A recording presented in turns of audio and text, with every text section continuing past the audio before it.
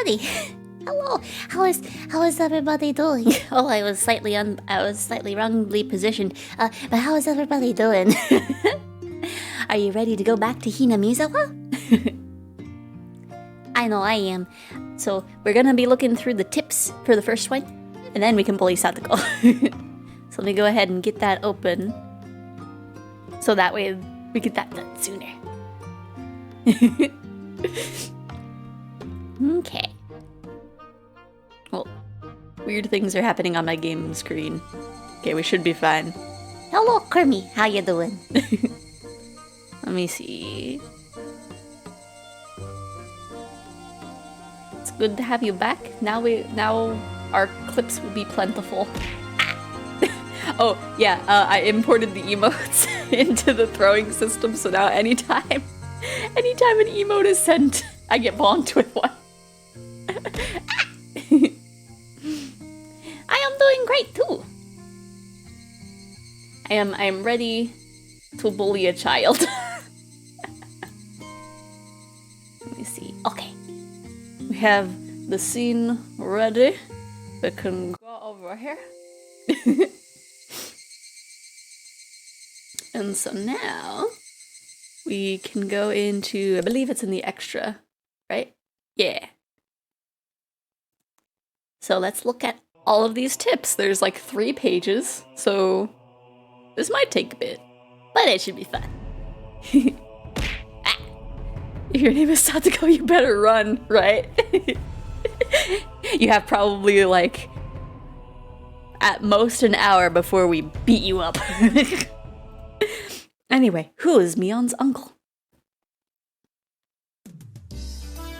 Yep. Sorry, I suddenly got called into my part-time job at my uncle's shop today.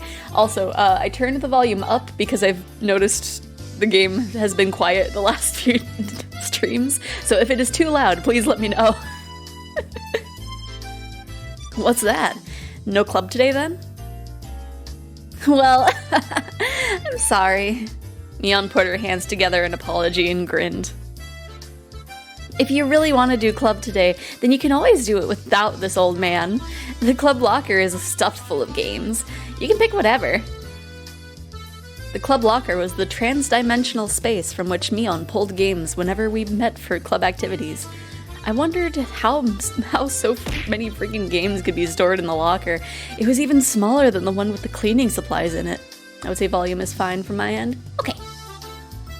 Besides those games, it was also a cornucopia of suspicious objects, costumes for punishment games. If we lined them all up on the floor in order to sort them, they would definitely fill the entire classroom.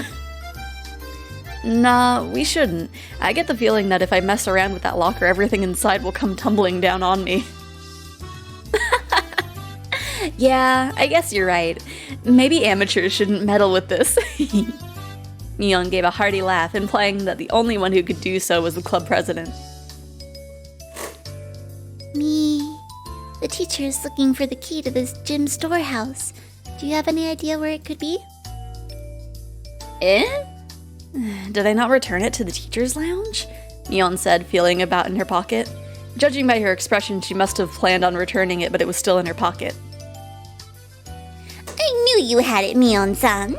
I knew beyond a shadow of a doubt that you simply must have been the one who had it. I was right too. Satoko and I were both right. Yipa. Giggling, Satoko and Rika-chan clapped their hands together in celebration. You're annoying.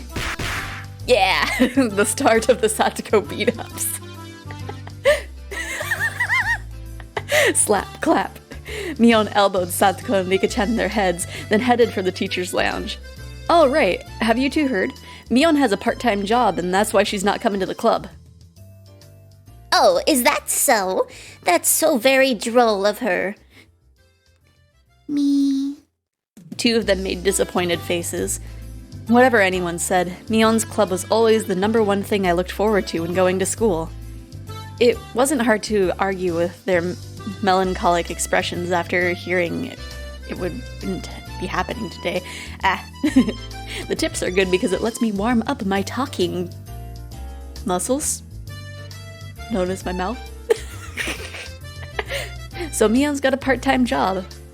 I wonder what she's doing anyway. Whenever Mion canceled club, it was usually because of her job. However, it also didn't seem like she went there every day. She would go 2 or 3 days in a row, then not go at all for a while. It sounded like a pretty damn random part-time job. She isn't working at any one shop or anything. She isn't? Then does that mean she's a day laborer? Mion, wearing socks and a helmet, sweating to death in a factory. I couldn't imagine such a thing. Mion-san helps her uncles out whenever their employees go on vacations. She's like a handyman. Ah, I get it. Now that you mention it, her having a job at her uncle's place, I think I've heard about that before. She has a lot of uncles who run their own shops, so Mi is in very high demand. She has a lot of uncles who own shops? A lot of them? Oh, you were unaware, Keiichi-san? There are many relatives of Mion-san's in Okinomiya who run their own stores. Huh. I didn't know that. So they're all different kinds? Yes. There's a bakery, a produce market, a ramen shop, and many others besides. We never see the ones I just mentioned, but they exist. That toy store I went to for the club the other day is one of them. I was dumbfounded. That's amazing. Is Mion's family blessed with some kind of crazy business sense? They run so many different things. It's kind of amazing. There are others like a loan shark, a land shark, a strip club, and a brothel. What I'm saying is they do lots of things. Okay, a couple of weird things came up that time, but still, I could tell it was pretty extensive. So the reasons she's so fussy about returning money she lent you is because the blood of loan sharks runs in through her veins, huh? That explains that. Once I completely forgot to pay me back for money she gave me to go shopping, and she threatened me, saying that if I didn't return it all, she'd throw me into the red light district and that would be the end of me. Oh no!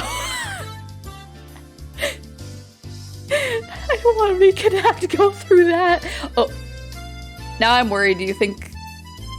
Because there's like hundreds of years, like 100 years worth of time loops. I don't want to think about the possibility that opened up in my mind. Reika-chan being sold into the entertainment industry to pay off her debts. Oh crap, my nose Keiichi, don't. Came in at an interesting time. Hello, DJ Pliz. How you doing? Dying by being thrown on the ground must be the silliest form of death I've ever heard of. Huh? She doesn't really get it, does she? Oh, that was Satoko that said that. She doesn't know what a red light district is. Recently, she seemed so unspoiled. Reika-chan and I gave her a pat on the head. Why are you petting me? We're petting you because you're a good girl, Satoko. Nipa. Satoko was lost in confusion, but she seemed to understand that she was being made fun of. Yeah, that's what you get. That's what you get, Satoko. Is there really a Shion? But yes, DJ, please, we are going through the little side stories in the previous chapter that we did, that we finished like a month ago. And then we're going to go on to the next chapter. You know, sleep problems among everything else, but I'm doing okay. Oh, yeah, I'm doing okay. But yeah, I get that. Insomnia sucks. Huh? Mion-san's family? Yeah. More broadly, I was just wondering if she had any brothers or anything. I was actually wondering whether her younger twin sister named Shion really existed, and that curiosity got the better of me, so I quietly asked Satoko about it. Oh, I wonder.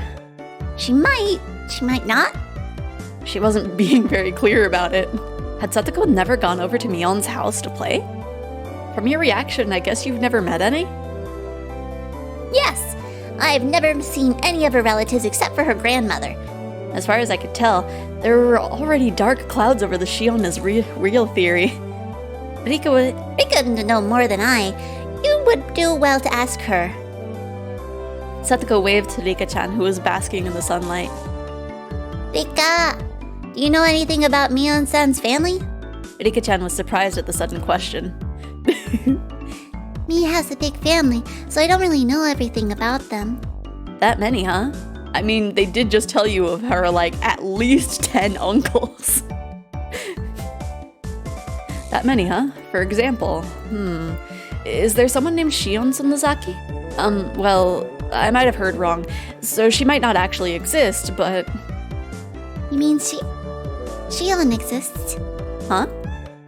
That was unexpected. Yeah, Pap used a vacuum seal on my throat, so everything in... Oh no. Oh no, that sounds terrible. I hope it doesn't come to the worst case scenario for you. Huh? That was unexpected. So she was real. Their names are quite similar, you know. I could get tongue-tied trying to tell the difference.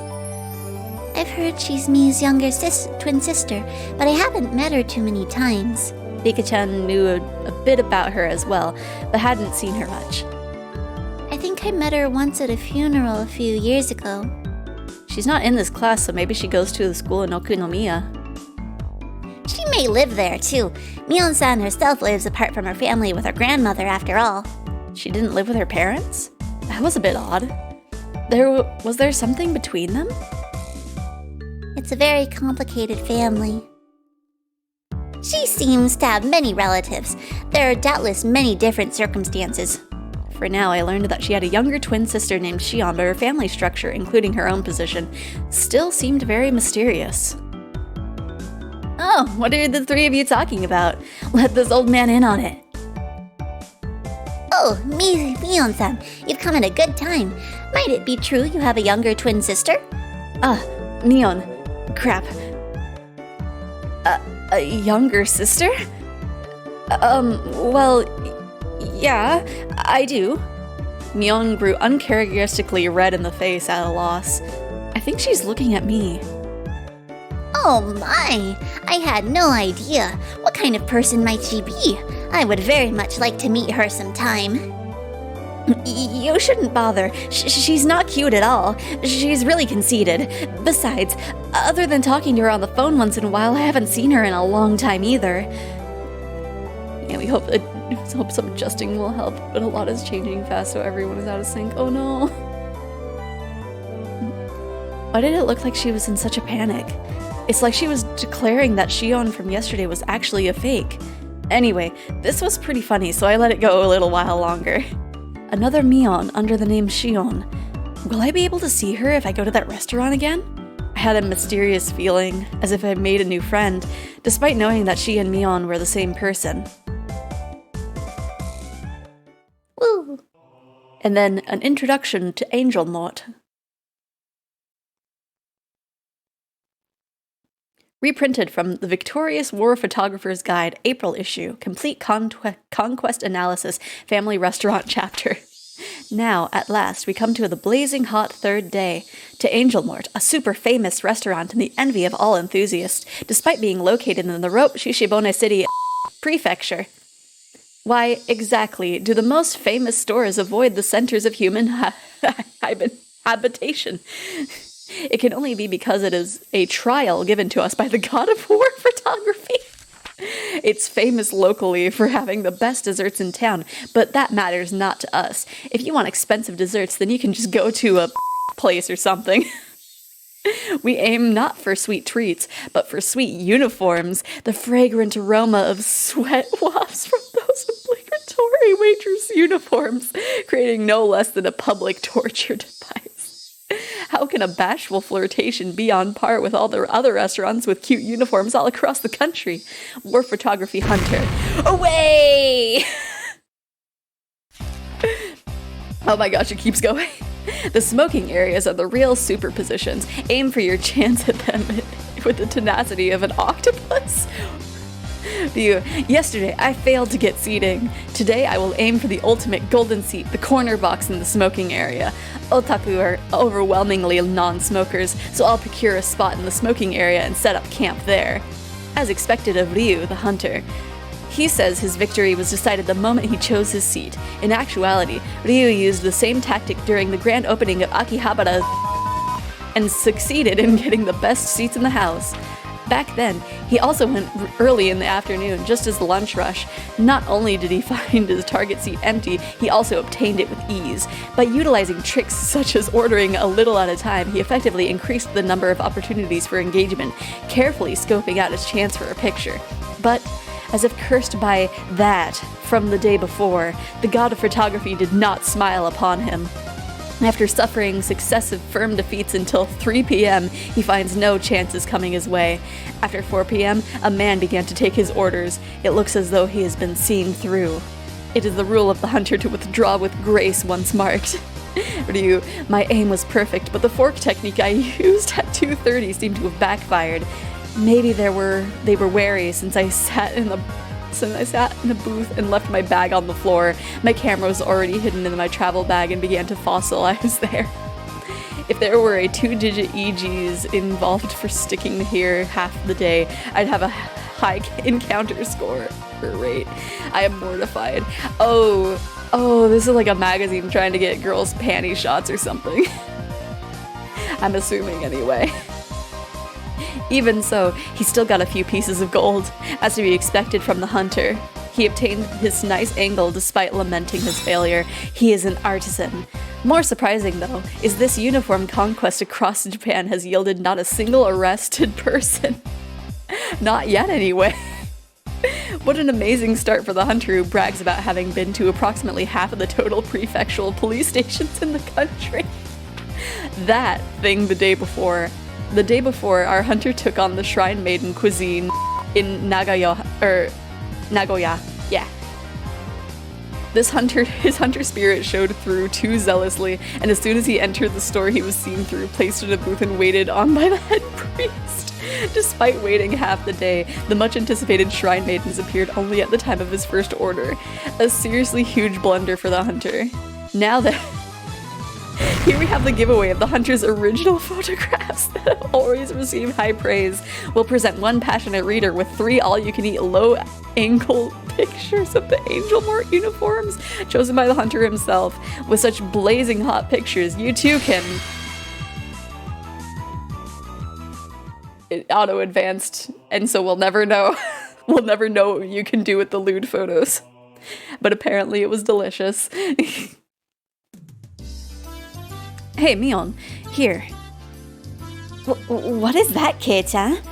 I thrust the bento box she had given me yesterday to her face. It had food you gave me in it. Thanks. It was great. Mion's face quickly flushed bright red. Hey now, you were the one pretending to be Shion when you gave it to me. You're gonna give it away if you get all red like that if you're being Mion. At this rate, she might trip and fall right into her own grave, so I decided to help her out. Listen, I was pretty hungry yesterday. Out of the blue, Shion came all the way to my house and gave me some food in a bento box. This is that box. Make sure you wash it out. Right. Shion's really considerate, huh? That was so transparent. Was Mion always this terrible at lying? Her expression was different than usual, but it looked strangely cute. So, what did you think? You two are like peas in a pod. You're twins, right? Obviously you'd look the same. Not that. Mion looked kind of bewildered, like she was waiting for a specific answer. When she said impression, maybe she didn't mean Shion, but the bento? Oh, of course. It was delicious. Really? I never lie about liking food.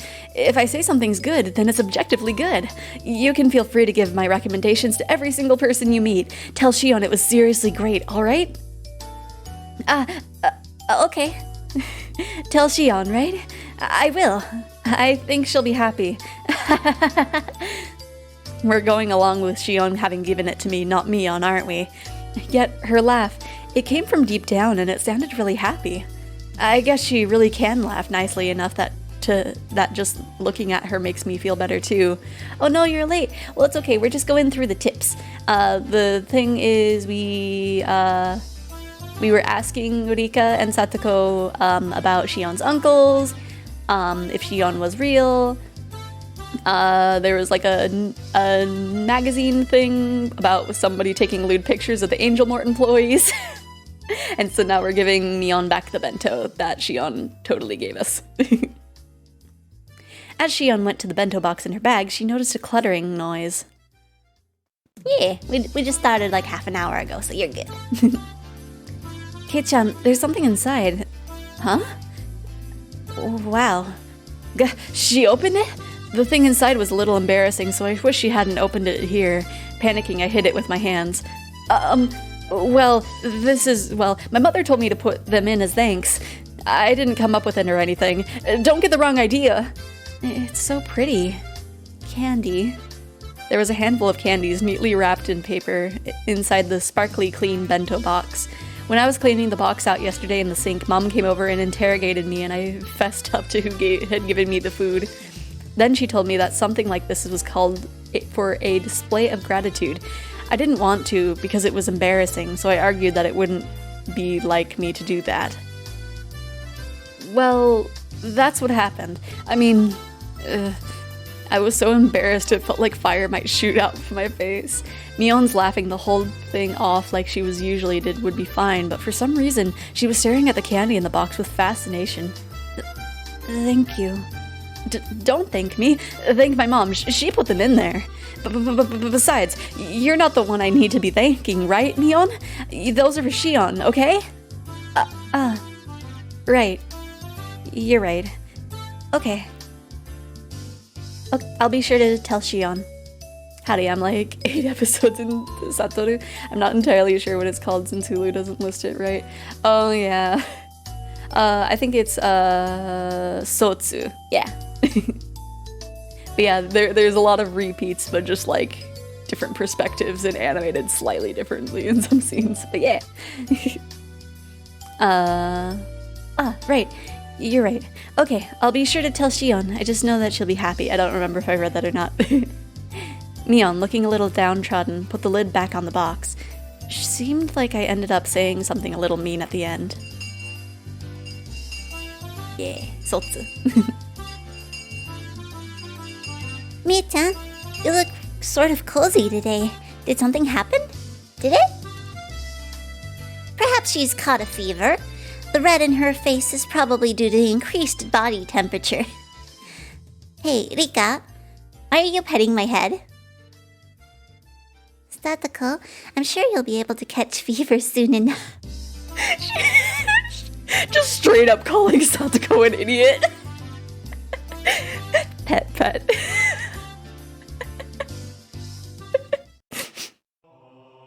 That was that one, right? Yeah, okay. Details of the delinquent free. Oh, I should have read that before clicking.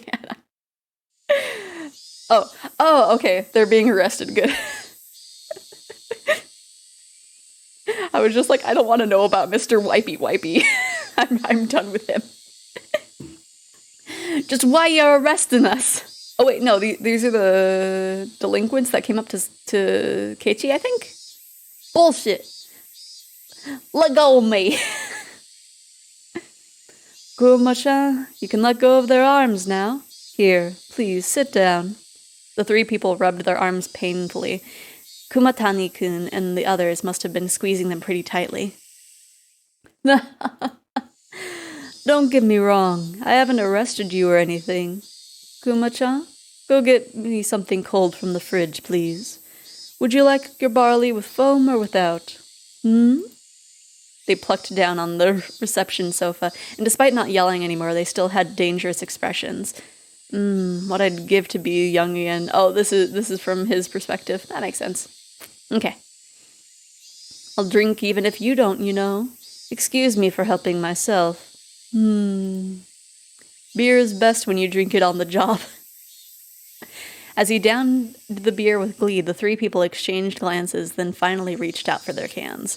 They hadn't stopped being cautious. It was more like they didn't see a reason to refuse. They each opened their cans and began to drink the contents. Where did you guys come from? You're not from around here. They looked at each other again, suspicious of whether they should tell him. You all college students? Friends on a trip? You were probably traveling on bikes or something. Sounds like fun I wish I was having. You don't live close by, do you? Where did you come from?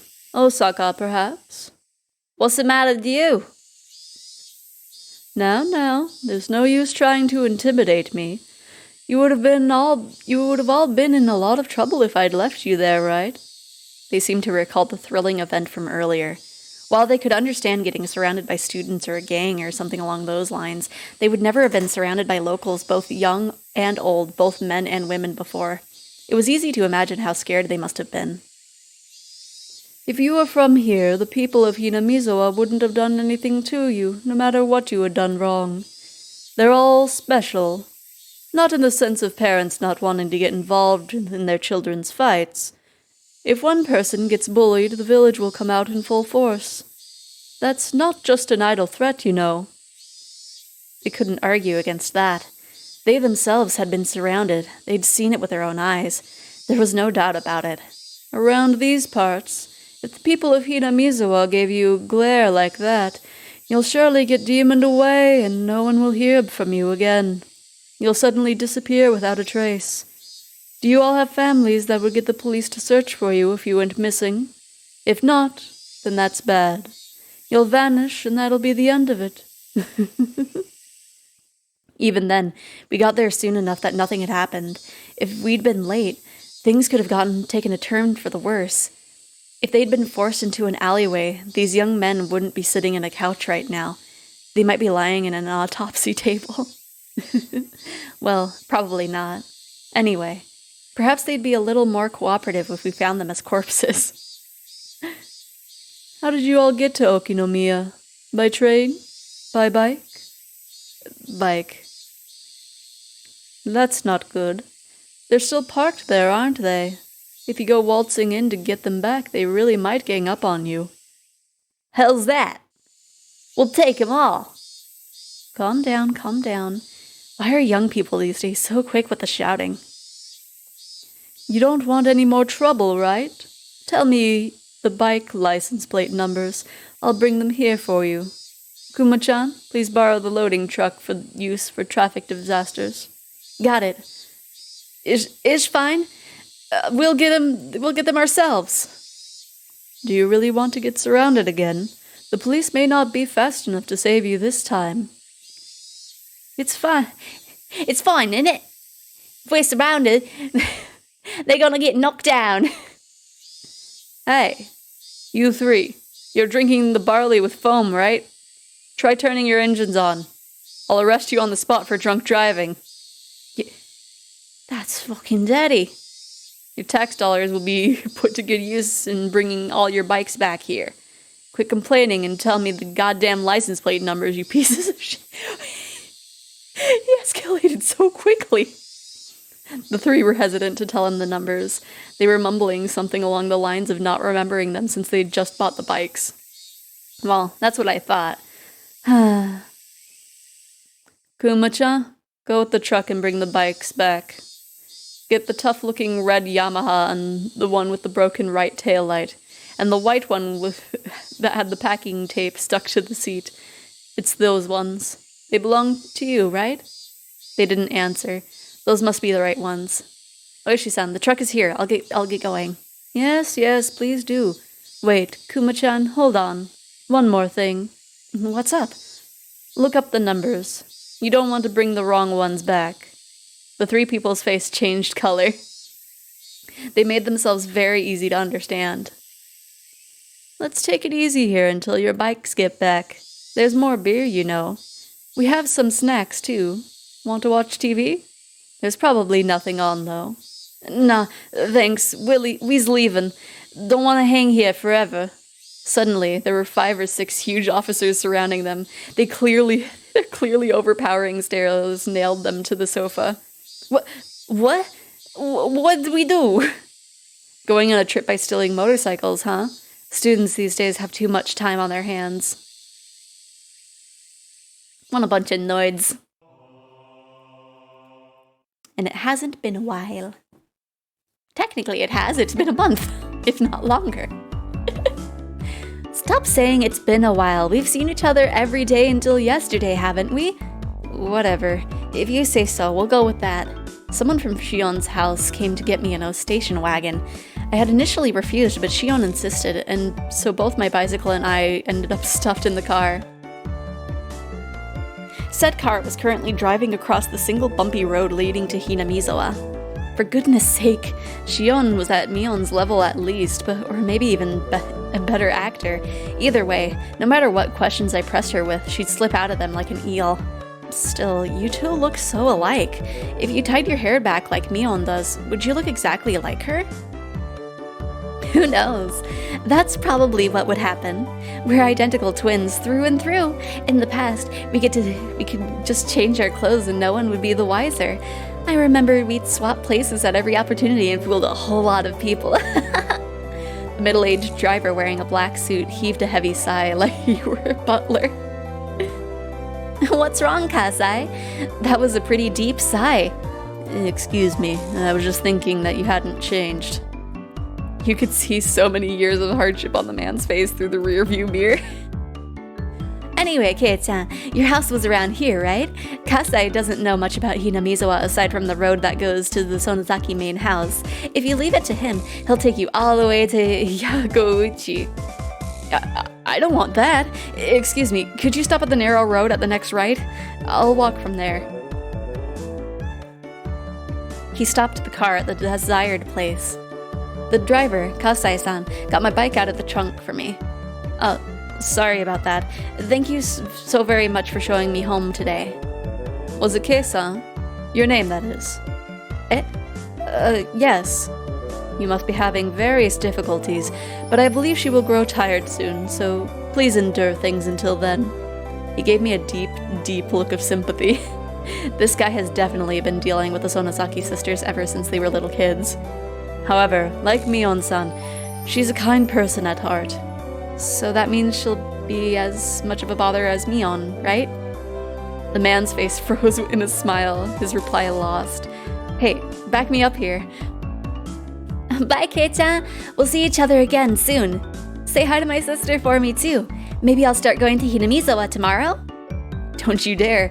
If you transferred in, I'll transfer out to a school in Okinomiya. Wow, that was really mean, Kei-chan. A short beep of the horn. The man gave a little wave to me from the driver's seat. Then, the car withdrew into the dark night roads, leaving dust in its wake. Man, this entire day made no sense. I ran into Mion while I was with Shion, and the former's expression, like a pigeon shot with a pellet gun, had finally begun to make a strong impression on me. Ooh, we got some scrapbooks. Let's see. Oyashiro-sama's curse. In the ancient Onegafuchi village, the anger of Oyashiro-sama, his curse, was feared above all. However, it is seldom stated anywhere what eventually happens, and what sort of divine judgment, curse, befalls them when Oyashiro-sama is angry. From various reports, all hell will break loose, demons will come flooding out, the miasma from hell would flood outward and kill every villager, letting not a single one escape. The ones evoking images of the village being annihilated stand out the most. These terrifying ideas of divine punishment are all in alignment with many other religious beliefs regarding the apocalypse, hell, and it's easy to imagine that they were just ways of convincing people to obey the teachings in order to prevent such an end. The conditions for inciting Oyashiro-sama's wrath are likely the same as the taboos in Onegafuchi village. I believe that when an act was performed that violates one of these taboos, Oyashiro-sama was termed angry, and in order to quell his anger, they would perform the aforementioned sacrificial ritual. Ooh, okay. On to the next scrapbook. The human sacrifice ritual. The sacrificial ritual was the... Oh, that's a YouTube subscription. Wow, I can't believe Mickey Mouse subscribed to my YouTube. Haha.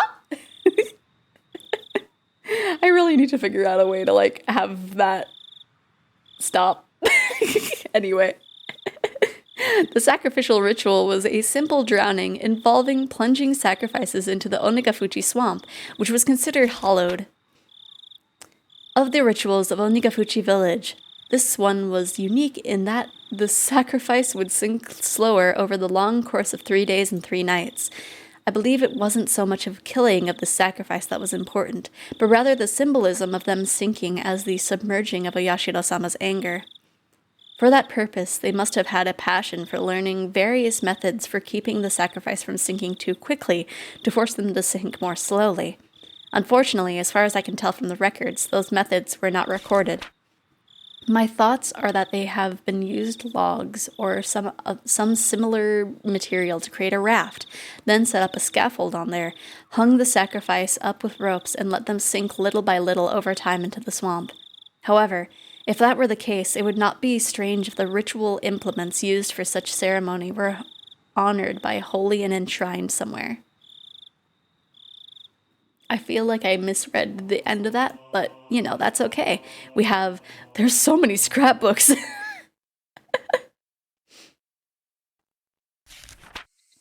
Implements used for the ritual. Ritual tools utilized for ancient religious ceremonies are completely referred to as implements or ritual implements, and even now some of them are enshrined on the property of the Furude Shrine and the 3 families. However, the identifiable tools are all decorative and none appear to have been used in rituals governing the dark side of Onigafuchi village.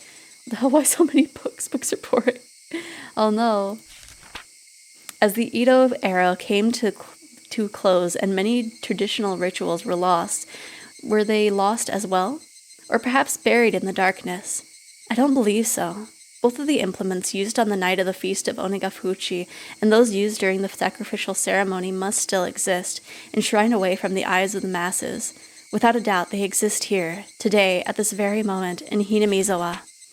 Also, I'm nearly certain where they've been enshrined was that what was once locked steadfastly has, for some reason, changed this year to a cheap-looking padlock.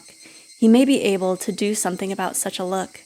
However, it is not far from the assembly hall, nor is it ever far from the presence of people. However, I will not give up. The night when it becomes a blind spot to every villager in Hanamiza is coming soon. Soon it will be Watanagashi. Oh no, not Watanagashi. The festival's around the corner.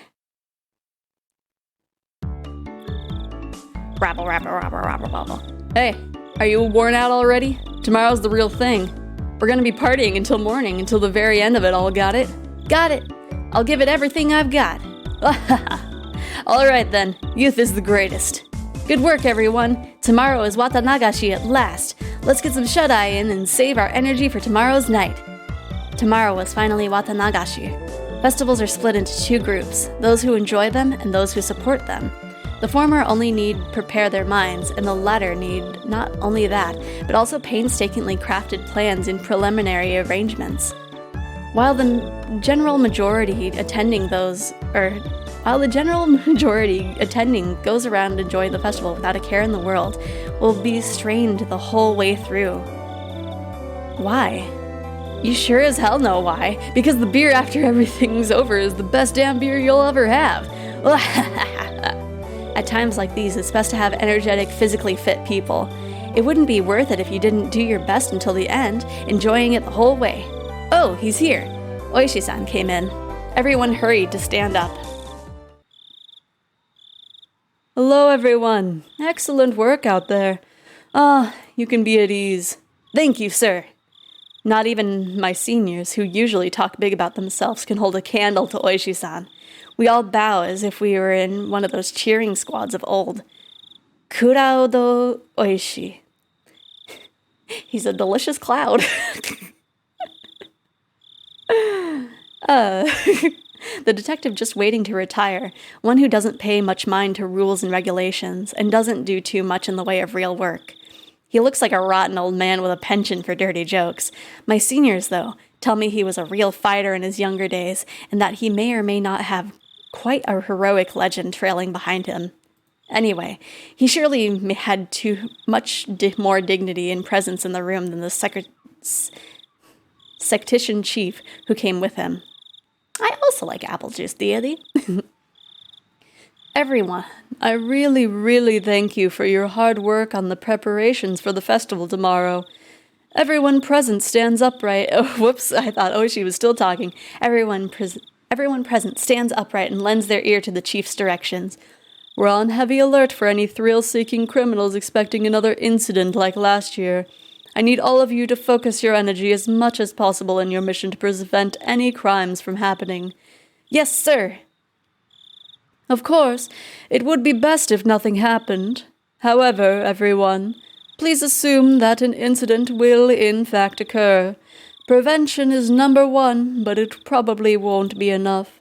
This year, too, someone will die, and someone will disappear. There's really no doubt about it. Everyone, apart from the section chief, smiled painfully. Oishi-san, that won't do. We need to be more serious about this. The important part isn't to get past the night of the festival. It's to be able to quickly, swiftly, and aggressively pursue whatever does happen tomorrow night.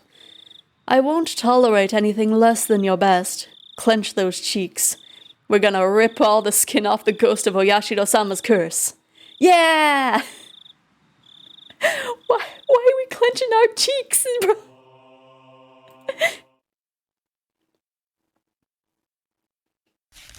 Was the anime perhaps Higurashi? Watanagashi.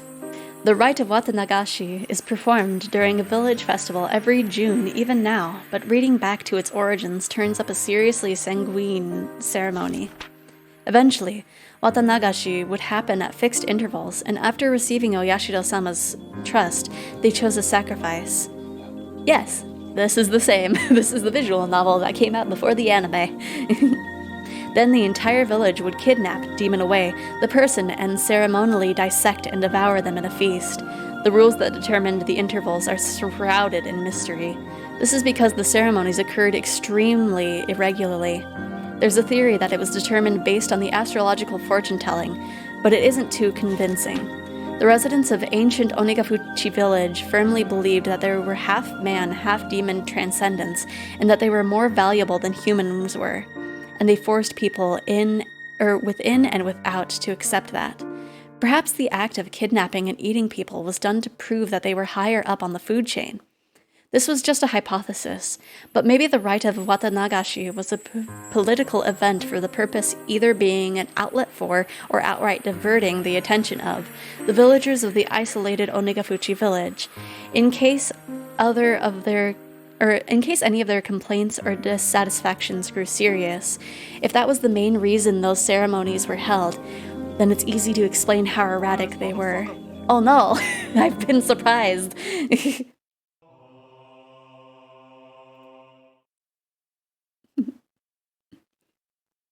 Well, Keiichi wasn't the only one getting bonked. The alleged importance of the implements. I can't find anything that gives a concrete description on what the ritual implements were like.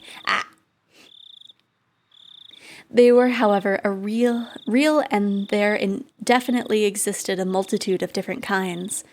One source states that the implements used in the Watanagashi rite alone numbered 200. The obvious questions, then, is why they required such a myriad of them. The rite of Watanagashi was to kidnap people through the demoning away, dissect them, and eat them. I believe the tools were for dissection and restraining, but 200 of them is far too many. Generally, tools evolve in such a way as to reach a solution for a certain problem. Once they've reached the ultimate goal, that is, attained a certain level of efficiency, the tool's evolution normally stops there. Regardless, why would they have created so many different kinds? One of the cultural elements responsible for the diversification over time is that of entertainment. Tools used for entertainment would evolve over time and branch out. Unlike normal tools, reaching the ultimate goal would be more of a dead end, and in searching for the next goal, they would split into many different subtypes. So then, perhaps it's not a stretch to suggest that those 200 plus implements had some entertainment value. This is just a hypothesis, of course, but maybe the human dissection process was used as a type of entertainment. The three families of old would develop one new implement dissection tool after another, and each was varied, novel, and attracted spectators to keep them from growing bored. It's not unimaginable. All of them have been enshrined within that storehouse. There isn't much longer until the night of Watanagashi. Though its original intent has been lost, I will reveal the secrets of the traditional ceremonial night within the ritual storehouse. I can't restrain my excitement. Watanagashi cannot come soon enough. Thank you. It do be tough reading the scrapbooks. I don't remember. Was that book 5? I don't remember if that was 4 or 5.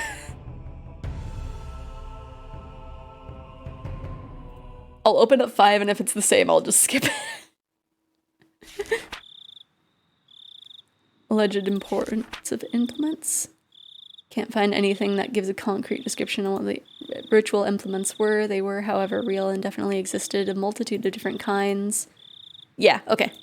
This is the one that we just read. So now, after the festival. Oh, what?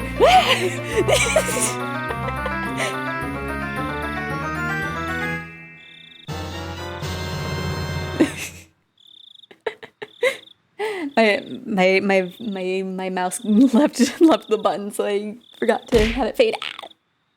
Anyway, late that night, tensions in the police station were strained. In the silence, many of the staff members' eyes shifted back and forth between the clock and their telephones, counting the seconds in that stifled atmosphere. Kumagaya-kun. Wait, there's 2 Kuma-chans? I thought Kumatani was the other one. Burst in with a young guy trailing behind him.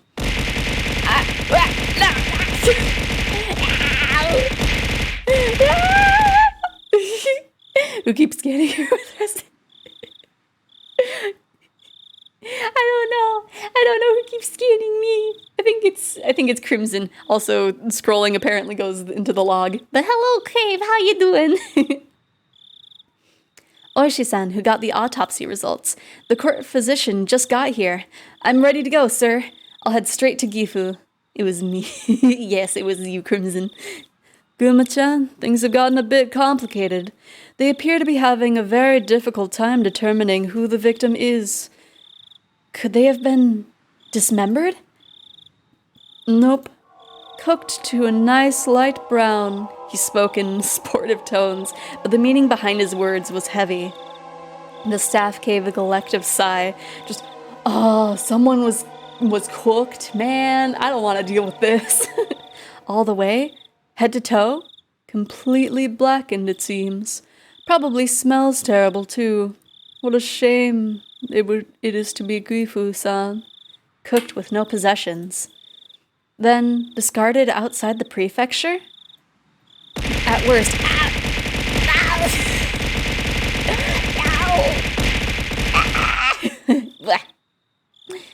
At worst, it would have taken a week for the body to be identified. The fact that they'd sniffed it out tonight was huge. Hello, nobody. How you doing? Komiyama-kun and a few others are performing a thorough night raid on the dentist in Okinomiya. All we can do is hope a tooth matches some medical records. Sorry. Could someone go buy me 2 or so boxes of ultra mild? I think that's a parody on like Strong Zero, maybe? I think. I don't know. The young guy answered in affirmation and darted into the hallways. We did an excellent job finding it this year. It could be that the people who disappeared in pasts were scattered outside the prefecture like this too. Then why not bury them, or sink them into the Sea of Japan, or Lake Biwa, or somewhere else like that? Why, though? Hasn't the pattern so far been one person dies and another disappears? Kuma-chan, the corpse was inside an oil drum, or Kuma-chan, the corpse was inside an oil drum, unrestrained and cooked. They probably burned them after strangling them. They knew it would be found. So what you mean is, from the beginning, they didn't want a person to disappear this year? I'm gonna make my chat bigger. Here we go. Not so much that it's as if they weren't related. The person didn't disappear. In fact, whoever did it seems to have wanted to make a show of it. You mean it could be a warning? He folded his arms and then heaved a long and heavy sigh. That might have been the case had it happened in town. If they'd messed up, taking the victim far away and burning them alive wouldn't have been noticed. If they meant it as a warning, they should have done it closer to Hanamiza. They wanted to emphasize the fact that they killed the victim, but instead of doing it somewhere for dramatic effect, they did it outside of the prefecture. Did they want to emphasize it, or hide it? Boy, I do wonder what Oyashiro-sama is up to this year. The telephone ring cut through the heavy silence. A staff member nearby snatched up the receiver. Oishi-san! It's Komiyama. They have it. The dental clinic in Okinomiya fixed the wisdom tooth 3 years ago. What about the records? Complete with x-rays. Well... Oh. Well, I feel bad for waking up the dentist before dawn. Kuma-chan, get out there as soon as you get the records from Komiyama-kun. Will do.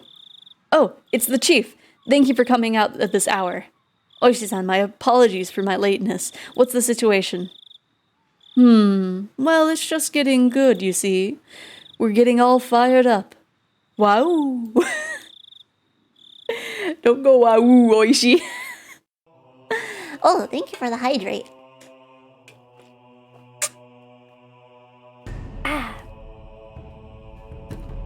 It's always good to keep hydrated when I'm sitting here just reading.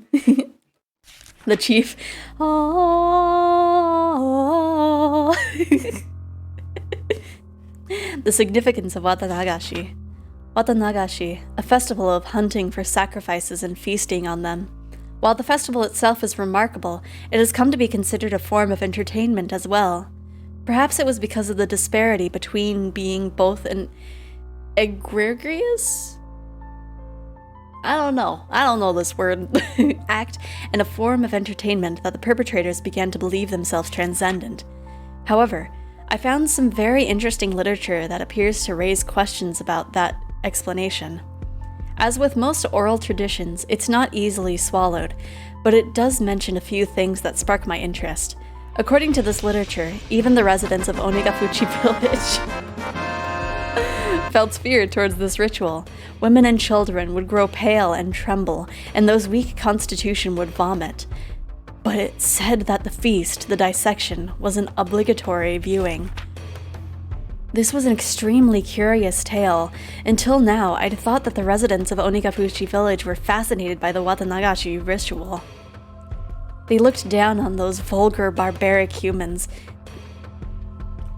Oh, I have a scratch in my throat.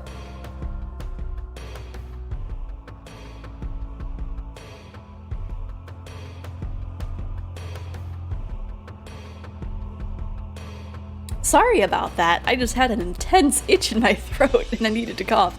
Ooh. They looked down on those vulgar, barbaric humans, cut them open like fish, and by eating them, they reaffirmed their own holiness.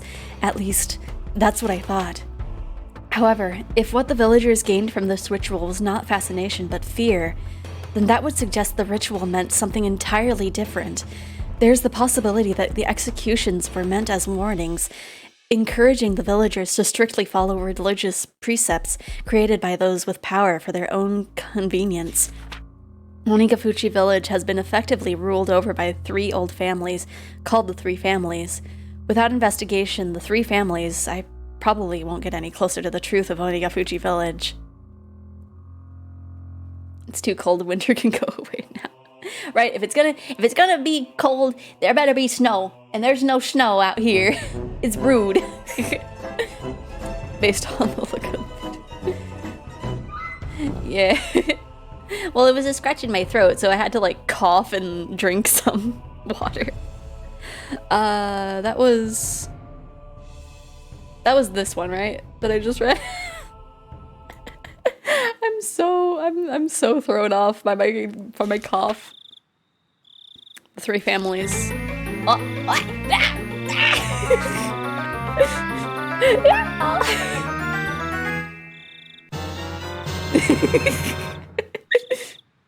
Look at me.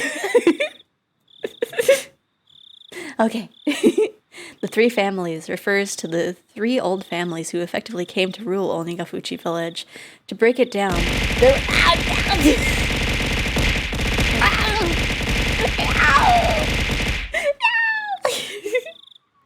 I've been listening, so unfortunately I don't know where you are visually. I'm just like in a newspaper, yeah. But it's understandable. Oh no, no snow while it's cold must be terrible. Yeah, you're over there in warmth. To break it down, there was the Kimiyoshi family, the Furude family, and the Sonozaki family, and each of them still exists today. Though they don't have as much control as they did in the remote past, they still hold considerable influence today. The three families are considered by legend to be those in whom the blood of the swamp demons run the thickest. The Kimiyoshi family. The Kimiyoshi family appears to have held great power as the head of the three families, but it doesn't have that kind of leadership today. The current mayor of the village, Yoshichiro Kimiyoshi, is from the family. The fact that the members of the Kimiyoshi family are elected as mayor every generation is thought to be a remnant of the old system. Of course, as no rival candidates appear, it doesn't change the fact that the Kimiyoshi family holds the mayoral office, even through popular elections in the post-war era. The Furude family, the center of the village's faith since ancient times, the Furude clan has guarded the sole shrine dedicated to Oyashiro-sama. They were worshipped as the only people to represent the voice of Oyashiro-sama for a long time, but the family branched off after the war and lost most of its power. It now consists of only the main house. The main house as well presently consists of only one daughter, Rika Furude, so the lineage may end with this generation. There is apparently an old tradition of honoring the females of the Furude family, so the only daughter, Rika, is the subject of most respect amongst the elderly village. The Sonozaki family. It's said that this family had a certain police-like role of protecting the religious precepts of the Onigafuchi village. Of the three families, their relatively weak position can be seen from me putting them here last. Of course, today the Sonozaki family is flourishing, and the state of affairs among the three families has completely reversed. Even now, one could say that they were in control of Hanamiza. The three families conferring with each other is similar to the old way. The current head of the Sonozaki family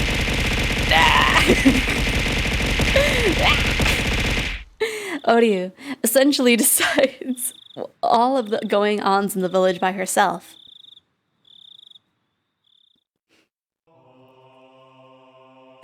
Oh no, Crimson, you couldn't throw because... Oh no!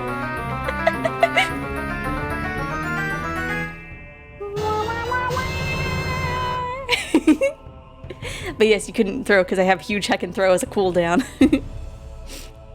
Late night phone call.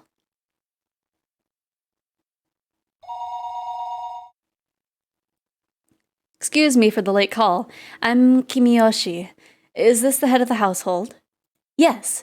No, not at all. Thank you very much for that. Yes. Well, you see, I do apologize for calling at this hour, but I was wondering if your old man was visiting you at the moment? You've got that right. Yes. Once again, I'm very sorry for calling so late. Goodbye.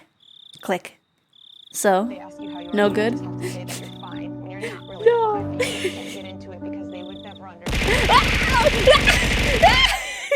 So many sippies. I'm not sure what to do. He may be passionate about it, but he always at least gives us a call. You called everyone who he plays Go with, didn't you? Oh, ring.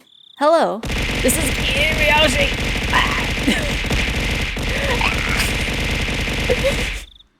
This is Sonozaki. How did it go? Have you found the mayor? Oh, Mion-chan. I called everyone I could think of, but I came up with nothing. We can't find him. What do I do? Where could he be idling about? I put a word in with a bunch of people who might have had an idea, but nobody did. I asked Nana about it, and she said No, not again!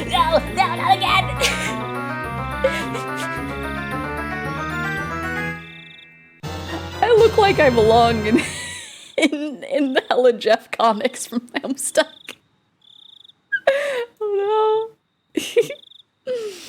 I asked Nana about it, and she said she could get the men from the village together to search for him. At this hour? I mean, it's not like he's definitely gone missing. Watanagashi just happened. She thinks we should be a little more cautious. If we still can't find him, then we'll notify the police tomorrow morning. Gonna take a drink while I'm getting beat up. Whether or not we would find him, though, we should refrain from making any false accusations. Odio-san said that? Yes. If you can't trust her without hearing her voice, then I can put her on for you. No, that's fine. I understand. It's broken. I'm free. No, it's fine. I understand. We'll get the men together and search.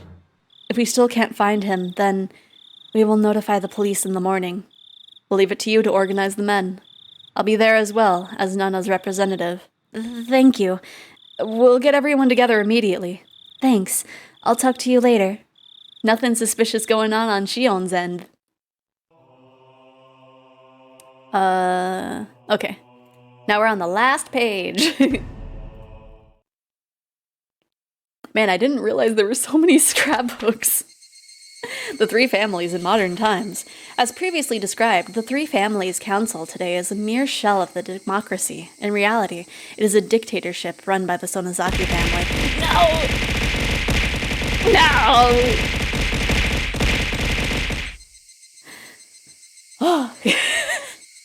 Both the Kimiyoshi and Furude families are from their former glory. No! I'm gonna just keep reading.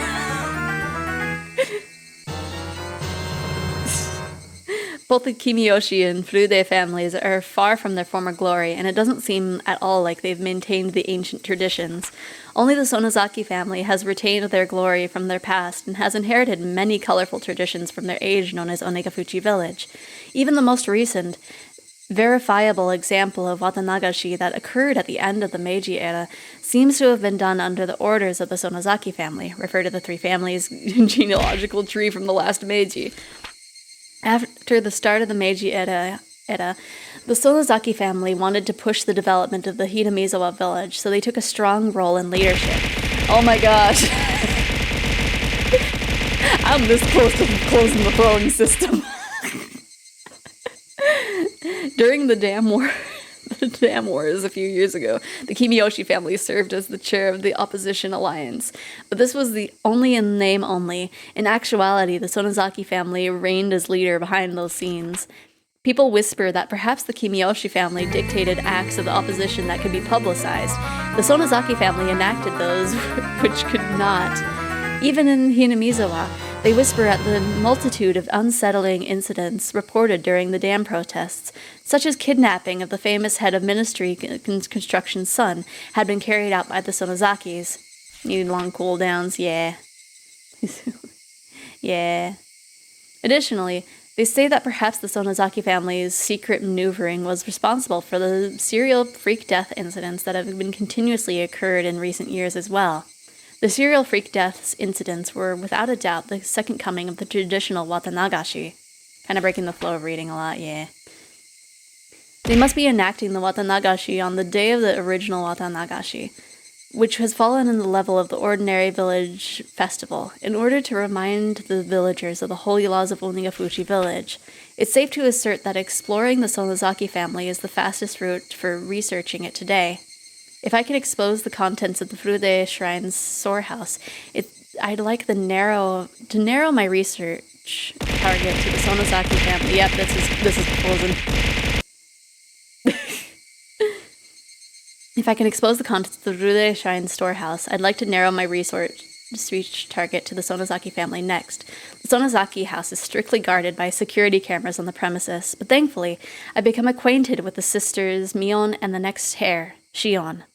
I want this to be a breakthrough I can connect to my next line of research. Their punishment isn't over?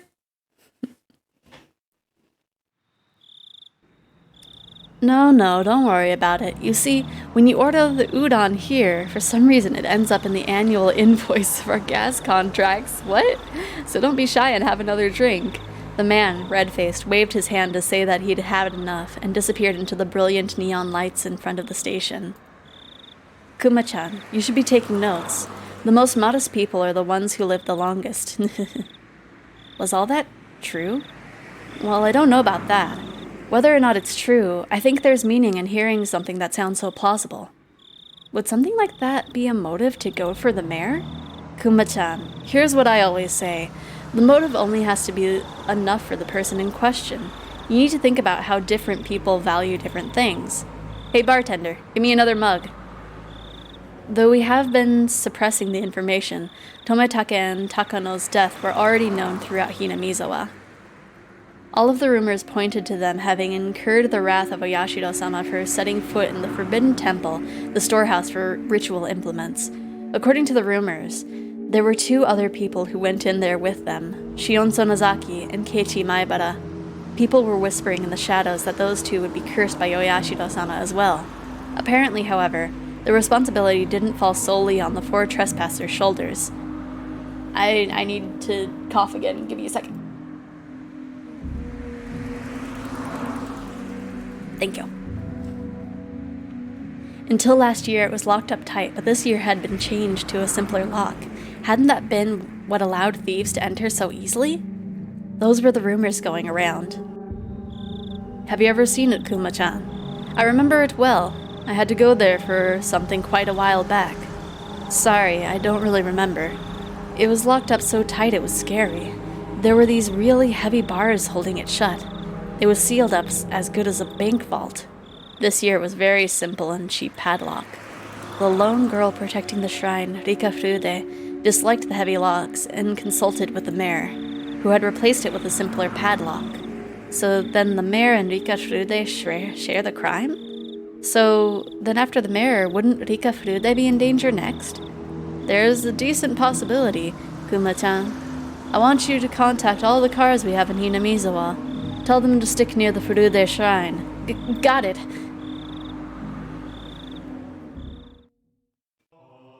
And on to the next scrapbook. The Sonozaki family. The one to drastically expand its influence after the war was the Sonozaki family. The leader at the time was Oryo Sonozaki, who still had that seat today. Yeah. Oryo Sonozaki has grown old, and today you can only catch a glimpse of who she was at the time. From what I had been told, however, she was a leader extolled as the best in history. Having become so old, aside from going out a few times a week for lessons, she spends her time at home in solitude and seems to leave most of the ceremonial affairs to her heir, Mion. There are different views on why the successor was not her daughter or her granddaughter, Mion, but it's rumored that it has to do with the disownment of her daughter and son-in-law. That inhibited granddaughter, Mion Sonozaki, still shows no signs of the dignity required of the next leader. However, she does have Sonozaki blood in her veins and is permitted the name of Demon. She still doubtlessly requires caution and is probably hiding her fangs and claws as skillfully as the leaders of the pact did. Or past, rather, not pact. Unless you see a Yakuza family as a pact, which... maybe? I don't know. Yes, the postal worker hasn't seen anything either. The Sonozaki main house has their seal hanging from the mailbox so that anyone can stamp their mail or parcels with it and drop it in. Now on PC, high quality stream, yes! It's rather careless of them. So, when was she last seen? She was last seen at the Watanagashi opening ceremony greetings. She apparently returned home right after that. Well, she is pretty old. From what I've heard, she goes out a few times a week to take lessons, right? Have you found anything about that? Every Monday she goes to the assembly hall to practice the Taisho Goto, but she didn't go this week. Any calls to say she wasn't going to be there? Has anyone confirmed it? No, nobody. She apparently takes days off once in a while, though, so no one really thought it was strange. Tomorrow, why don't we pretend we're at the town hall and call around 10 o'clock? Please figure out whether she's at home. 10 o'clock? Got it. Ever since it started to seem more and more like ancient Hanamiza traditions had something to do with all this, he'd been keeping a careful eye on the three families. At this point, the leader of the Kimiyoshi family and the leader of the Furude family had disappeared. There was only one leader left. Orio Sonozaki, the leader of the Sonozaki family. She was apparently a pretty old woman. Her dignity hadn't waned, but she still only appeared before people rarely, so it was difficult to confirm where she was at any given time. She, the last leader, hadn't been seen since the day of Watanagashi. Was she still alive and well within the Sonozaki main house? Or had she... According to Mion Sonozaki, she had fallen ill and was sleeping it off. I wonder if she's really sleeping. I'd like to take a look at her face and her pulse. You can say that again. The two of them breathed out a big puff of cigarette smoke. Oishi-san, about the search warrants for the Sonozaki main house and the Furude shrine, do you think we'll get them? Oishi didn't respond. Exhaled another cloud of tobacco smoke, his surroundings now as foggy as his mind. And now for the second to last scrapbook. We're almost done doing the catch-up bit, and then we can go on to the next chapter. The Hidden Demon. The inhabitants of Hanamiza believed that the blood of the demons flows in their blood, as such the character for demon. I want to say that's Akuma, but that's probably a different word.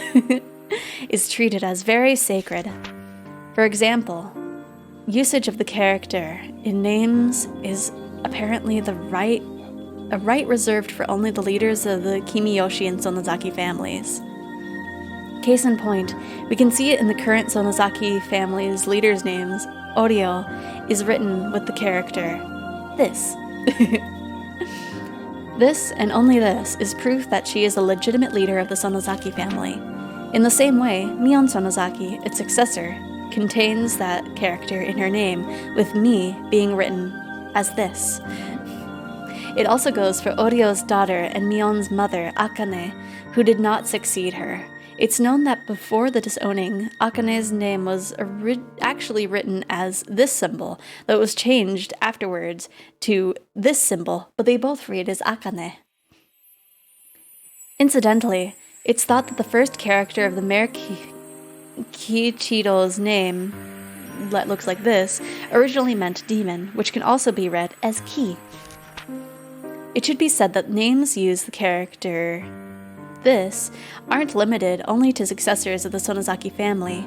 You can even find it in the last names of the three families. For example, the characters for Kimiyoshi, right here, are likely a split-up version of that symbol. If you were to write it in reverse, the top to bottom as that, it clearly resembles the character. Oh yeah! Yeah, it kinda does. We're having a little Japanese writing lesson.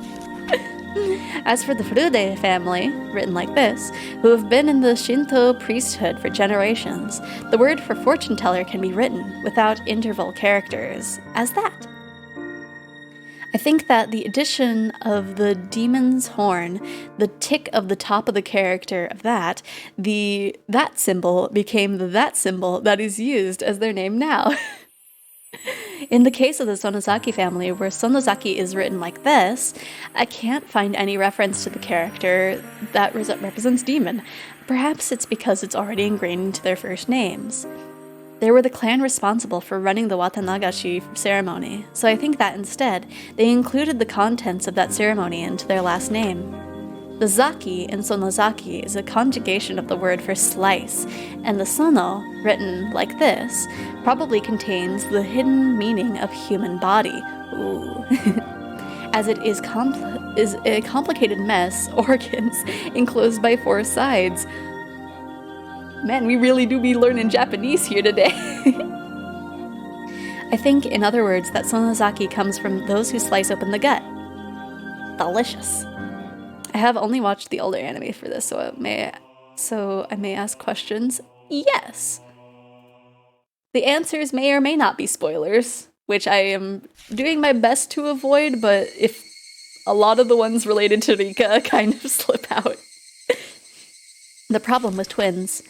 This is not limited to just Hanamiza, but in Onigafuchi village especially, the three families detested giving birth to twins as successors. The long-term dictatorship, built on the precarious balance of the three families, must have feared collapsing under the weight of the internal strife from things like family quarrels. According to the literature, if twins were born, then they had to be culled.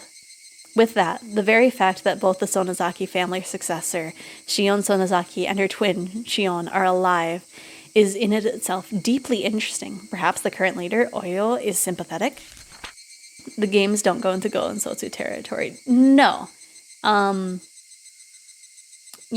games go to like a specific OVA. I think it's just the older animes that the visual novels are based off of, which, funnily enough, the visual novel is actually getting an update later this year, so that's interesting, now that we're, like, almost halfway through. Of course, the twins were not cared for equally, and as their heir, Mion received special treatment. From what I've heard, despite the two of them looking exactly the same on the outside, the talent lies solely in Mion. My own observations of the two of them don't leave me with that impression. Tradition dictates that the leader of the Sonozaki family is said to inherit a demon and they tattoo a magnificent one onto his or her back. There's Nire and Kai, if I remember right. Yeah, I think pretty much the anime covers like the different arcs for the visual novels. Yeah, the like weird thing. Sorry, I had to clear my throat.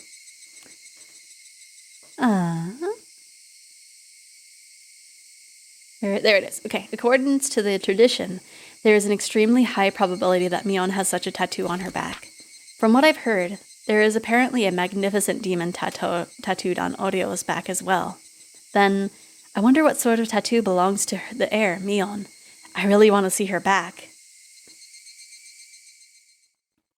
You know, just go into a fight with her and then she'll just dramatically tear off her shirt, because shirts totally work that way.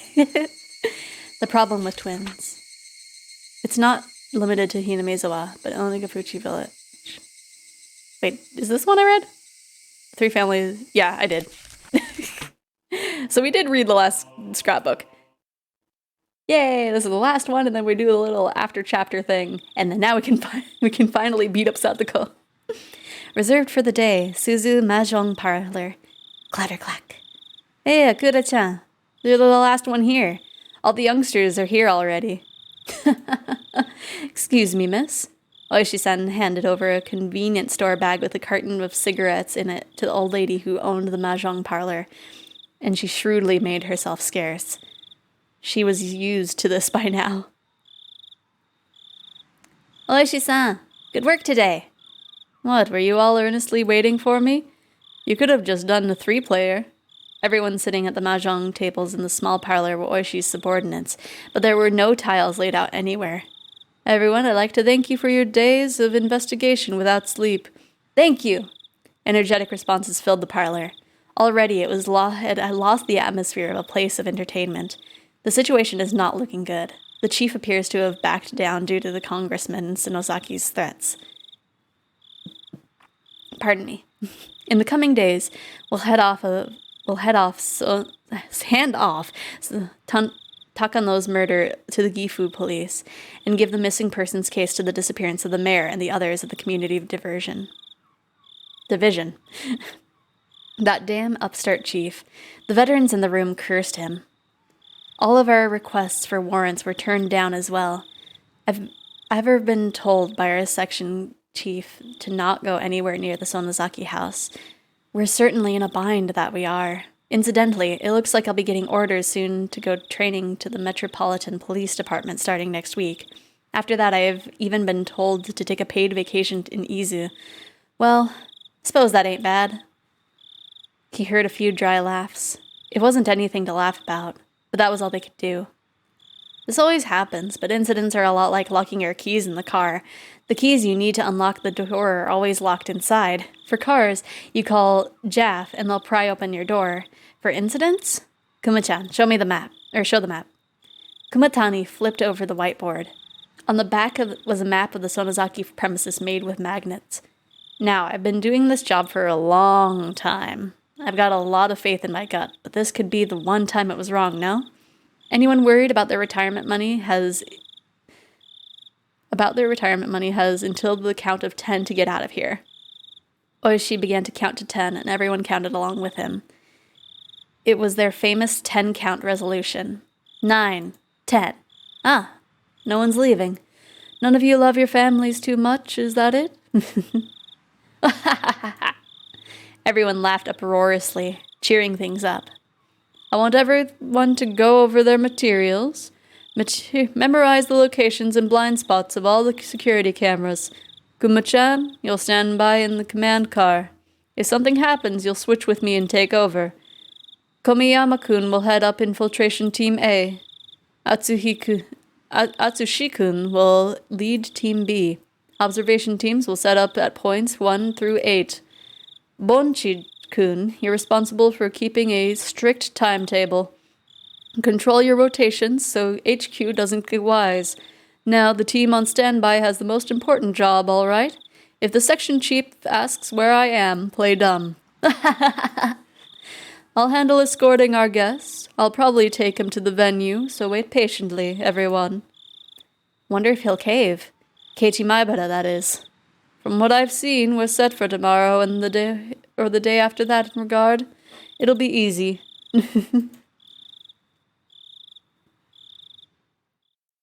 Okay, so that was the last of the tips. So now we have the all-cast review session.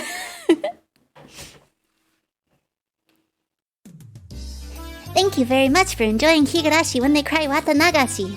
How did you like the story this time? If you enjoyed it even a little, I'm happy. A little? Nothing. Not again.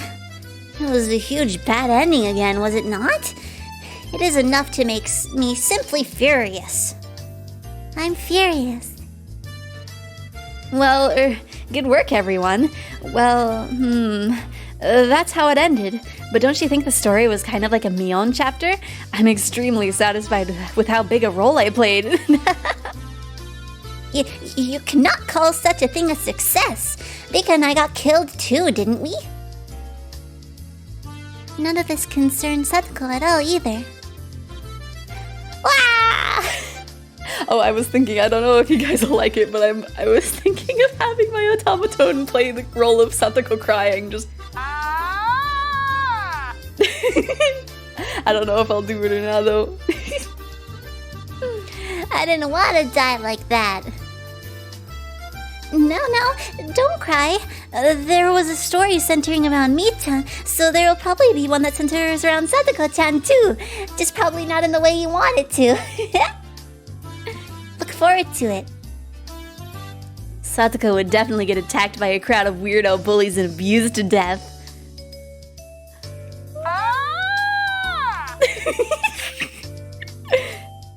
I don't want that. Oh, she cries again.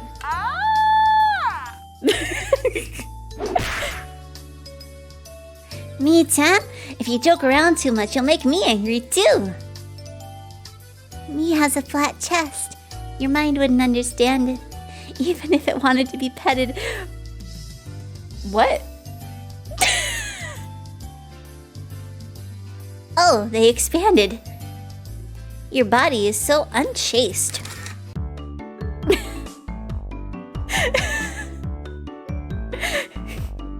Tomoetake sounds like you're caught in 4K, you were talking about titties.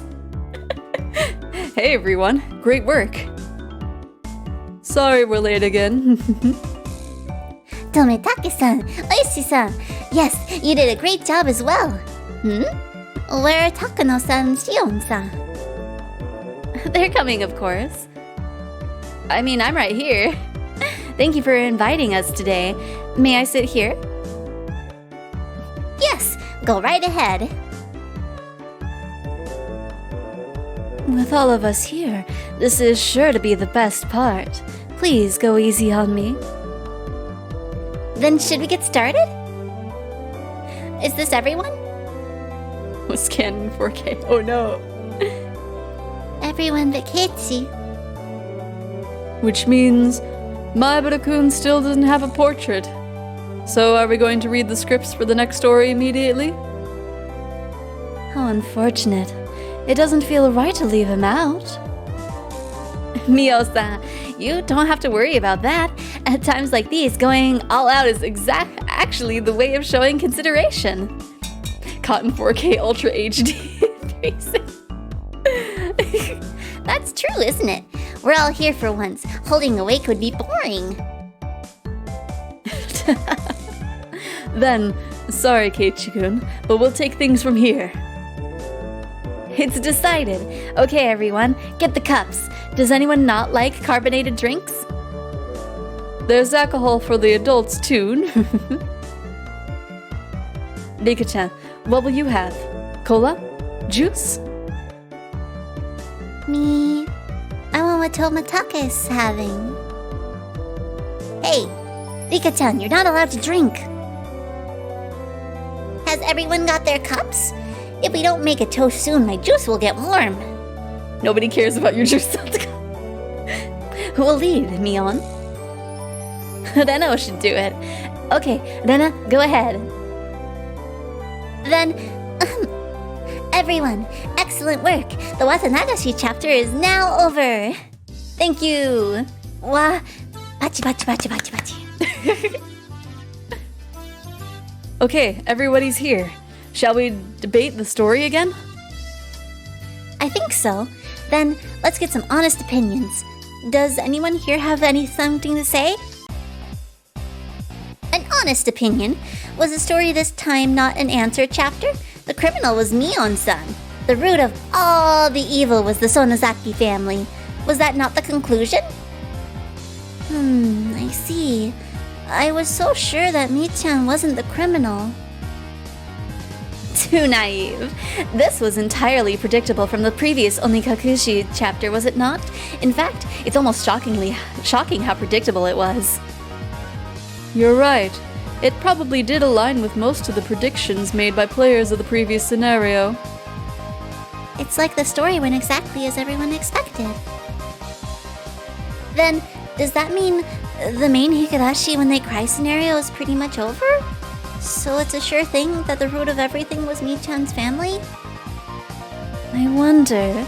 In fact, I think that this all means the theory of the Sonozakis being the guilty party has been disproven. Oh, you have the same opinion, Mio-san. I think the same way. Though I still don't believe in curses. Curses are stupid. Oh no! Hello, Moki. We're just finishing up. Oh, I didn't mean to advance. Let me open up the log, I guess. I think the same way, though I still don't believe in curses. At the very least, however, I think the chances of the Sonozaki family being the true criminals has gone down. Oh, this is like the end chapter thing, so they basically review what happened in the chapter. I was finishing up this one before going on to the next one. That's why they're talking as if they're actors. Yeah? Huh? Why is that? Didn't Mi-chan confess she killed everyone? That's right. She killed Rika and me, so what do you mean that she isn't the criminal after all? I'm not trying to confuse her or anything. It's just that I think there are a lot of things that don't go along with Mion being the one behind everything. If you think about it a little, you'll get it. Huh. I had believed the truth to be more or less in line with the Sonozaki family theory, but I'd love to hear your theory, Mion-chan. Then hear me out. Near the end, I confessed that I'd participated in the past incidents, right? I thought something wasn't really right about that, so I guess that's my basis. I mean, think about it. If the incidents of the past were caused by the Sonozaki family, that would be crazy. I mean, wouldn't they all be perfect crimes? They were all attributed to other criminals or simple incidents, after all. Well, that's right. The Sonozaki family is very powerful, and they were acting behind the scenes. Wouldn't pulling off perfect crimes be child's play for them? That's just it. That's the weird thing. The Sonozaki family had been killing and erasing people so well for the last 4 years, they didn't even let out a hint that they were behind it, right? But the incident with the 5th year, now that was really cheap. They were killing and erasing people at random. Any idiot could have seen the connection to the Sonozaki family. Now that I think about it, you're right. The incidents in the past were all mysterious and nobody could tell if they were because of the curse or just simple crimes. But then on the 5th year, they suddenly got really violent.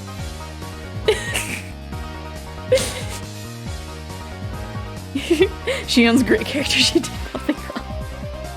I feel bad because like in Goen Sotsu, like she's just barely there.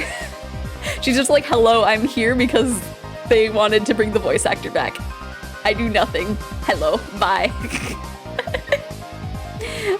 They also kind of did the same thing for Hanyu, and it's like, no, my baby. I'm wondering where you are. I don't understand what you're saying. Because you? She means that if the Sonozaki family were the real criminals, then they would have done a much, much better job of the incident of the 5th year.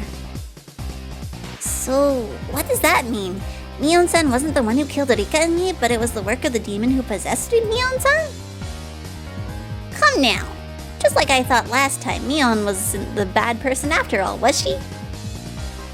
That's right. Setsuko-chan and I both thought that she was doing bad things because she was possessed by something. Then, does that mean our theory was right? I've been supporting the curse theory since the last after party, and the story this time makes me all the more convinced that it's true. That fact revealed at the very end. The information regarding how Mion-san and Takano-san had died days before despite being witnessed seems to indeed support that theory. Oh my. I see the curse believers, who seemed overconfident last time, have grown quite a bit more self-assured. Do any of those who think it was a human have any objections? Last time, Mi-chan and Rika-chan were the ones who thought it was the work of a person. Tometake-san did too, didn't he? Okay, let's hear what you've got then. Yeah, I've been resistant any spoiler stuff too, Moki. You got me there.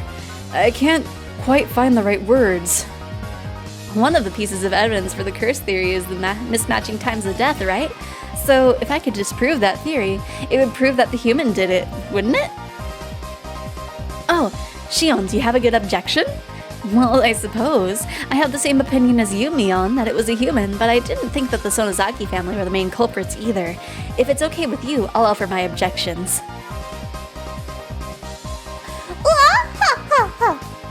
Show us what you've got. If you say it wasn't the curse, then let's hear your evidence. Okay, Shion-chan. That last trick we've been talking about, despite Mion-chan having died the day of the incident after falling into the well, how did she appear days later to kill you and Keitsu-kun? Live action. Oh. I don't think I did, actually. I know it existed, but I don't think I've ever actually sat down and watched it. Imagine if you're just a random person sitting next to this. Right? You're just like, what are these people talking about? Like, what? How are these ghosts? Am I going crazy? Here it is, my Sonozaki's sister conspiracy theory. My reason is simple. If Mion was dead by that time, then the only one who could have stabbed Kei-chan was me. I disguised myself as Mion and stabbed him. Then I went back to my room, pretended to have a tussle with the ghost, then jumped right down and killed myself. So when you get down to it, Mion-chan, in this case you would be the one to take the blame. She would take care of the mayor in person, and Shion-chan would be made into merely a victim. If she hid herself in the well, the disguised Shion-chan would show up where she pleased and murder whoever she wanted, all planned from the start. I get it. Then Mion-san made 2 mistakes. That's a lot of clips in a row, oh my gosh! First was her corpse was found, and second was dying when she only planned to hide. It ended with, oh, The little, hello! or, like, That was more that was more Rena sounding. Yeah. Would be like, are you guys talking about D&D or something, or should I call someone? Ow, ow, ow, ow, ow, ow, ow, ow, ow. Yeah.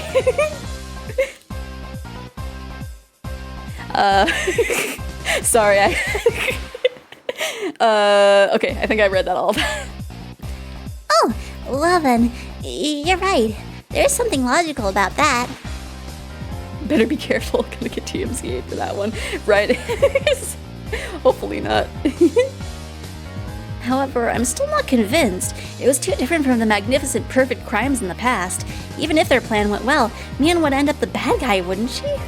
Real old Higurashi fan hours, yeah. Can you tell we liked anime, right? Can you tell we started out with anime we shouldn't have when we were young?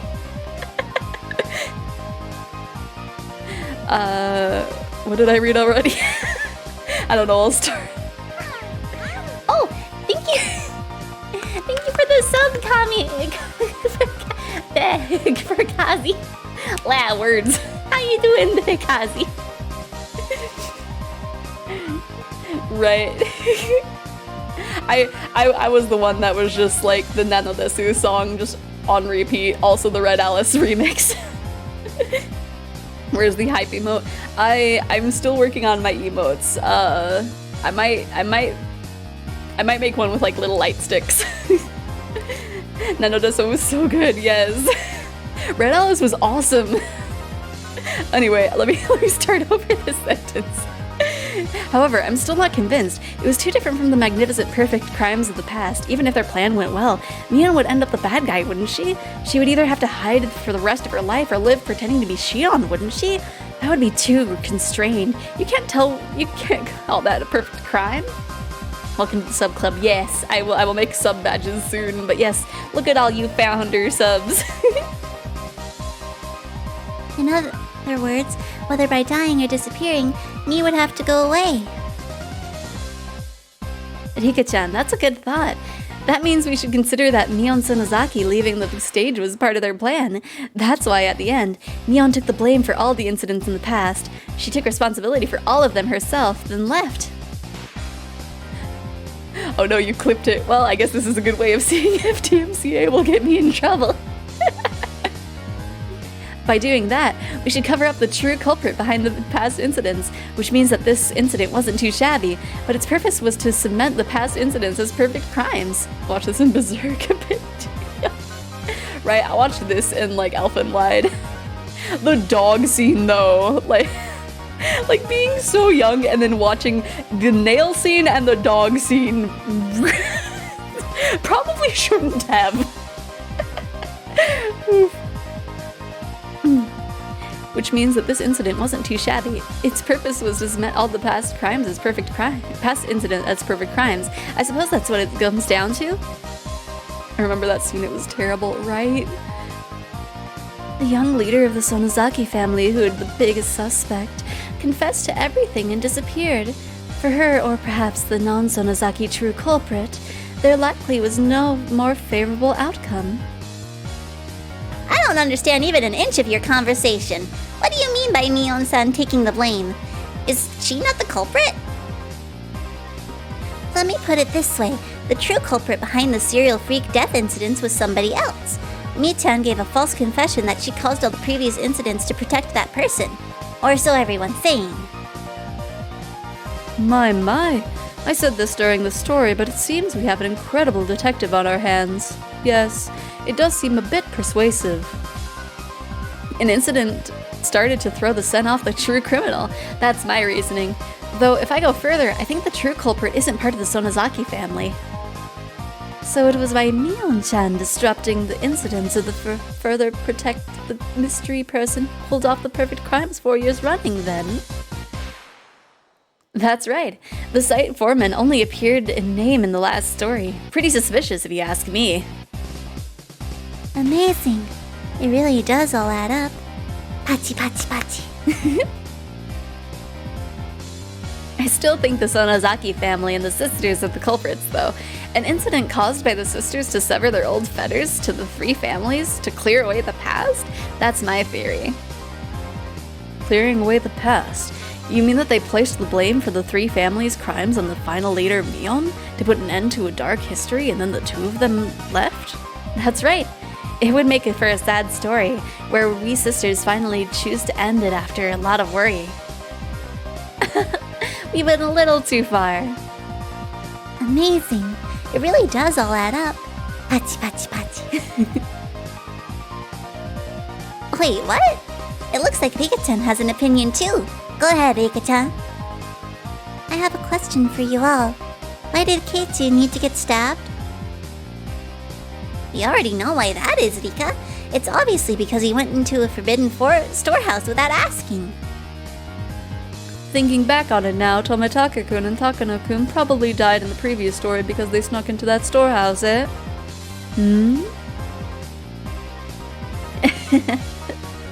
That is rather strange indeed. Huh?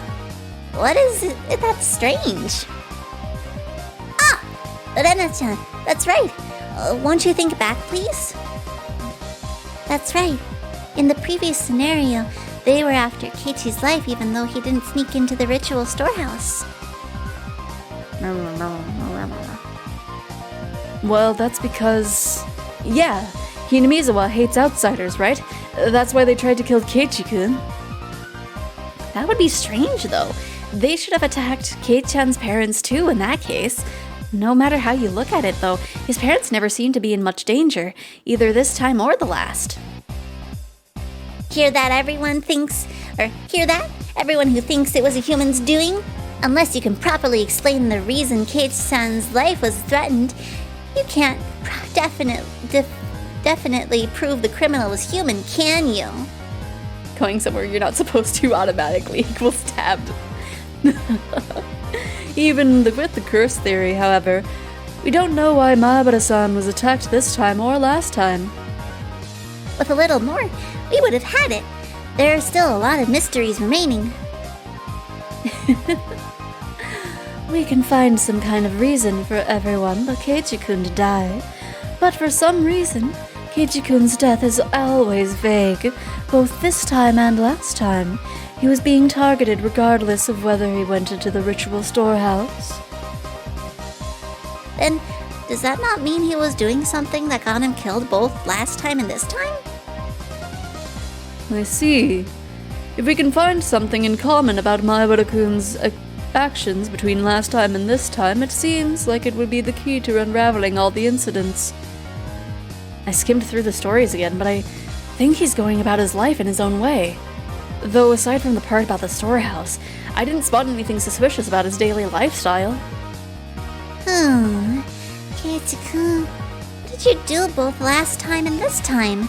Something bad that would cause you to be killed. Stop, criminal scum. You violated the law, you stolen goods and now forfeit. Pay the court a fine or get stabbed. Whoops. I didn't mean it. No. It's best to ask the person himself when you're unsure. So while I was reading the script for the next game all by myself, you were all talking about me behind my back, huh? I see how it is. Well, that's that. Anyway, Keiichi-kun, you should try asking your own heart. Kei-chan, so what kind of bad thing did you do that would get you killed? It must surely be all the violent things he's done towards me. Squeezing my chest so tightly was surely a crime. Yeah. Being happy all day surrounded by girls around his age is kind of like a crime in the first place. A grave crime indeed. Mahabara-san is truly an envious main character, isn't he? Switch out with me once in a while, would you? Well, with all these perks, getting stabbed at the end really isn't much of a price to pay. Well, there you go, Keiichi-san. Have you remembered the crimes you've committed? Both this time and last time, I live a proper and just life, and I always meet a terrible fate in the end. What was that about? Ask my own heart. I'm the one who wants to know. This is bullying. How sad, how sad. I'll pet your head next time for you. I wonder what we should get, if we should get back and read Onikakushi again after reading this one. I'm going to put myself in Mion's shoes and read back over Watanagashi. Maybe I'll find something different compared to when I read it from Kei-chan's point of view. I will always think it was the doing of a demon. All the events and tricks can be explained with a demon. It's kind of like plasma. What did you, the readers, think about it? We'd certainly like to hear your thoughts and opinions. Through the mail? Is there an address? I would assume no. Probably for the beta version, but not this version.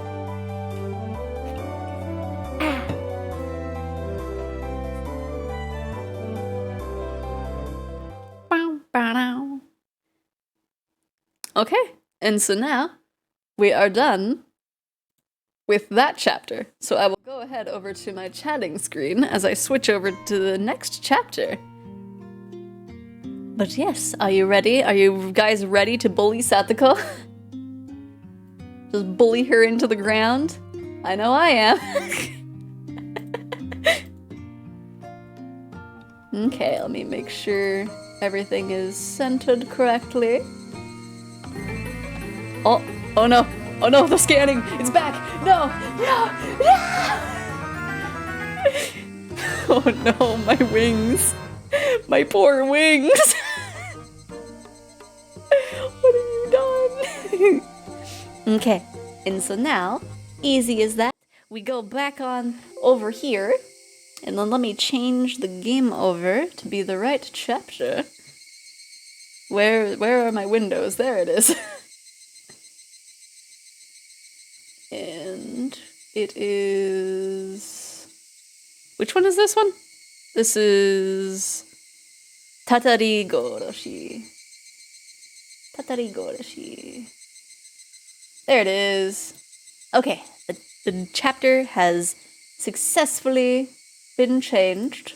I will even click it again just to make sure. And so now... Yeah, I turned off the throwing because somebody was interrupting me a whole lot, and it was just like, maybe not for reading streams. Man, curse, or coincidence?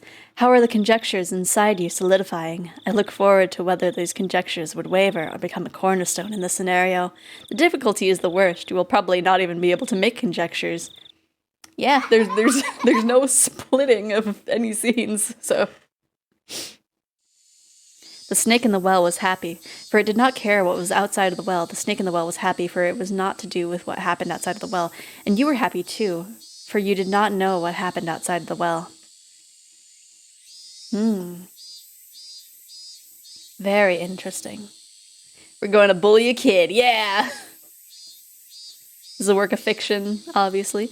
AD 1983, the early summer of the 58th year of the Showa era, not area. It was a very humid day. Not even a slight breeze was blowing. It had been an unpleasant summer, one that wasn't only hot, but swelteringly so.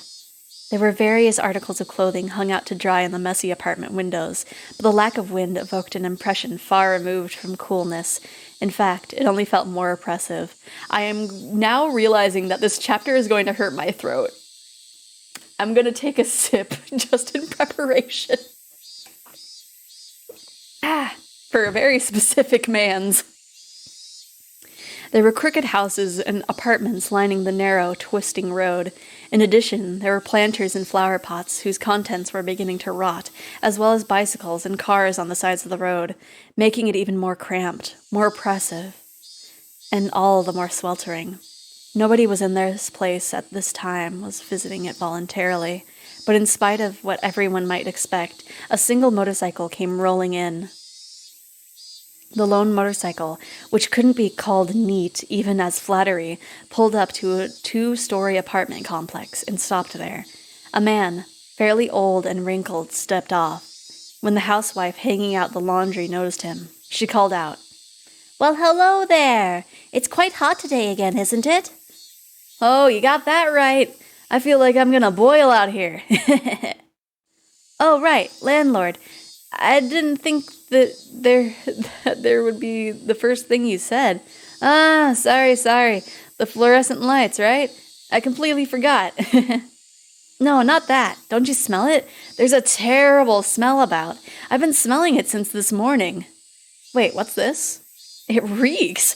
Did the sewers get backed up again? Do something about it, landlord. I've had to keep my nose plugged up all day long. You'd still look plenty lovely plugging your nose, my dear. There's an unhygienic drainage channel running behind the apartment. The lattice from which it flowed was stuffed with branches and fallen leaves, and when filth got caught up in them, it created an awful stench in the summertime. Could you tell the municipal office about it? The drain will end up buried at this rate. Well, yikes. It's completely blocked. It'll start to back up if you poke it with a stick. Or it'll start back up, rather. The man crossed the fence over the drainage channel and picked up a filthy drying pole sitting nearby. He must have planned to stick it in the drain and clear it out. Wait, landlord, stop that. If you mix it all strange, if you do that, it would smell terrible. It smells if it's clogged and smells if it's mixed. Which should I choose? He shoved the drying pole into the filth in the lattice. Of course, it did nothing to help the accumulation of waste. Yeah, it's a dead cat. Oh no. This is the health center's job. Cats and dogs smell awful when they die. A bamboo pole's not going to do much. Garbage bags, old clothes, they throw all kinds of stuff in there. And is that a duck I see? Well, of course it stinks. The nerve of some people. The drainage channel was already unsanitary. What was a little more garbage at this point? The stream of such impudent people was never ending, and now this channel had turned into a garbage dump. I want a discount on a rent because it stinks here. Well, I don't know if you want it because there's like a dead cat and a dead duck. That sucks. When he poked the pile of old clothes floating in the sewage, a black cloud of smoke floated out of the water. The two of them grimaced at the terribly bizarre and repulsive sight. We've got maggots, eh? Someone must have thrown kitchen waste in. What? Landlord. What's that? What? Just more garbage. Landlord, that's... Eee! What did they find? Oh, we got the police here. Oh, hello. Good work today. What a terrible stench. Hey, somebody cover this thing with a tarp. It's in plain sight of the 2-floor houses. Identity of the deceased, unknown. Sex, female. Age estimated to be late 20s or early 30s. Time of death about 2 or 3 days ago. She was probably abandoned after death. Naked too? Figuring out who she is will be rough. Contact the community division and ask if anyone's gone missing. They probably weighed her down so she'd sink. Then the weights came off and she floated to the top. But why in a drainage sewer of all places? Would have been better under an overpass or in the mountains, you know? And it would have been outside our jurisdiction, right? But it looks like they never wanted to hide the corpse at all. Did they do it so she would be found? As a warning or something? The slice in her stomach definitely wasn't from the fish eating her. She was cut open and her insides were dragged out. They really made a show out of killing her. Doesn't the Chinese mafia do these sort of traditional punishments? Ask Shige-san in Section 4 if he had any trouble with Yakuza. On it, sir. Still, what a terrible way to go. Hey, don't her innards poking out like that look like the salad soba you get in Kyoto? Don't compare a dead body to food! Maybe if you stuck chopsticks in, noodles would pop out. See? Please, give me a break. Her intestines were pulled out and her ears and nose cut off. That's definitely not how I want to go. Her fingers are in a bad state too. There are long nails stuck in all of them on both hands.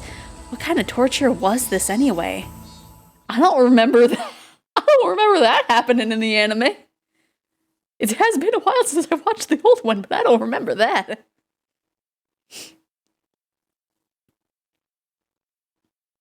Starting off strong here. The most relaxing time during the school day? Lunch, for sure. Right? Just like, hey, doesn't this dead body remind you of the meal you always get? Your, like, go-to comfort food, lol. Worst time to be eating for anyone. Oh, yes.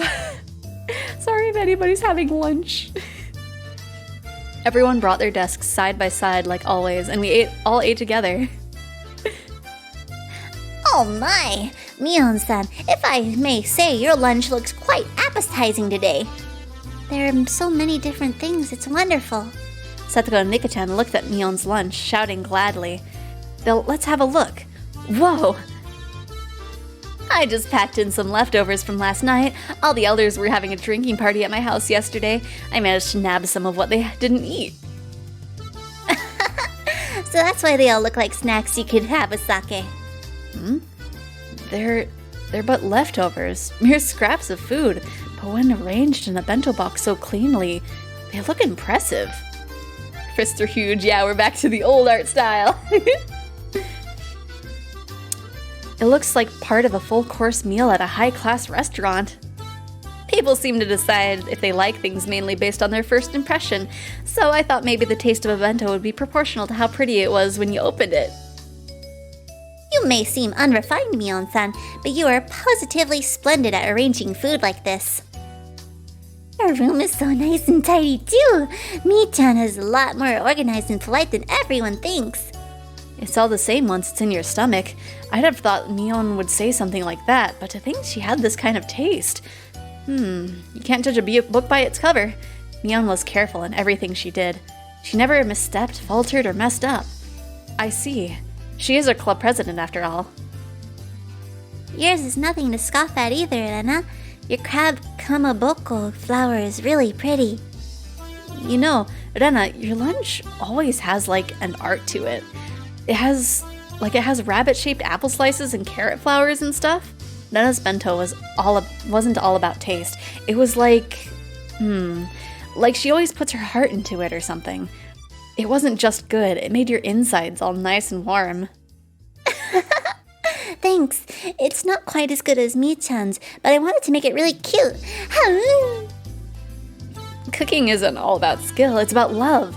In that sense, I don't even come up to your feet. Love, huh? Yeah, just from looking at her bento, I could definitely feel that Nana put her heart and soul into making it. That's what her bento was like. The taste isn't all that counts for a bento. How it looks also matters. I suppose we must learn from this too. Huh. So let's see what Satoko and Nika-chan's up-and-coming bento. Whoa! Those frisks can break stones, yes. Ta-da! Oh, yesterday, our neighbors shared some meat with us, so we ended up grilling it for our bento. These ones, too. They had such an impact. They were bursting at the seams with grilled meat. At a glance, it was too impactful for a girl's bento, but when you thought about eating with all your friends, it brought more than enough color to the table. Wow! At first, it looks like the kind of crude bento that a jock would eat, but there are so many different things in here, like boiled spinach and soy sauce and stewed hijiki. Rika-chan, you're really good at this kind of unaffected cooking, huh? Yep, I think Rika-chan would make a great wife when she grows up. I have a tight hold on my future husband. A future husband for Rika-chan, huh? At first, that sounded appealing. It did, but I felt like a married life with her would be anything but normal. That would make sense. It would be very Shrine Maiden-esque. But really, everyone was amazing. They were all so young, and yet they were all capable of cooking for themselves. I would sort of cook whenever I went camping with my family, but making lunch every day was a level I definitely couldn't reach. I could only really cook in my spare time. When I thought about it like that, it really made everyone stand out more. Frankly, I respected them. Huh? I feel like maybe this doesn't only apply to other people. Come to think of it, this morning, when I was eating breakfast half asleep, I think my mom was saying something really important. Ah! With a hysteric groan, I suddenly stood up, startling everyone at once. What's wrong? Wrong?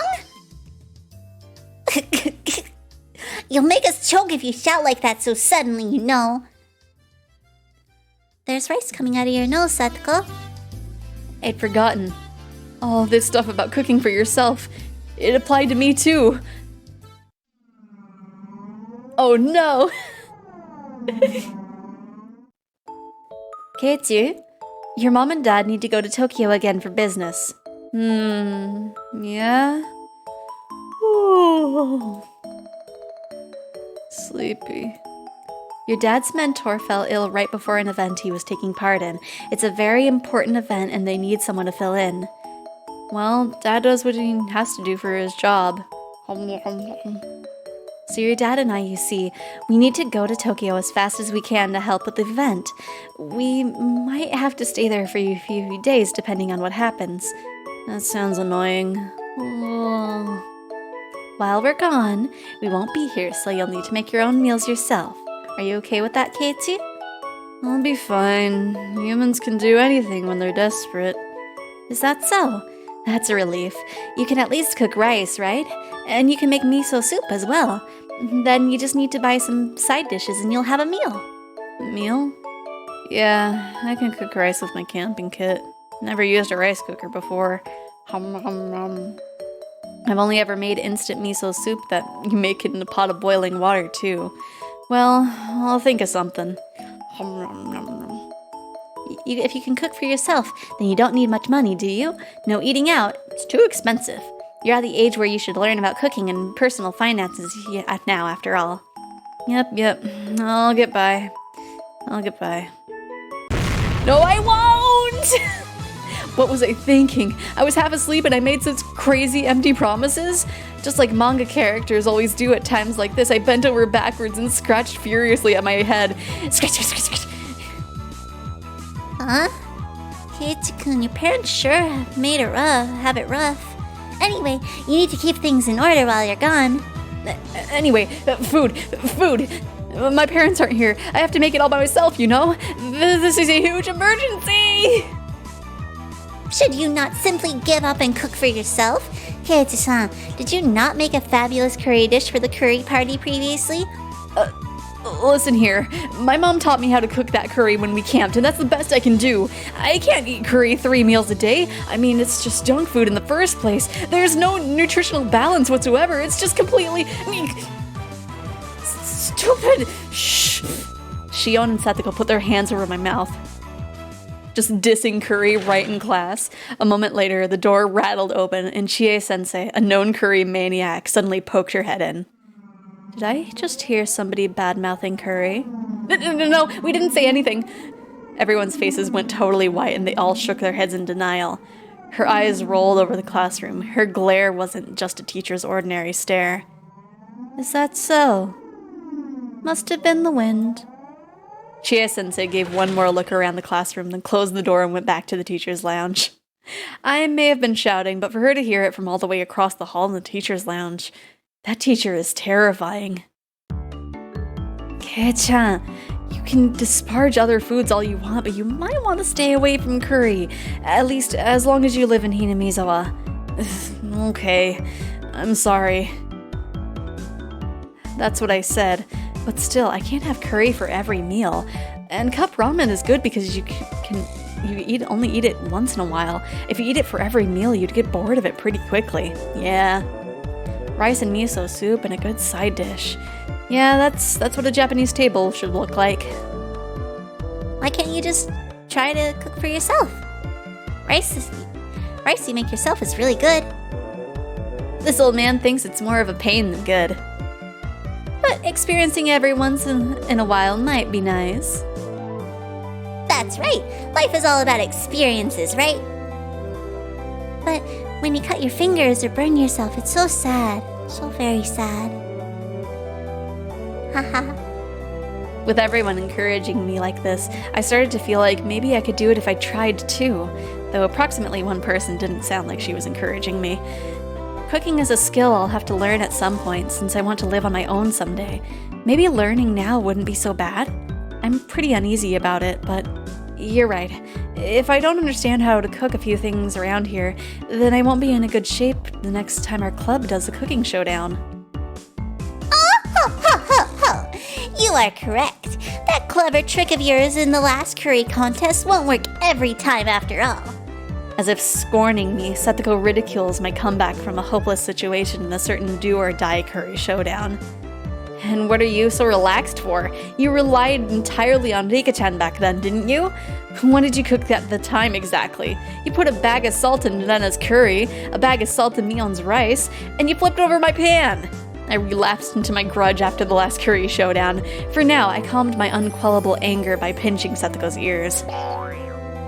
Ow!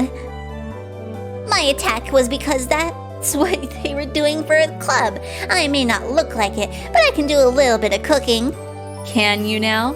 Even when you can't peel one carrot during the showdown and had to get Rika to do it? Don't be so daft. People get better every day, you know. If you always think I'll be crummy at cooking, then you're quite mistaken. Right, Rika? I have to watch or else I'll get worried about the pot and the flame. Sometimes you forget to turn the gas off, too. Everyone bursts into laughter. That shouldn't be an issue with cooking. Even I would never do that. I don't want to hear that from someone who eats nothing but cup ramen. But Setsuko can cook pretty well for herself, you know? Then it's fine. You don't need to force yourself to cover her up for her like that. No, she's not trying to cover up for her anything. It's just that Rika-chan's cooking is by far the best of us all, so hers doesn't stand out. Setsuko has mastered the basics too, right? At the very least, she can cook rice and miso soup. Well, she can't quite tell the difference between cauliflower and broccoli, though. They're both the same anyway once you boil them. Setsuko erupted into anger, making two fists and swinging them above her head. Everyone laughed a lot after that.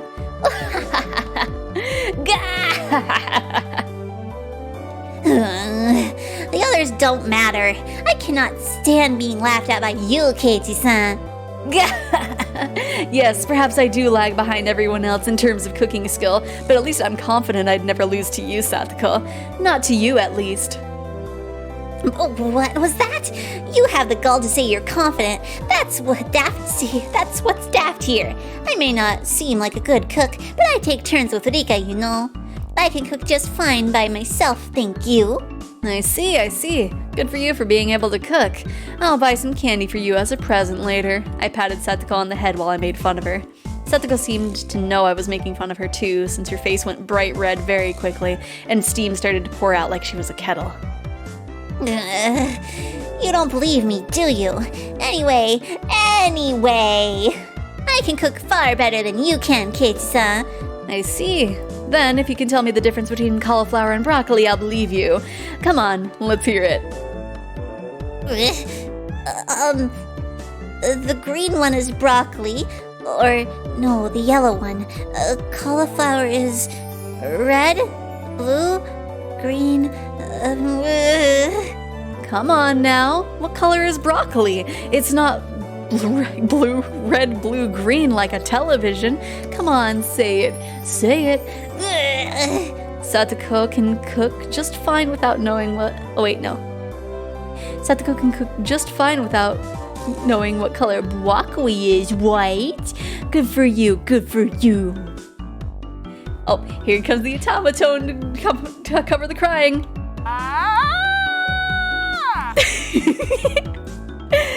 Stupid KK.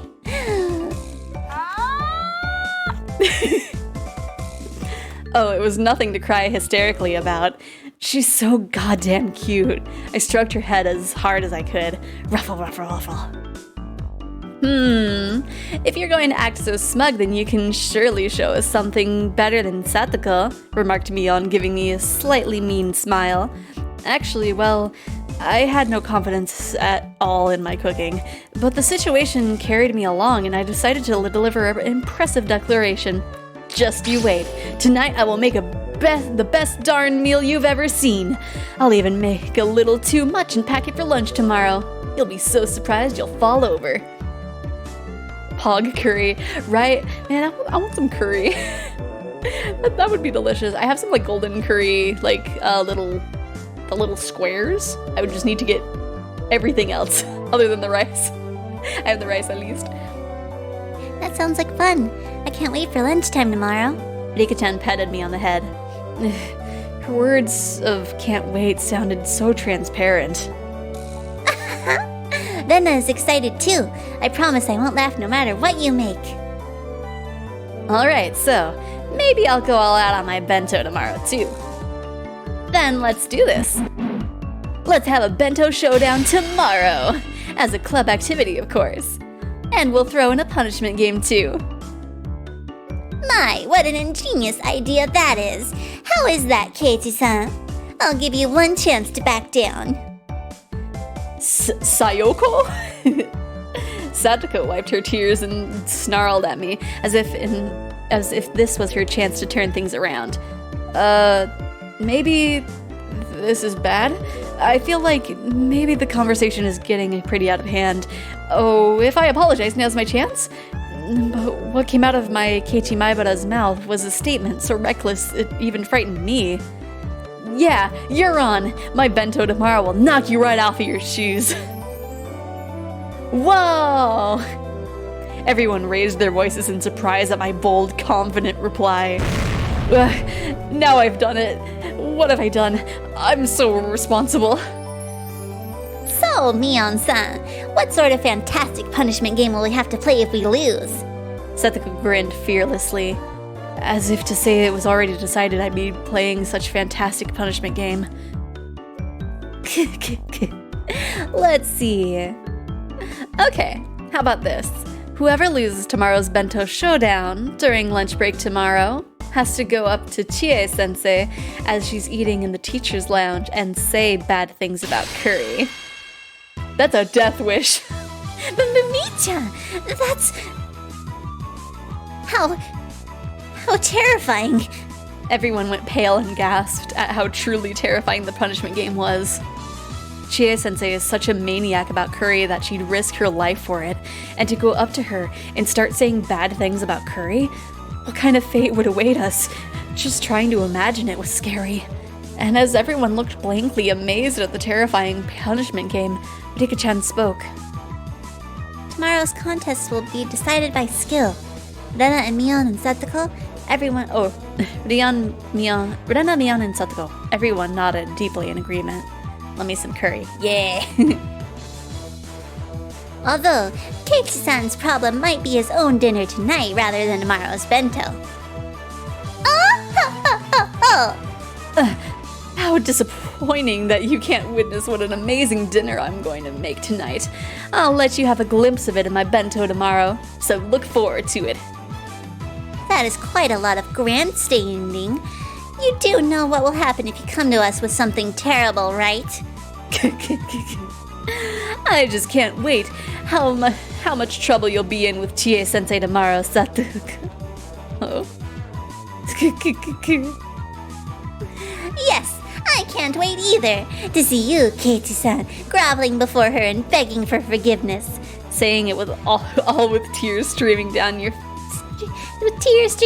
face. I keep thinking there's like the little quotation marks. Yes, I can just see it now. What was that? Yank. Stretch. Both of us on the verge of tears pull on each other's cheeks. Stretch.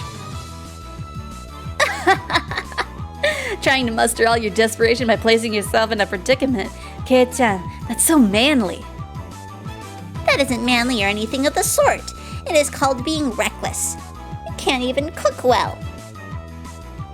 Stretch. Rena believes in you. I'm looking forward to your wonderful bento. I'm looking forward very much to seeing Keiichi tomorrow as well. Their expectant gazes were painful. I was just trying to tease Satsuko a little. How did it come to this? Yeah, you'd better look forward to it. How am I able to say such reckless things? I'm being so unreasonable. What the heck is going to happen to my dinner? And the bento showdown tomorrow?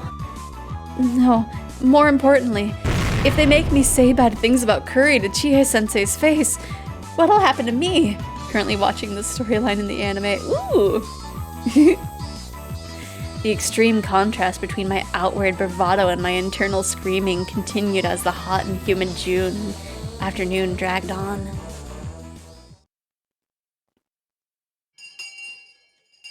Yay! That entire day, up until school was over, the whole time, my meal tonight and my bento tomorrow were the only things on my mind. And now that I thought about it, it made Mom seem amazing for planning 3 meals every day for the year. I've complained before about having the same meal in a row once in a while, but now I know how rude that was. Ugh. More importantly, what am I gonna do about the punishment game tomorrow? And besides that, what am I gonna eat tonight? Boo-hoo. Keiichi-kun? Keiichi-kun? Huh? Oh, sorry. I was just thinking about stuff. About what to make tonight? Or about the bento showdown tomorrow? She hit the mark and I couldn't find anything to say. And my facial expression made it obvious the fact that she hit the mark. For tomorrow's showdown, I think that if you do your best to make a bento, you'll be fine. There's nothing superior to a bento you tried really hard to make all by yourself. Tomorrow's showdown is one thing, but what about dinner tonight? I might suddenly get food poisoning. I couldn't make any more bluffs. I exaggeratedly drooped my shoulders and heaved a sigh from the bottom of my gut. Then I laughed in a shrill way when she saw me do that. Keiichi-kun, you don't have any confidence in your cooking at all, do you? I've been found out. If it looks like you can't do it, no matter how hard you can try, you can always give Rena a call. Really? But only if you really try hard first, okay? You can't rely on others without first struggling yourself. Rena seemed naive, but sometimes she was instructive. She didn't just spoil people unconditionally. Rena always seemed like an adult at these moments. If I absolutely can't do it, I'll call you, though the chances are extremely high. Go for it! Yay! You were grandstanding so much to Satoko-chan that you have to do your best. Hey, about Satoko, how good is she at cooking? She's at least better than you. That was so direct. It hit me pretty hard. You were making fun of her a lot, too. Maybe you should have to struggle a little bit, huh? Rena, you're pretty mean. Rena isn't cute at all. Or isn't all cute. All cute!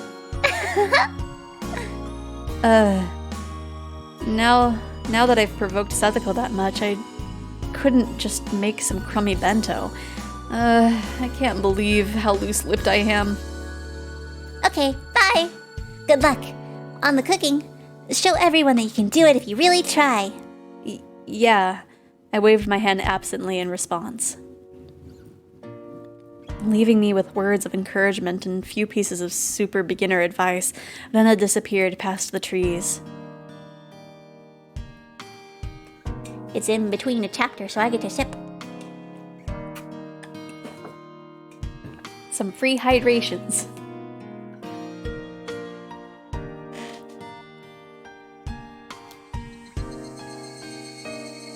It's gonna turn tonight. Yeah, I think. Yeah. That's actually really nice. Like the very slow fade. A nice difference from the previous chapters just being like a wipe transition. Fine. I'm desperate, so what? I may not know the ABCs of navigation, and I have neither a sea chart nor a compass. But still, one idiot is taking on the ocean of great cooking age alone. And his name is Keiichi Maebara. Let's go! Time to cook! My enthusiasm is peerless. If energy and recklessness was all it took, I could take over the world! However, there are plenty of things in the world that can't be achieved with resolution alone, and cooking was probably the top contender. Therefore, even if it was a hastily prepared knowledge, I wanted something to help me. I made up my mind and fished through the kitchen cabinets. I was on the hunt for a cookbook. My mom should have had a few of them. For a complete amateur like me, the first thing I needed was information. Just like how he would cross the oceans needed a compass. For me, a cookbook was absolutely indispensable. Oh, here's one. Its worn out, wrinkled cover makes it feel somehow reliable. Okay, as long as I've got this. Well, It's easier to give it a shot than think about it, right? Anyone can connect to the tastes of gourmet chef as long as they have a cookbook, or concoct rather, not connect. Cookbooks are great, and as such optimistic things filled my chest, I flipped through the pages. However... Whoa. It played with the technical terminology like toys. I just couldn't see how to actually make things. I knew it all along, Keiichi Maebara. If anyone could make delicious food just by reading a book, then there would be no such job as a gourmet chef in the first place. First off, it calls for 3 teaspoons? But which spoon is that? It keeps saying to use however much you like. How much exactly are you supposed to use? Stop using such obscure expressions. Strain out the water in a colander and add salt and pepper to taste? What the heck is a colander? And strain it out like stretching? You can't stretch water droplets like meat. And besides, how much salt and pepper is that supposed to be anyway? It's been confirmed Keiichi has never made pasta.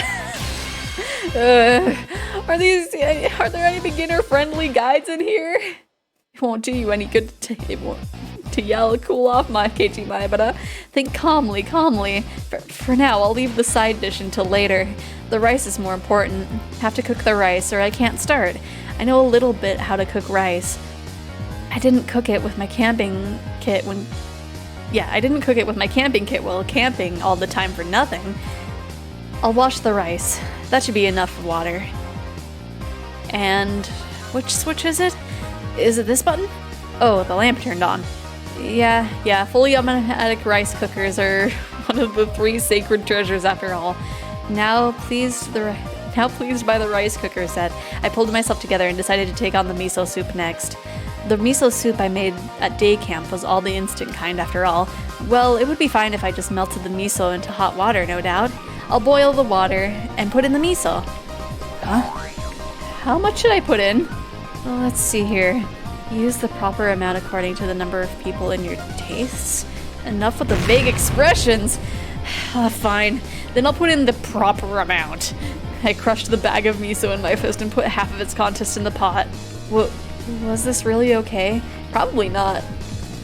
Maybe this was a little too hearty? Where YouTube wouldn't need it, right? This is the struggle of living in, what, the 80s? They do say miso soup is best when it tastes strong. Come to think of it, my mom's miso soup is a little thin. Maybe I'll like it better with this much in it.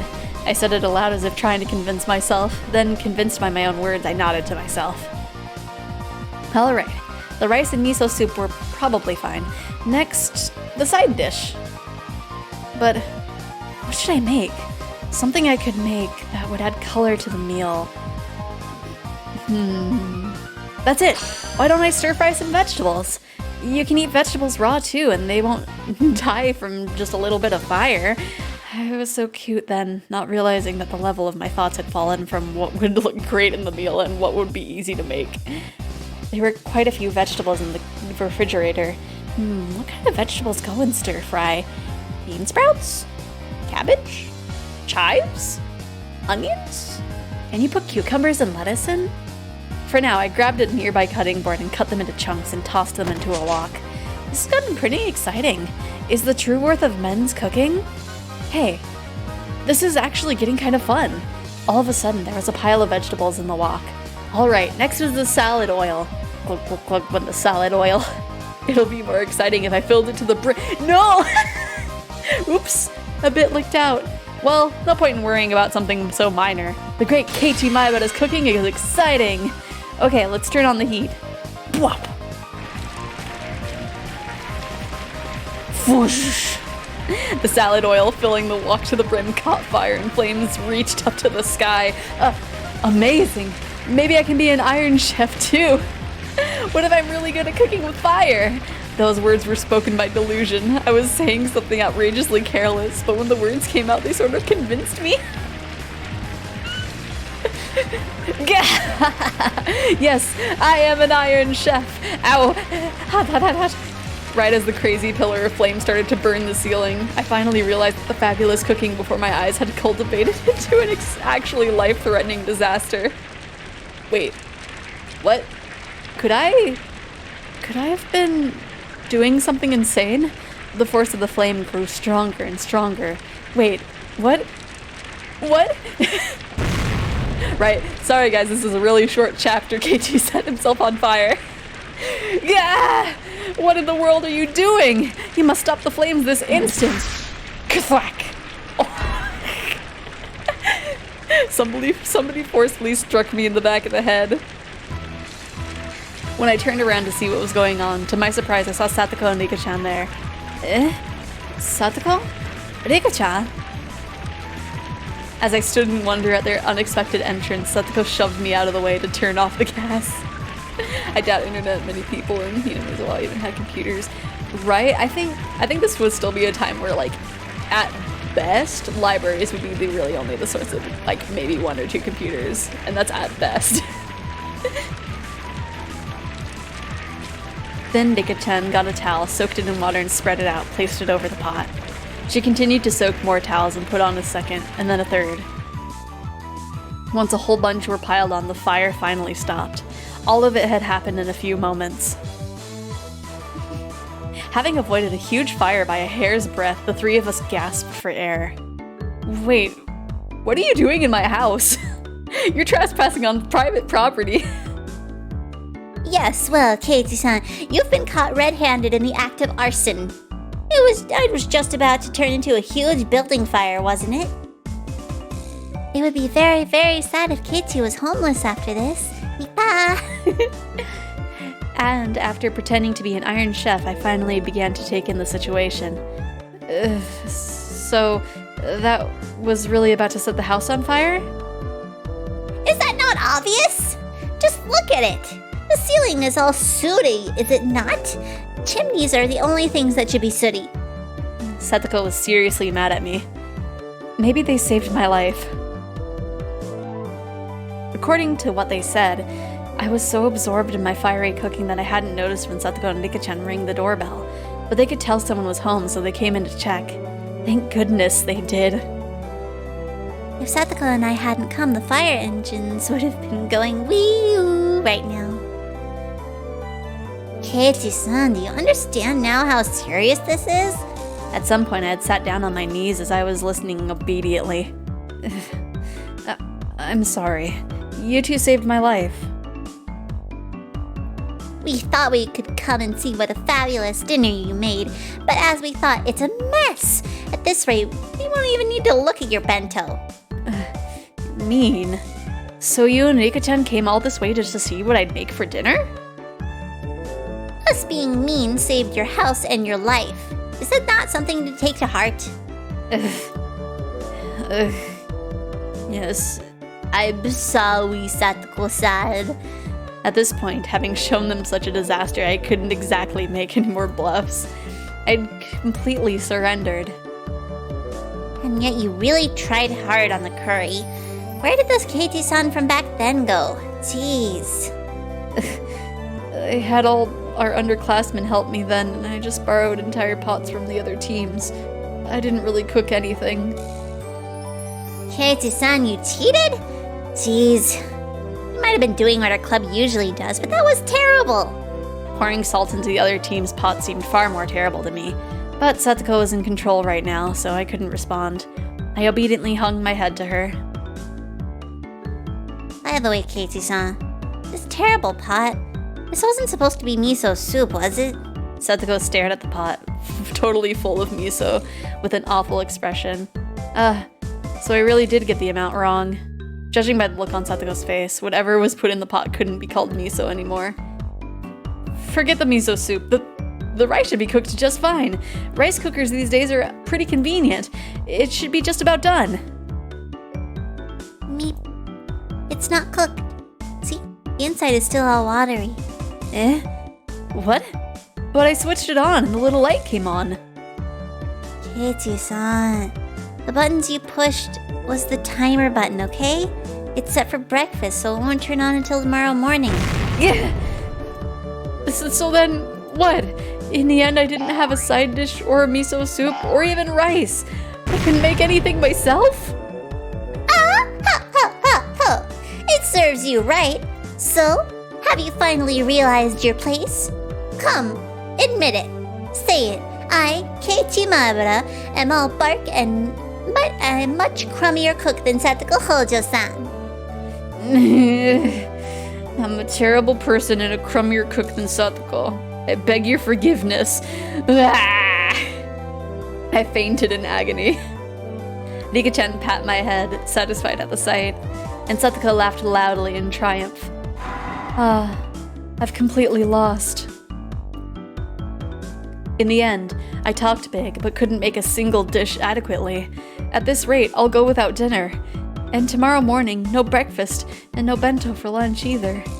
I didn't know how many days it would be before my parents returned, but at this rate, without a doubt, I'll starve to death! Beep. Of course, I'll have no bento tomorrow either. Beep.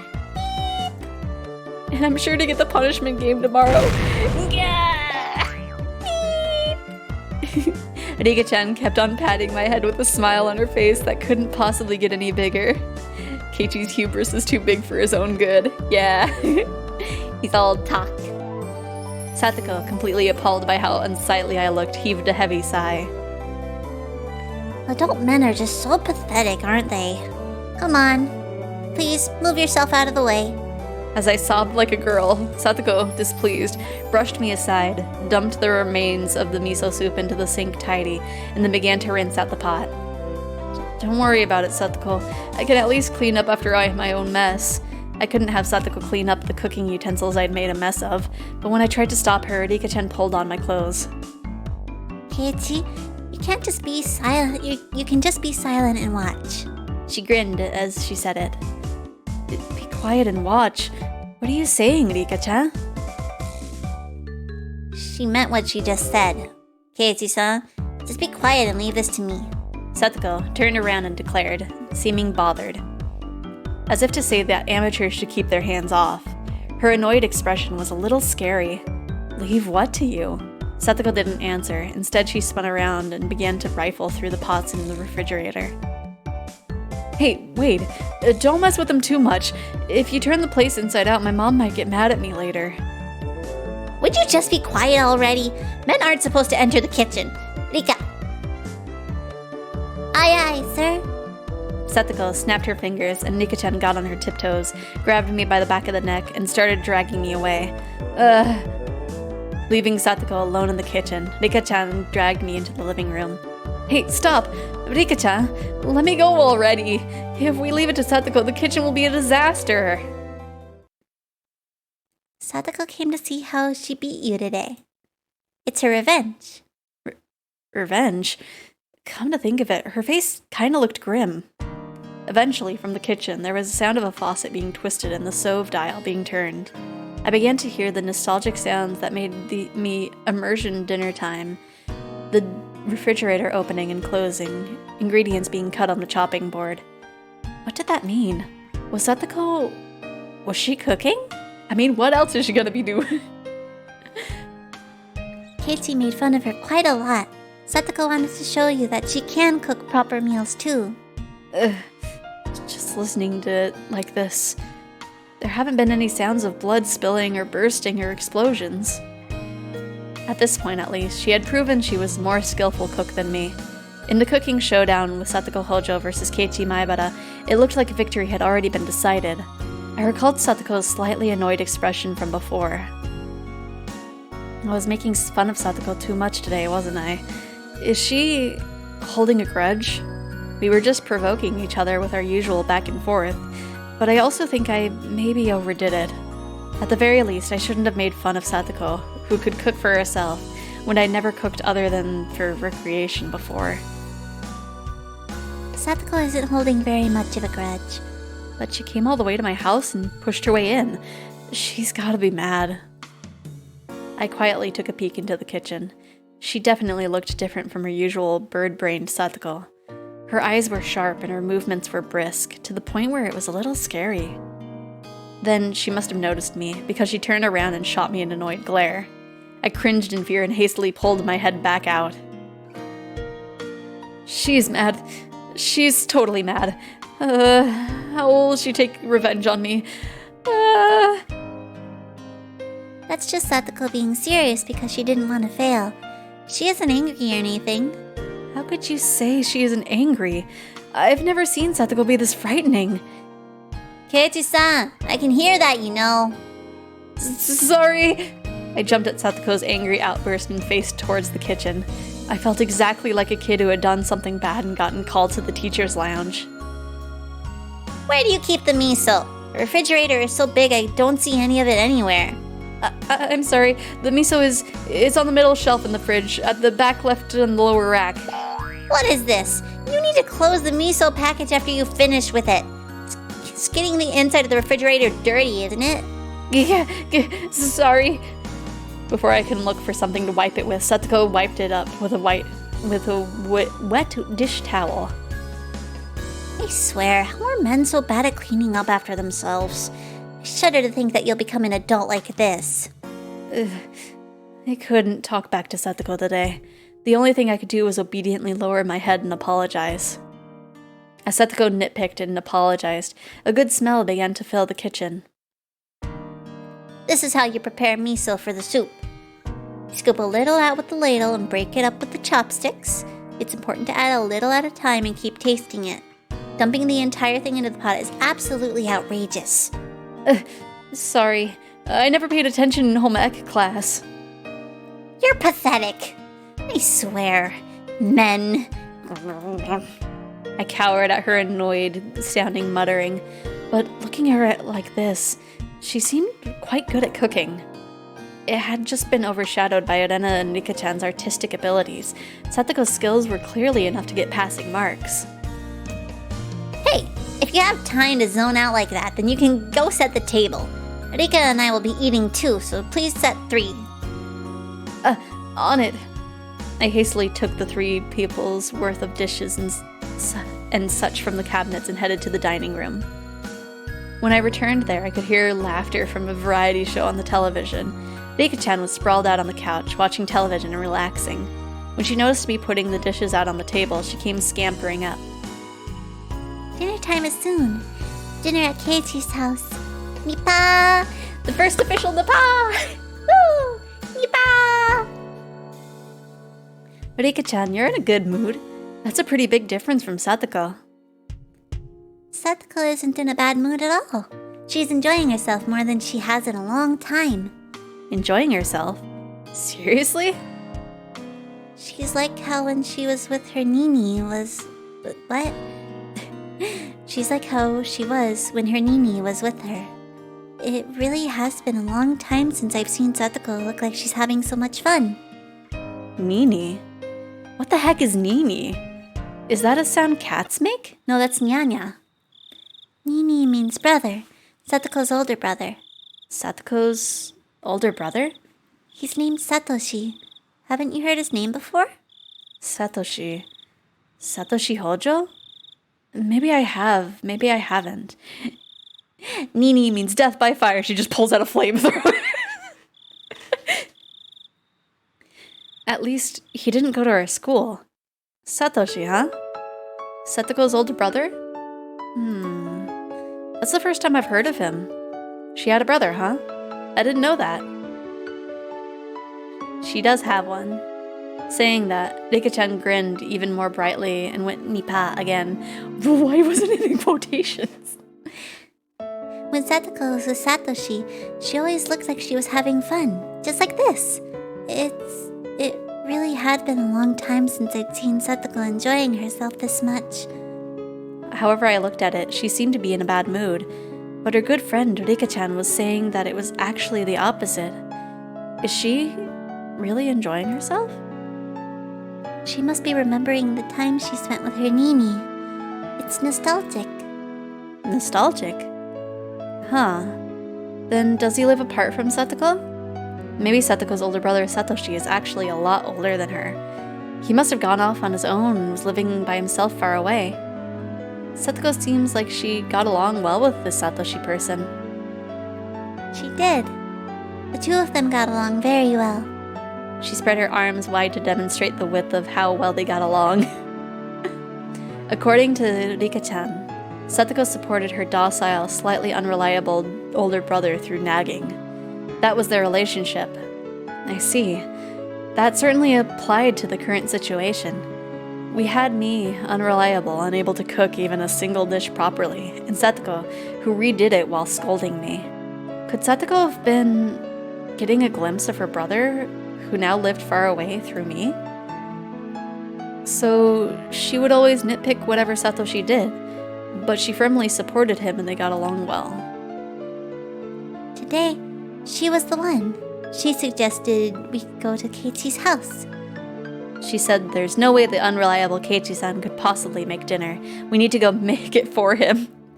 Then she didn't come here to get revenge or to get even or anything like that. She couldn't leave you alone. Even now, Setsuko is a proper little sister. I was an only child. I didn't know how it felt to have siblings. Of course, I've never had a little sister like Setsuko. But I felt that in this moment, I was an older brother, obediently and helplessly being looked after by her, without any teasing or messing around. I'm going to give thanks for her trouble. That's what I honestly thought. Keiichi-san, do you know where on earth the ladle is? Sorry. The ladle should be in the drawer to your right. I ran into the kitchen, got the ladle out of the drawer, and offered it to Satoko. It's all done. Have you put the bowls and things out? Yeah, everything's A-okay. Then let us have our meal. Rika, it's time for dinner. Me. I heard Rika-chan's effervescent voice coming from the dining room. Setsuko turned off the gas flame on the stove and lifted up the pot of miso soup. Could you bring the rice cooker, Keiichi-san? Be careful not to flip it over, alright? Right. I'll be careful.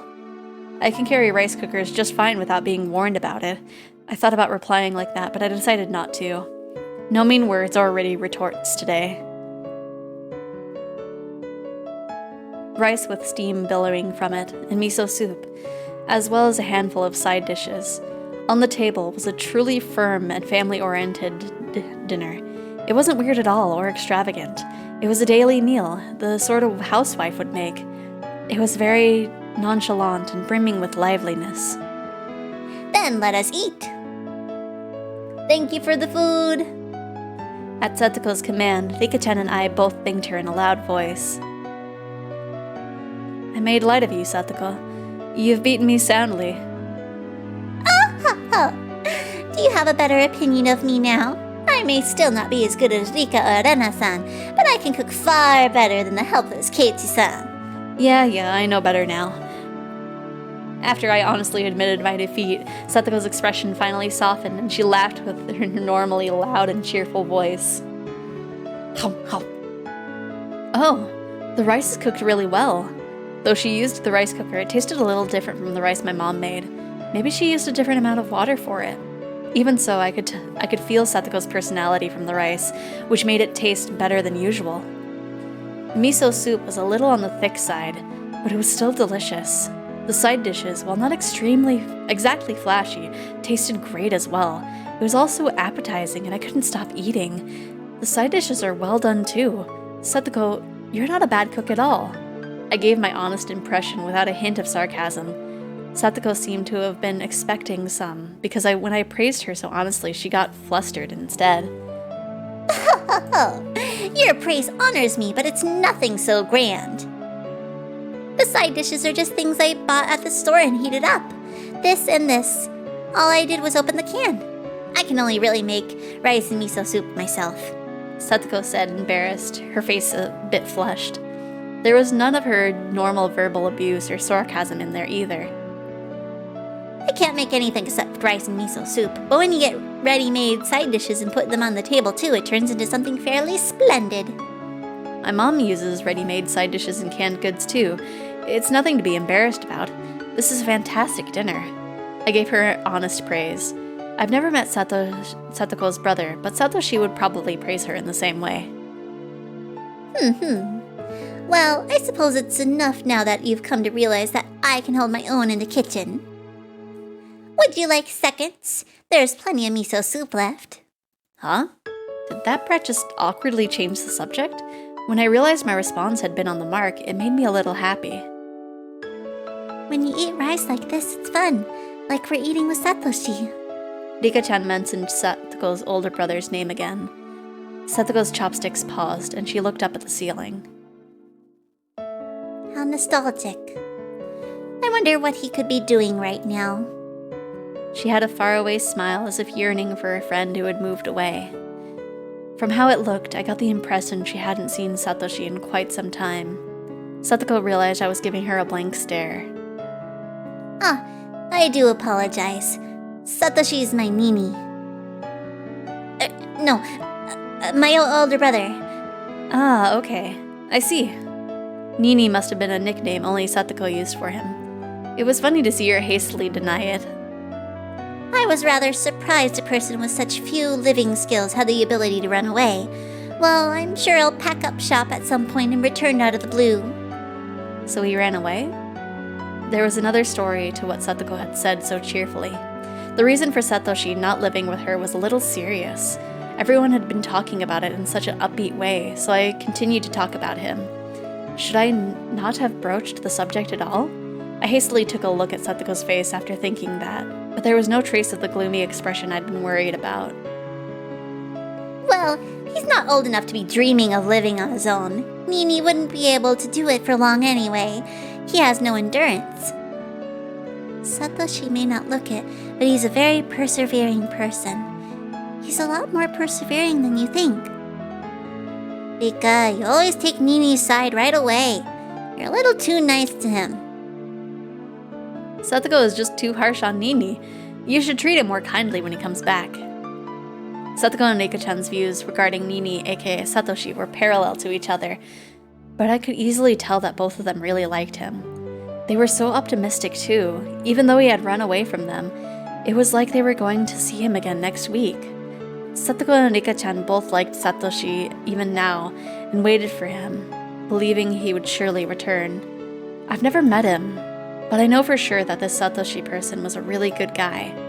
I'd thought Satoko would be deeply hurt by her brother running away, but she had already overcome that. She was still being the energetic little sister, always full of vim and vigor, as if to say that her brother would come back anytime he liked. I thought that Satoko didn't think anything through, and just frolicked and played practical jokes every day, and that was it. But she was really... yeah. Why are you petting my head? I roughly rubbed a hand through Satoko's hair. I misunderstood you, Satoko. I didn't think you were this level-headed. Satoko seemed to think I was making fun of her and tried to bat away my hand. But when she saw that there wasn't even a trace of malice on my face and obediently granted me her head... Yep, Satoko's level-headed. She sure is. I've been level-headed from the start. I was just playing pranks on you because you always do it to me. There was her usual provocation, but I decided not to buy into it today. You're right.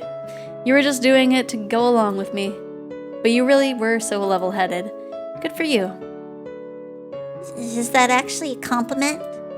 It kind of seems like you're making fun of me. I'm not trying to make fun of you at all. I'm seriously complimenting you. Because if I was making fun of you, Rika-chan would be petting your head too. That's right, isn't it? When Rika makes fun of people, they usually pet their heads. Meep. Those canned sardines are delicious. Rika-chan went meepa, and her smile became even brighter. Her attitude was clear as day, but it was annoyingly cute, so both Satoko and I suddenly burst into laughter. That laughter lightened up the table. The table itself is so dull and simple that I never even thought people could be laughing like this around it. And then I finally came to the realization, something really obvious. Dinner is better if you're laughing while you're eating, huh? Of course it is. Laughing makes it taste better. How rude! The food is so good because I'm a good cook, obviously. This harmonious moment, this happy circle, it was completely different than spending time with family and still somehow nostalgic. Satoko, do you want to see Nini? I didn't say Nini. Call my brother, please. Hey, wait, you've been saying Nini this, Nini that this whole time. I grinned really and decided to just call him brother like she told me to. Satoko, do you want to see your brother? Rika-chan stopped eating and looked back and forth between my face and Satoko's. Satoko was smiling. She looked like she was trying to choose her words. Just from that, Satoko conveyed her feelings. Honestly, she wished he would come home right now. But she wasn't that weak. Satoshi should just do what he wanted until he was satisfied.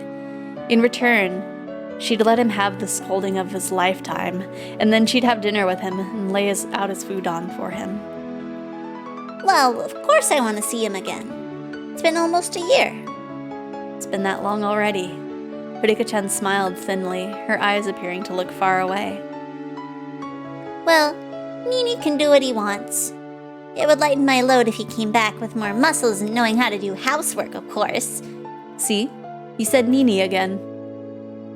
You said it. I did not! I would never call Nini Nini. Things rapidly returned to the usual lively atmosphere of lunchtime at school, but nothing changed about Satoko's feelings towards her brother. She was living so bravely, so strongly. Hey, Satoshi? Your sister is trying so hard to watch the place while you're gone, isn't she? Give it a rest and come back soon, got it?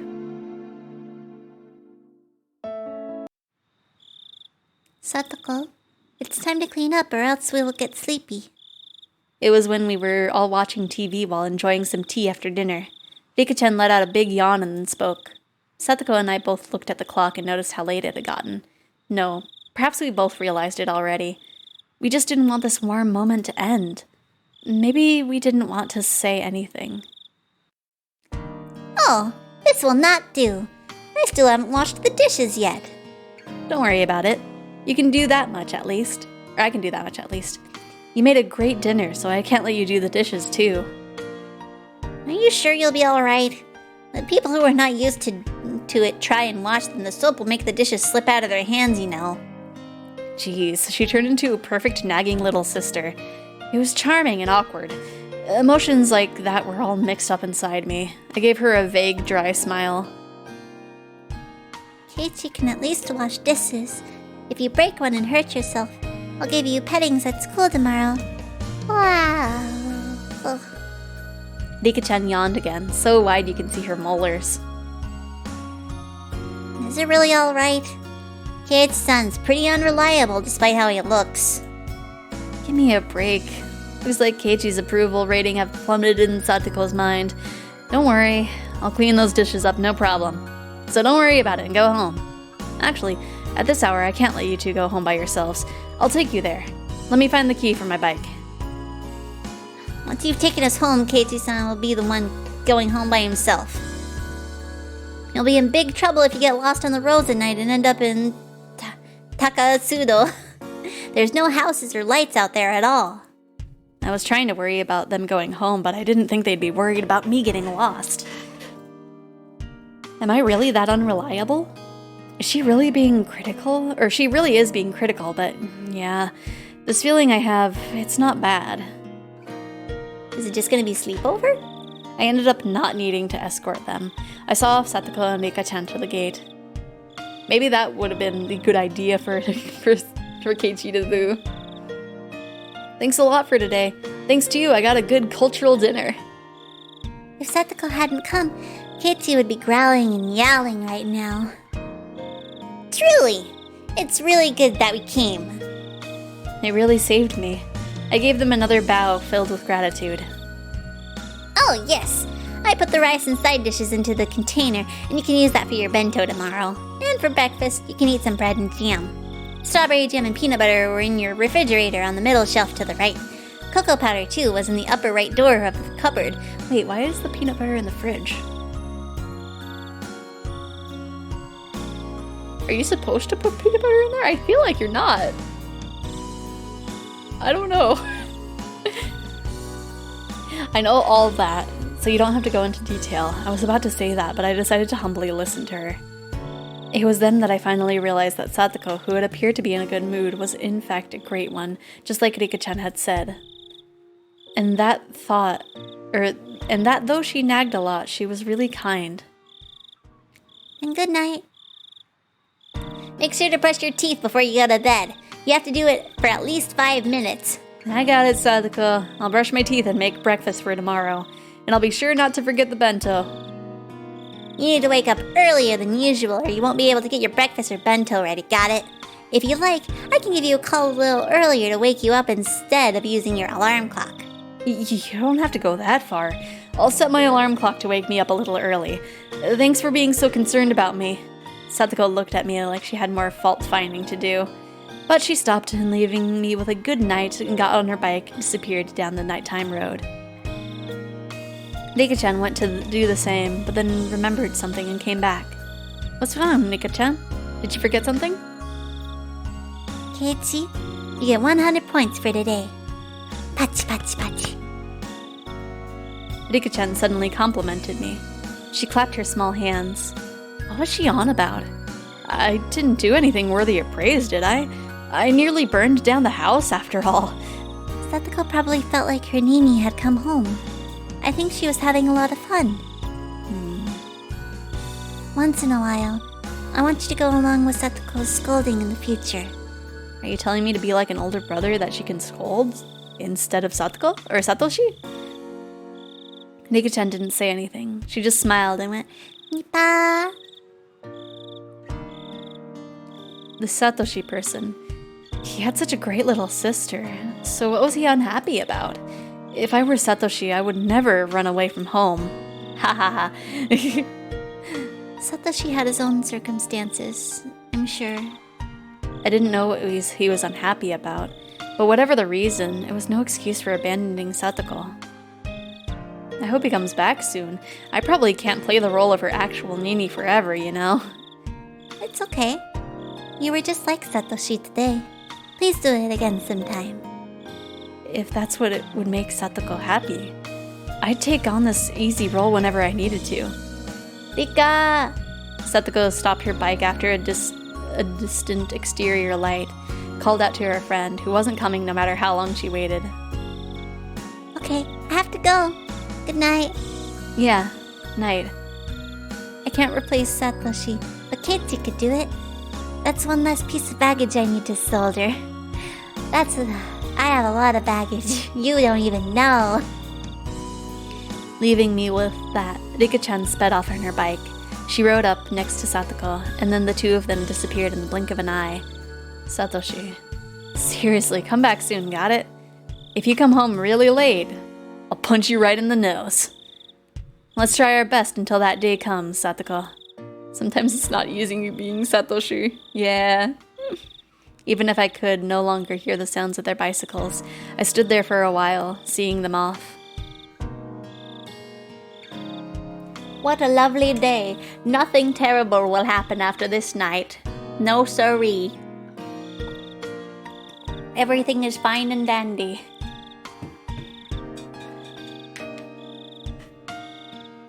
Satoko's trap course. Fun. Okay, so now we have the first save going on. And I think it is a little early, but I think it is a good time for a break. Wouldn't you say? Let me go ahead and get that screen ready. And I will be back in about... like 10 minutes. Just get up and stretch, get a snack, maybe use the bathroom if you need to. And we will be back here. And totally nothing bad at all will happen to anybody, right? Hit us with the ads, boss. I don't know how, but I will try. If I figure it out, you will see an ad. But I will see you guys in about 10 minutes. What? Whoops. Freaking Watch it. yup. But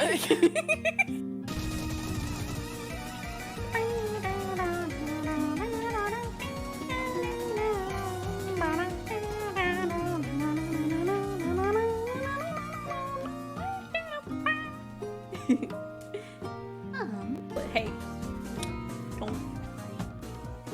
Like, hey, Nightbot. No bully. You can bully other bots, but no bully friends. Whoops. Didn't hear boots. Alright, we're good. This is starting off as a great How- stream. dare you?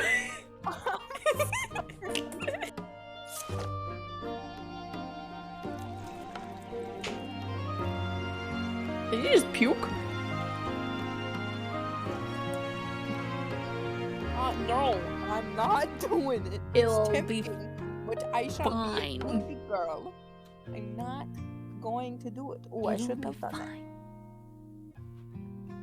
It'll be fine. Take my streamer word for it. You will be fine.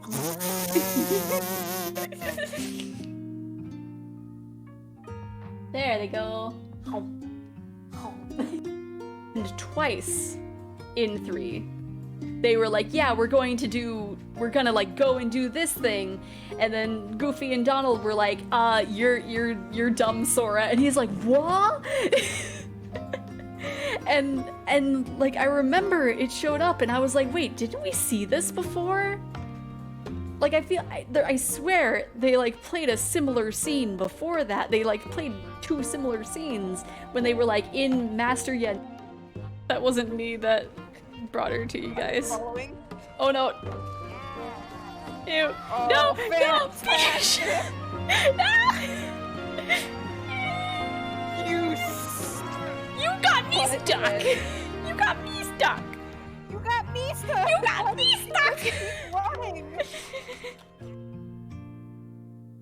Scuff stream! That's to watch. Ah! Don't smack me. Spank No. your butt. No smack. Spanking. No. Wee. I think you'll need one of these. A gun? Talking. It's fake.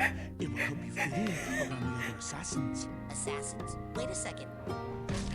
Beware the cows! Not all milk is enriched. But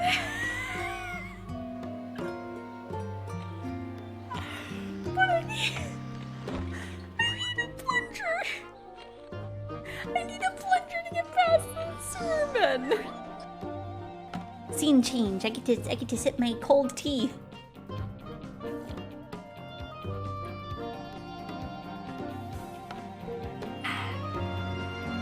Oh no, the cinnamon! All the flavors settled at the bottom of the cup.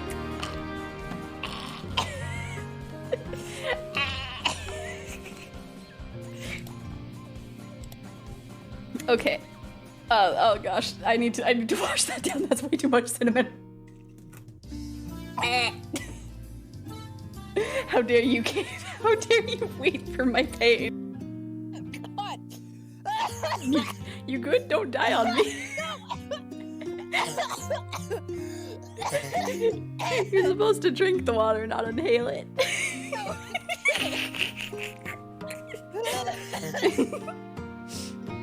I'm sorry!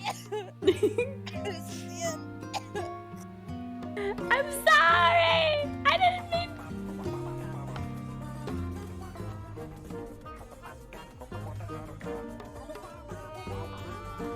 I'm sorry, I didn't mean to give you a... Not only is he bigger, but he has a little mustache now. Ooh, Leon! Leon! Lewd! Why is the word engorged there? Being so engorged with energy every morning is quite the problem, though. I'll introduce you next time, so be sure to greet him properly. Keiichi.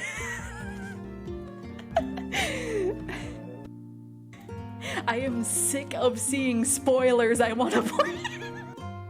Trickster, where are you, my love? Come to me, K-pop murder! Oh my god, I swear. And we have that on stream. Oh no! If it gets clipped, I'm gonna be the new DLC murderer. You know what to do, Crimson. Crimson, I swear to heaven.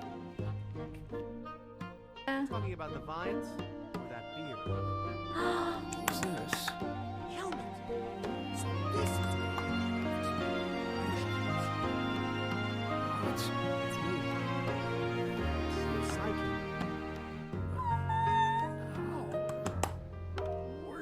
body?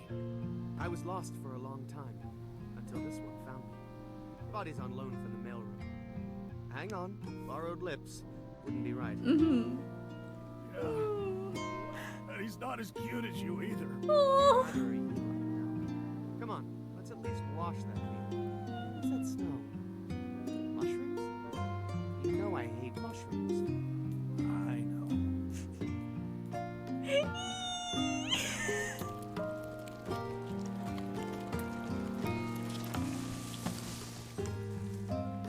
Now I just need some help with this killer bees.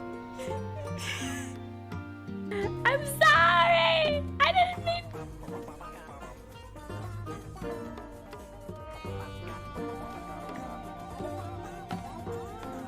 I'm sorry, I didn't mean to give you Trickster, where are you, my love? Come to me, K-pop murder.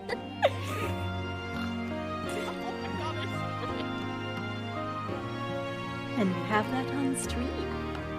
Oh no! If it gets clipped, I'm gonna be the new DOC murderer. You know what to do, Crimson. Crimson, I swear to heaven.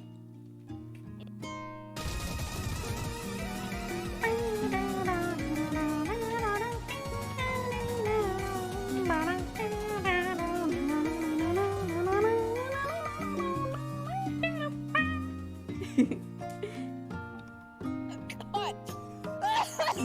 You good? Don't die on me. You're supposed to drink the water, not inhale it.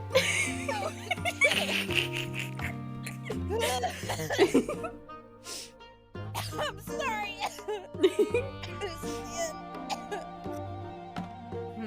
Didn't hear boots. Alright, we're good. This is starting off as a great How stream. dare you? I am sick of seeing spoilers. I want to play. There they go. Scene change. I get to sip my cold tea.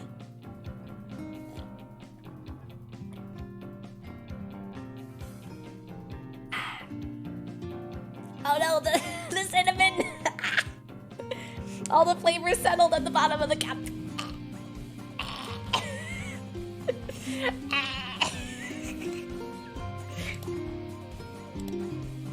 Okay. Oh gosh, I need to wash that down. That's way too much cinnamon. How dare you, Kate? How dare you wait for my pain? I think you'll need one of these. A gun? It's fake. It will help you fit in around the other assassins. Assassins? Wait a second. Beware the cows! Not all milk is enriched.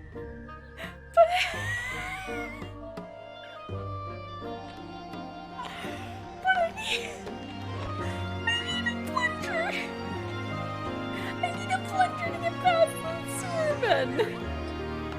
Talking about the vines or that beard? Who's this? Helmet. So this is where you ran off to. Figures.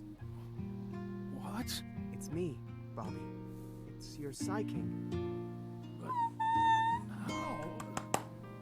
Where's your body?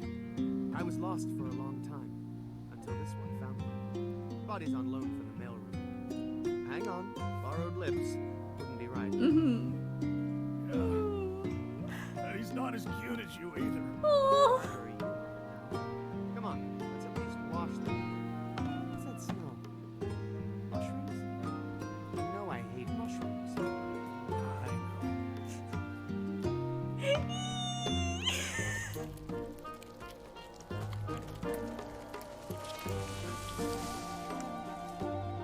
Now I...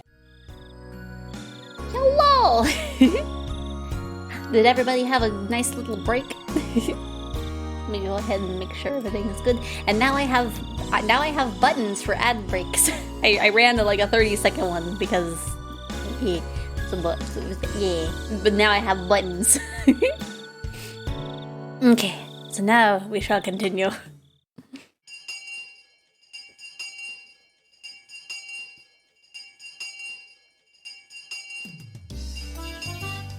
Okay. Anyway, lunchtime has finally arrived, Mion gleefully announced the beginning of lunch. Lunchtime at last. Someone here will have to play the punishment game, yes? The punishment this time. It's a little scary, so sorry, but then I went all out on making her bento. In Nana's case, I don't think she'd lose even if she wasn't taking it seriously. Thank you for the welcome back, Bailey. Meep. We tried our hardest too. Satsuko and Nika-chan made separate lunches today. Usually you have the same bento, but that won't do for the showdown today, will it? Yes, it's quite alright. Rika and I made sure to make separate ones. Wow, Satsuko and Nika-chan both tried really hard. How exciting. What's a little surprising is that Kei-chan was able to make a bento. Good job, Kei-chan. It looks like you really can do it if you try. I scratched my head and gave her a dry smile. My bento today has been made entirely by Satsuko last night. It had none of my personality, so there wasn't anything there that would praise me for. What does Kei-kun's bento look like? I can't wait to see. Don't expect too much. It's just the leftover rice and side dishes from last night. Leftovers are the foundation of bentos. Now I'll know your dinner last night, too. We'll kill two birds with one stone. Was it really better to hide the fact that Satsuko came over and made dinner last night? Well, of course it was. If I revealed that I didn't make my own bento, I'd be sure to end up playing the punishment game. Today's punishment game was to stand right in front of the curry maniac Chie-sensei and say bad things about curry. It wasn't too different from telling someone to jump out a 100th story window. It was exactly the same as telling someone to die. But Mita, how will you decide who wins and who loses the bento showdown? Keiichi-kun made his own too, so maybe we should call it a draw for today? We could do that. The punishment game yesterday was sort of a whip to encourage Keiichi-san to cook for himself after all. And Keiichi made his own too, so it's a draw. My simple bento with last night's leftovers could never have stood up to anyone else's bento that they made to win. I fully understood Satsuko and Nika-chan's concern for me as they tried to end the showdown peaceably. However, the club president, Mion Sonozaki, would not be convinced by something like that. I wonder why you're all so optimistic. Leaving one of our showdowns in such a gray area is out of the question. Now that we've clashed, we must settle the score. Reconciling with the draw only opens in the Yakuza world. Or only happens in the Yakuza world. I knew you'd say that. There's no way you'd end it that way with your battle lust. This was bad. At this rate, I was sure to be the sore loser. But, well, I didn't make this bento after all. Maybe I need to resign myself to my inevitable loss. Okay, Meep. How are we going to decide who wins? It won't be fair if we grade each other's. Let's do an open judgment. Okay, everyone, assemble! Mion commanded everyone who had just started eating using her club president voice. Come and judge our 5 bento. Write your favorite 3 on a piece of paper and submit it. Understand? Everyone in the class was used to being dragged into Mion's club activities. Yeah! Came the interjected voices from here and there. Everyone already knew that the showdown this time involved an utterly fatal punishment game, and they were all very interested in what would happen to whoever lost. Of course, they wanted the thrill of seeing something terrifying. Okay, everyone ready? Then I'll go first, alright? Ta-da! In exaggerated fashion, Mion pulled the lid off her multi-tiered ornate bento box. Multiple cheers of joy erupted at the brilliant sight. That's amazing. It's just like New Year's food. It can't be. It has to be a lie. She must have switched the contents with a catered bento. Such purely Japanese cooking. Mion Sonozaki couldn't possibly make this. Nope. This is easy for Mii-chan if she gets serious. She almost never gets serious, though. Just who do you think this old man is? Given enough time and ingredients, I could even reproduce the Manchuhan Imperial Feast. The entire classroom gulped audibly, and everyone wrote down the score on the notepad in their hands simultaneously. It made sense. Just the visual impact would give her a perfect score. Alright, let's see Rena's next. Rena's really good at cooking too. Lena's bento is always like a flower arrangement. Thanks, everyone. I'll reveal my bento now. Hey! Rena's bento was a beautiful mix of 2 colors of eggs and minced meat, and it too was a bento staple, the Soboro bento. She had been through with the side dishes as well, and they were abundant in number. She had spent more time than usual on it, and it was unassumingly and truly nonchalant. One couldn't ignore the household warmth in it that Mion's bento lacked. If I may say, you've done it again. This should get quite a high score. I should have known. It may look rigid, but there isn't anything to deduct points from. Amazing as always. Once again, every one of the judges wrote a score on their note paper at the same time. There seemed to be some who were revising their opinions when they compared it to Mion's score, too. The whole classroom seemed split between Mion and Rena, and on everyone's face it was clear that they all wanted to be tasting them rather than scoring them. Then we'll be next. Yes! I will now reveal mine. Come to think of it, Setsuko and Rika-chan ate with me last night at my house. It was impressive that they still made a bento. Both their bentos were clearly lacking compared to Mion's artfulness and Rena's perfection. However, because of that, you could sense from them how hard they worked.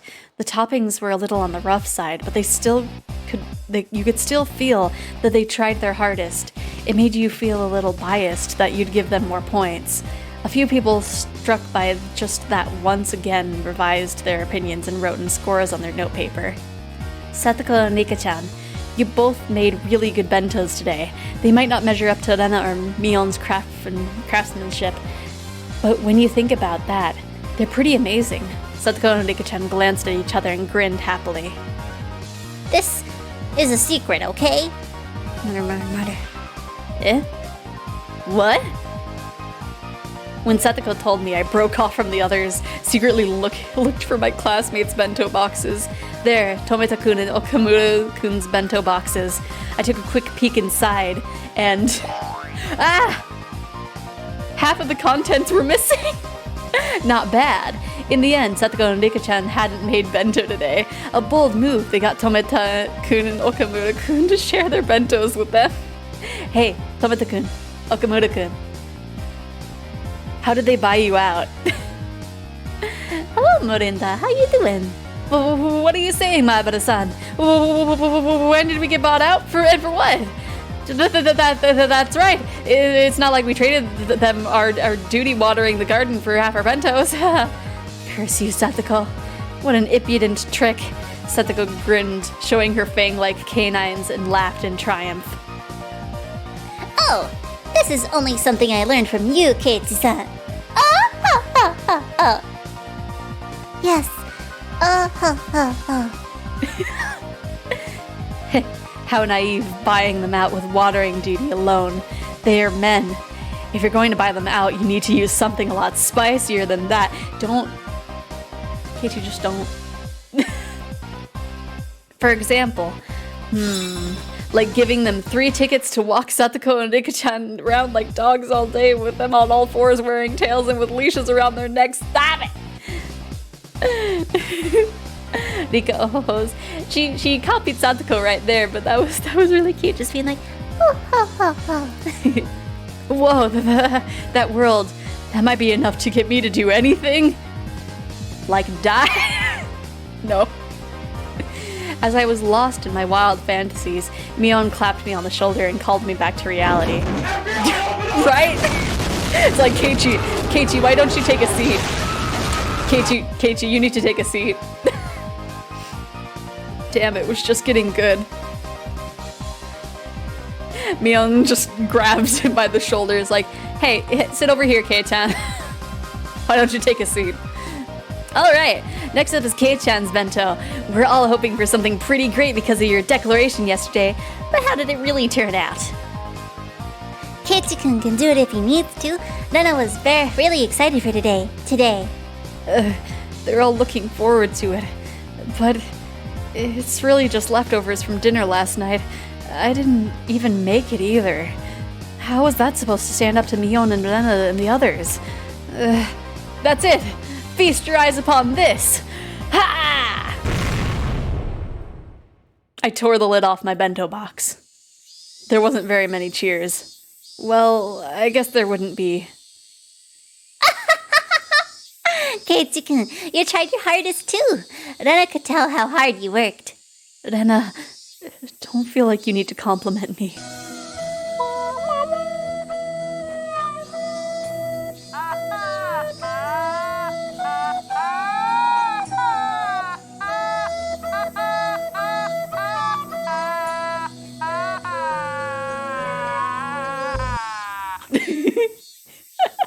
Sorry, I wanted to duet. Anyway. How did this happen? Was Keiichi-san actually a hard worker after all? Well, I mean, I want to acknowledge how hard you tried, but for this showdown it doesn't matter. Mion's cold, mean laugh. It was like it spoke for everyone's opinion, just like that. Keiichi-kun did really well considering it was his first challenge, you know? I think maybe everyone should rate his a little higher. But for the showdown, it doesn't matter. Alright, Kei-chan. If you have any last words before you tally up the results, I'll listen to them now. What do you mean by last words? I mean that you might be hoping for a few extra points if you appeal somehow to the crowd. After all, for today's showdown, you just need to avoid coming in last. If you do well enough, then maybe you'll be able to worm out of the punishment game. You are implying that Keiichi-san's bento is going to take last place, aren't you? No, this old man wasn't trying to say anyone's bento came in last or anything. Mion cackled repulsively. In contrast, Satoko's smile was growing somehow awkward. Oh, right. This bento was filled with last night's side dishes. That means it was basically a bento that Satoko made. And Mion outright said that it had come in last place. Mi-chan, aren't you being a little mean? Poor Keiichi-kun. Nana, Kei-chan knew he couldn't lose today's bento showdown beforehand, didn't he? He did all that grandstanding yesterday, well aware of that. I don't think there's any reason to go easy on him, do you? Right, Satoko? Yes, you are right. And he came here with this mess. It makes me laugh. Wait, Satoko-chan, you can't laugh at him. But that bento is just so ridiculous, I can't help but laugh. These side dishes look like they were bought from a shop. It's really disillusioning. Look, this one was just taken out of a can, wasn't it? This cucumber here isn't cut cleanly, like the knife didn't go all the way through. Kei-chan, you never used a knife, did you? Your lack of experience is apparent. No, this goes beyond a simple lack of experience. The presentation is fairly monotonous as well. It's almost a shock to see such a lack of taste. It was my first experience putting food into a bento box, so of course it's not going to look too good. Kei-chan, there's a bigger problem than how you put it into the box. Tometa, Okamura. Explain, please. Tometa-kun and Okamura-kun were chosen from our many underclassmen. Tometa-kun quickly adjusted his glasses and took a step forward. The fatal flaw in Maeburo-san's bento It's the coloration. As you know, there are 3 primary colors forming the basis of all colors, so if you want a well-balanced color scheme, then excluding white and black, you need those 3 colors. And nevertheless, if you removed the white and the black from Maibara-san's bento, all that would be left is dark green. Ah, dark green. No one will want to eat it if you describe it like that. I had forgotten. Tomita-kun and Okamura-kun have been bought out by Rika-chan and Satoko, so they were trying their hardest to let them win and make me lose, weren't they? What strong wills they have. It was charming, if only they were working so hard despite having been bought out. The side dishes have no spirit in them either. They're all pre-packed and canned food. Or pre-packaged, rather. In other words, out of the 3 necessary requirements for a bento, love, spirit, and taste, we can assert that Maibara-san's bento is lacking 2 of these. The classroom, convinced by the elucidation of the mystery they were thoroughly baffled with, raised mysterious groans of admiration. No heart, no spirit. It's decided then? Keiichi Maibara? This may sound cold, but you realized how much fun cooking is because of all this, Keiichi-kun. Isn't that enough? Enough? In any case, everything is fine as long as I'm not doing the punishment game. Then I was giving a dry smile as well. It's been settled, Keiichi-san. You're going to be the one doing the punishment game. She laughed with such a vile manner, but she didn't look like she'd meant it. I knew that Satoko was speaking ill of a bento that she'd practically made herself in front of the whole classroom, and I could tell how painful that laughter was. Okamura-kun said before that this bento lacked spirit, but among all of the bento laid out here today, there wasn't a single one with as much spirit as this one. This meal that she made for me yesterday in such a good mood, though it looked like she was in a bad one. I won't let it end with this slander. Well then. Last place, Keiichi-san. Please admit your honest defeat already. Could you just wait just a moment? When I began to speak in a low voice, the expressions of all the members of the club changed. Mion clicked her tongue. This man was baring his fangs at the last moment again. My bento was defeated because it lacked spirit. That's how you explained it. Am I wrong, Okamura-kun? Okamura-kun, who had suddenly been placed in the spotlight, looked flustered for a moment, but immediately he stammered in reply that I was right. How do you measure spirit? By difficulty? By effort? By sweat or tears?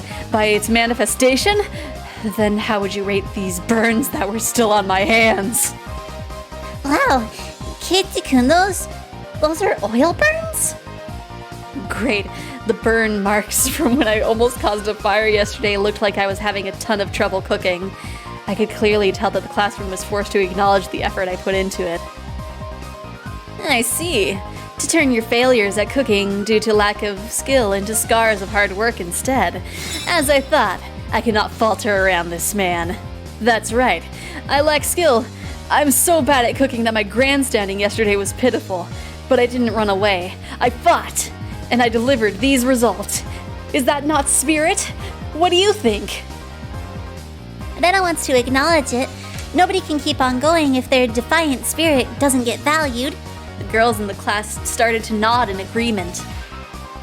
Okay, the tables are turning. But Tomita-kun and Okamura-kun, bought out by the objects of their unrequited affection, weren't about to lose either.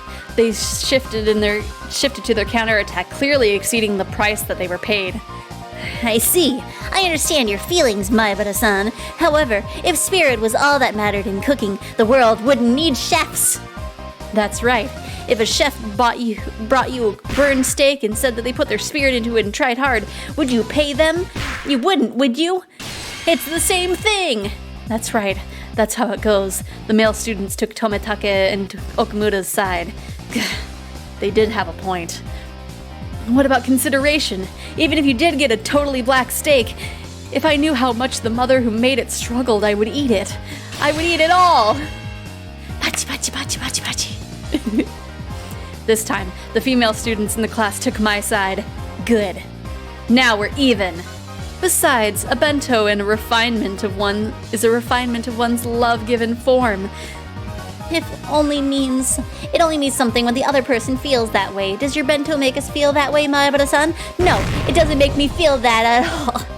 You're mean! The girls in the class began to boo loudly at his remark. Now even Okamura-san was panicking. Order! Will the spectators please refrain from making remarks? Your Honor, in order to prove how much of my spirit has gone into this bento, I call Mr. Ryugu Rena, an authority in the culinary arts, to the stand. Rena thinks this bento has spirit in it. It might be rather artless in places, but I think cooking isn't just an outward appearances. The girls in the class again gave cries of support as they all applauded. In response, all the men in the class began to boo. Your Honor, the opinions of Maibara-san and Ryugu-san are extremely sentimental and aren't in following with common sense. They are unsuitable to be used as evidence. Order! The prosecution's objection is sustained. Go ahead. Let's replace the bento in question with a birthday present, for example. Let's say on my birthday I, Tomata, received a hand-knitted sweater, and he, Okamura, received a bookstore gift certificate for 10,000 yen. That felt strangely real. Was it actually just an example? Common sense dictates which of them has the spirit. It is, of course, the hand-knitted sweater. If we went back to this bento, this would be the handmade side dishes. And the gift certificate, which is nothing more than money, allows you to buy things. In other words, it's the same as simple, meaningless canned goods. The boys and girls all began to argue amongst themselves about presents. They were all talking about what they received as presents in the past. Damn, Tomita-kun, he changed the subject to something that could easily grab everyone's attention. Not bad. I'll lose the initiative at this rate. Objection! This matter regards the spirit put into the bento. It is entirely different from birthday presents, as they are each unique situations. Overruled. Will the prosecution please continue? Damn. Now then, what's important here is the fact that the spirit of the giver and the spirit of the receiver are totally different. Between the handmade sweater that looks a little bit askew and the 10,000 yen bookstore gift certificate placed here before your very eyes, which would you say is the better choice? The gift certificate, right? It's 10,000 yen. 10,000... Can you calculate how many comic books you could buy with that? You could instantly complete a full collection that was around 10 volumes long. Dozens of happy, humorous, slightly perverted manga. The bliss of your soothed heart can't be compared to the sweater. The boys unanimously praised that with applause. Materialistic brats. But all guys that age are like that. Even I would choose the gift certificate over the sweater in that case. Hey, wait, aren't you guys the ones who said that was about love, spirit, and taste right at the start? Since when did taste trump all? That's the stance they were taking now. I believe this has demonstrated that the spirit of the giver and the spirit of the receiver have no casual relationship. Yes, or causal. No matter how much Maibara-san struggled to make his bento, that cannot enter into consideration for the rest of us on the receiving end. Mere sophistry, Tomita-kun. It has plenty of spirit. Whether that gets through or not is the receiver's problem. That's right! Boo! Taste is important! Enemy of whip... What? What was that? What is going on in this classroom? Now the courtroom is in chaos, but I can't allow myself to lose, and not only to avoid the punishment game, but also to protect Satoko's honor. Now then, do the defendants have a response to give? Slowly and strongly, I nod and step up to the dais? Tomita-kun and Okamura-kun. Do you two really think you can beat me? With mere words? The prosecution just said that we should value the gift without basing it on the spirit of the giver, correct? At some point I began speaking formally. Yes, that's right. No matter how much you labored to make that bento, that labor should not factor into our grading. Then I have a question for the prosecution. If I, Maebara, were to take the bento I made for today and placed it beside one bought from the store, would both of these be given the same score? The prosecution hesitated to speak. Got you. That's right. A convenience store bento doesn't even come close to a handmade one. No matter how badly made it is, it has far more spirit than a bento that you just bought would ever have. You see, that spirit is being graded, meaning the spirit the cook put into the bento has already reached the recipients. Admit it! Boom! With those impactful words drawn in the air behind me, I pointed my finger. The girls, led by Edna, broke into applause. Some of the boys were admitting it too. I'll admit it. You admitted it? You admitted it, right? Then let's move to why the convenience store bento has no spirit in it. What exactly is the spirit in the bento in the first place? Objection! Maebara-san is trying to deceive the court by using abstract expressions. Objection overruled. This sounds interesting, so listen until he's done. Got them. Now I'll show you two the difference between us. Your Honor, I'd like to call Rika Frude to the stand as a witness. Meet. Even for Rika-chan, that must have seemed like a bolt from blue. There's no doubt that she ever dreamed the point of my spear would be aiming at her. But Rika-chan, you said it before. For this showdown, it doesn't matter. Rika Frude-san, your bento today was very well made. It looks delicious. Me? Yes. Satoko and Rika-chan's bentos had been made of half Tomitake-kun's and Okamura-kun's. The prosecutor's faces turned pale. But they were too late. Rena, would you bring Okamura's bento over here? Huh? Okay, sure. Your Honor, my bento has no relevance in this case. Overruled. Your Honor, I submit Okamura's bento as evidence. Look at it. Look at what's inside. That's only half. There's only half in there. It's not about whether there's half. Please, look at it a little more closely. See? Ah! They're exactly the same! Your Honor, you've seen it. Miss Rika Furude's bento is stolen from Okamura-kun's. There is no way such a thing could have spirit in it. Take that! No, but that's just a coincidence. It's already obvious. Spirit. It's a game of catch between the giver and receiver. The bento box, then, is the ball. That bento was something Okamura-kun was given, from mother to son. That means Okamura-kun is the only one who could feel the spirit from this bento box. Now that it's been disturbed and been stolen, it no longer has that spirit. Dun dun dun! Yay! That did it! Huh? What? Is that true? Rika-chan, is that true?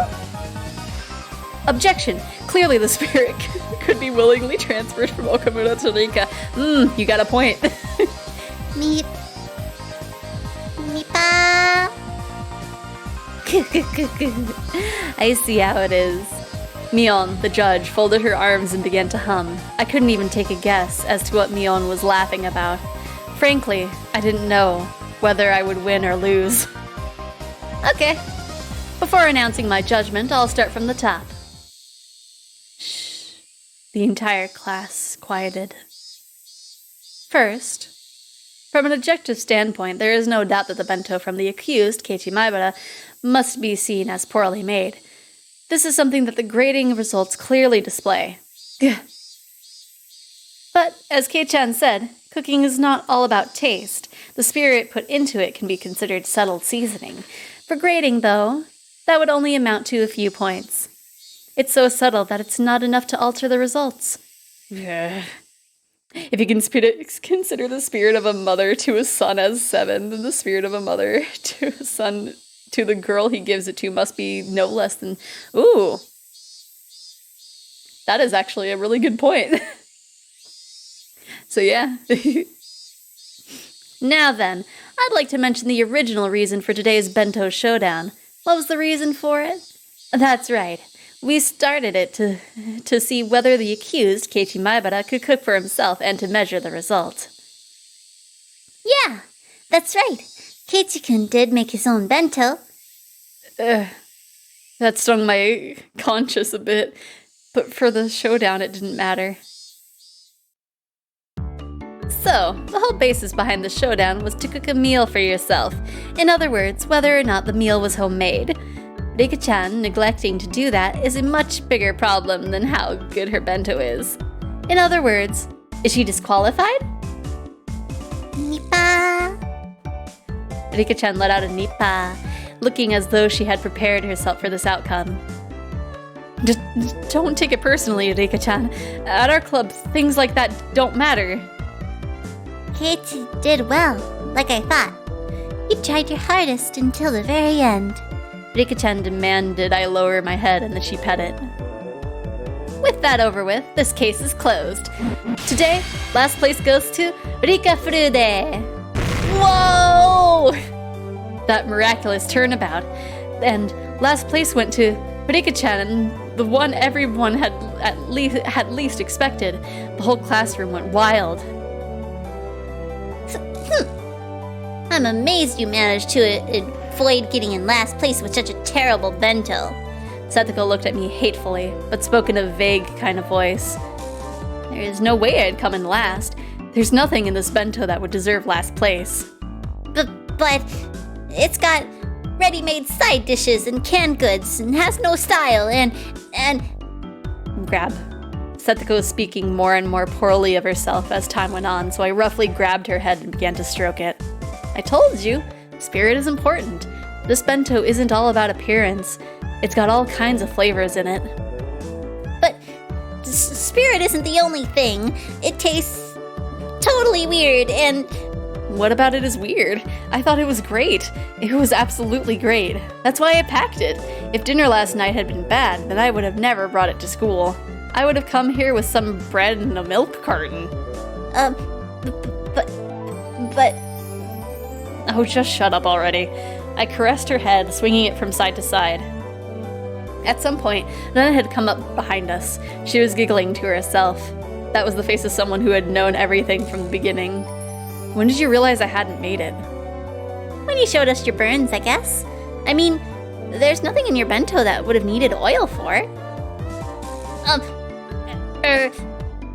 Rena-san, don't you think you're misunderstanding something? I didn't do anything. Huh? Satoko-chan, you weren't the one who made this bento? Then did Keiichi-kun make it by himself after all? Okay, then I guess he did. Rena smiled roguishly and turned from Satoko to me. When you cut cucumbers, you hold the knife like this and go like this. As for the colors, you can express all sorts of things if you place vegetables in the right way. This lecture was clearly not meant for me. But you've gotten a lot better since the last time you showed us. I see you've been studying. If you keep this up, I bet you'll be able to make better and better dishes in no time. She continued saying words clearly meant for Satoko while facing me instead. Satoko was wearing an ambiguous look and couldn't even nod her head at her. Anyway, no matter what anyone says, I like the way my bento is today. This is probably Keiichi saying this. I'm not going to share it with anyone else either. I'll eat the whole thing by myself. Wow, how greedy. Rena wants to try some too. As we were going back and forth, Satoko rubbed her eyes as though she was drowsy, then announced to Mion and everyone else. Excuse me, the truth is, I got Tomita-san to give me some of his bento. Stupid? Hojo, what are you saying? If she kept it a secret, then at least she would have been saved. Tomita-kun looked at her with an expression filled with regret and surprise. Huh? Is that true? Really? Oh my! Mion spun her finger around, then pointed to the hallway, sentencing Satoko to the punishment game as well. Satoko left the classroom behind her, completely prepared, as though she was going with Rika-chan on an errand. I can't let Rika go alone.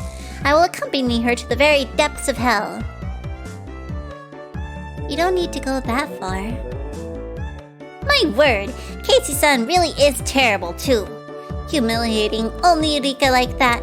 He is truly a rotten person. I didn't mean I couldn't just return Satoko's kindness with malice. Eating your own lunch, how greedy, right? Hey? Hey, Satoko really is silly. Rika-chan spoke so that only I could hear her, grinning happily. Now then, let us be off, Rika. Punishment games are one of our duties as club members. Satoko seemed awfully happy, not frustrated in the slightest, like she always was when she lost. Damn, Rika-chan's right after all. Everyone here is a moron. Mion, I'll come clean too. I didn't make my bento today. I was the same, so I'm going with them for the punishment game. Huh? Even you, Keita? Well, what's going on? Good luck. With the punishment game, I mean. I'll get the first aid kit ready. Call an ambulance in advance, will you? And maybe a hearse, just in case. Leaving a bewildered Mion and happily smiling at Anna behind in the classroom, I went in the hallway. What are you doing? You finally won for once. I had no idea you had such an odd taste for these punishment games that you'd go so far as to volunteer yourself for one. Guess so. It's a little much for a hobby, eh? I swear, I think you're underestimating this one. We're one thing, but grave harm might actually befall you, Keiichi-san. I hope you're ready to have 1 or 2 ribs broken. That sounds like it would hurt. I don't like getting hurt. Keiichi-san, you just stand there and nod along, okay? Rika and I will smooth it over. I swear, I can't believe I have to look after you, even during a punishment game. Seriously.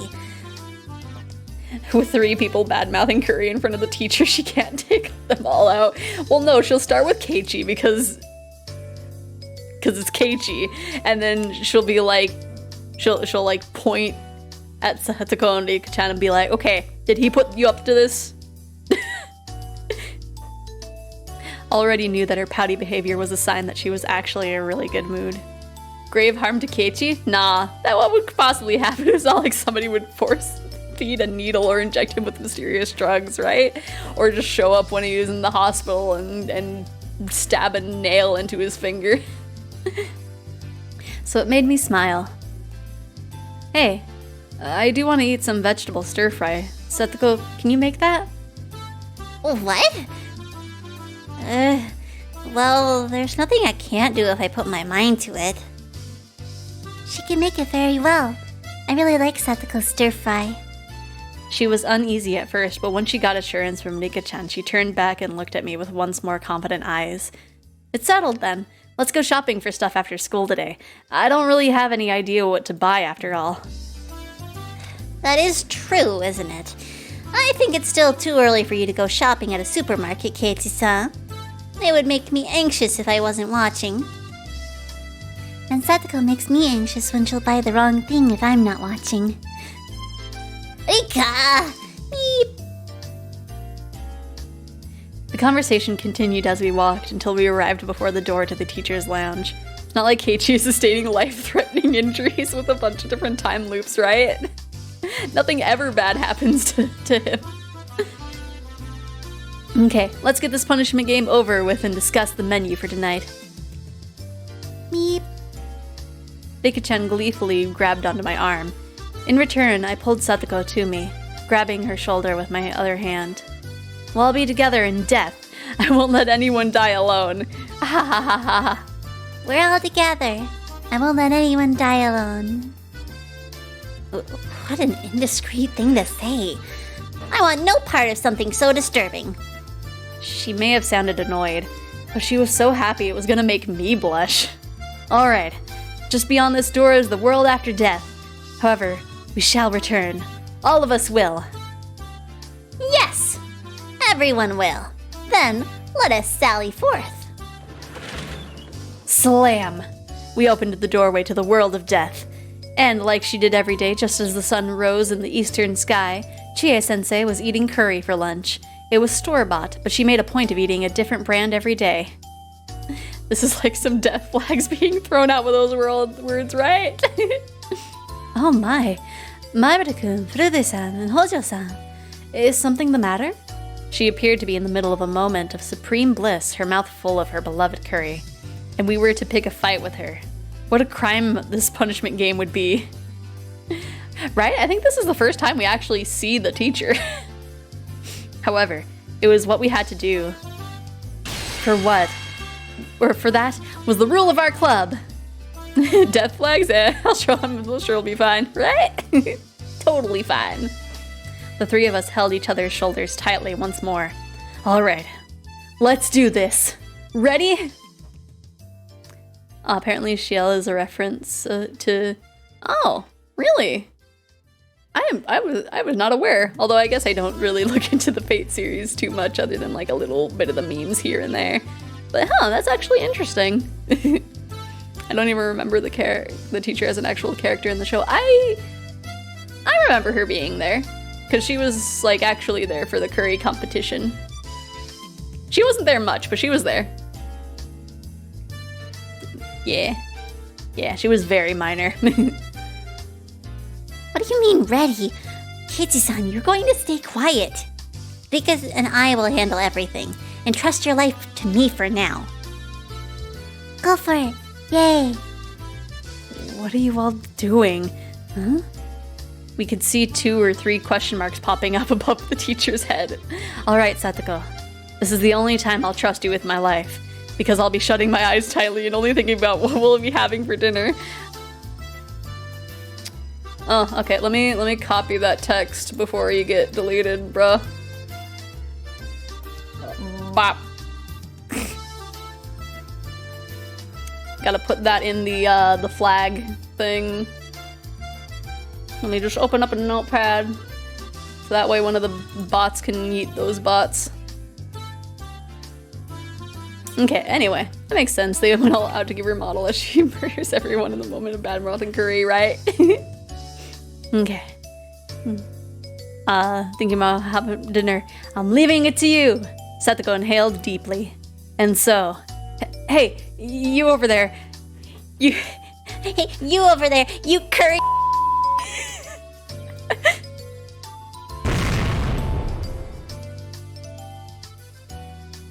I was hoping it was gonna do a scene change. Just no dialogue at all, just... Title.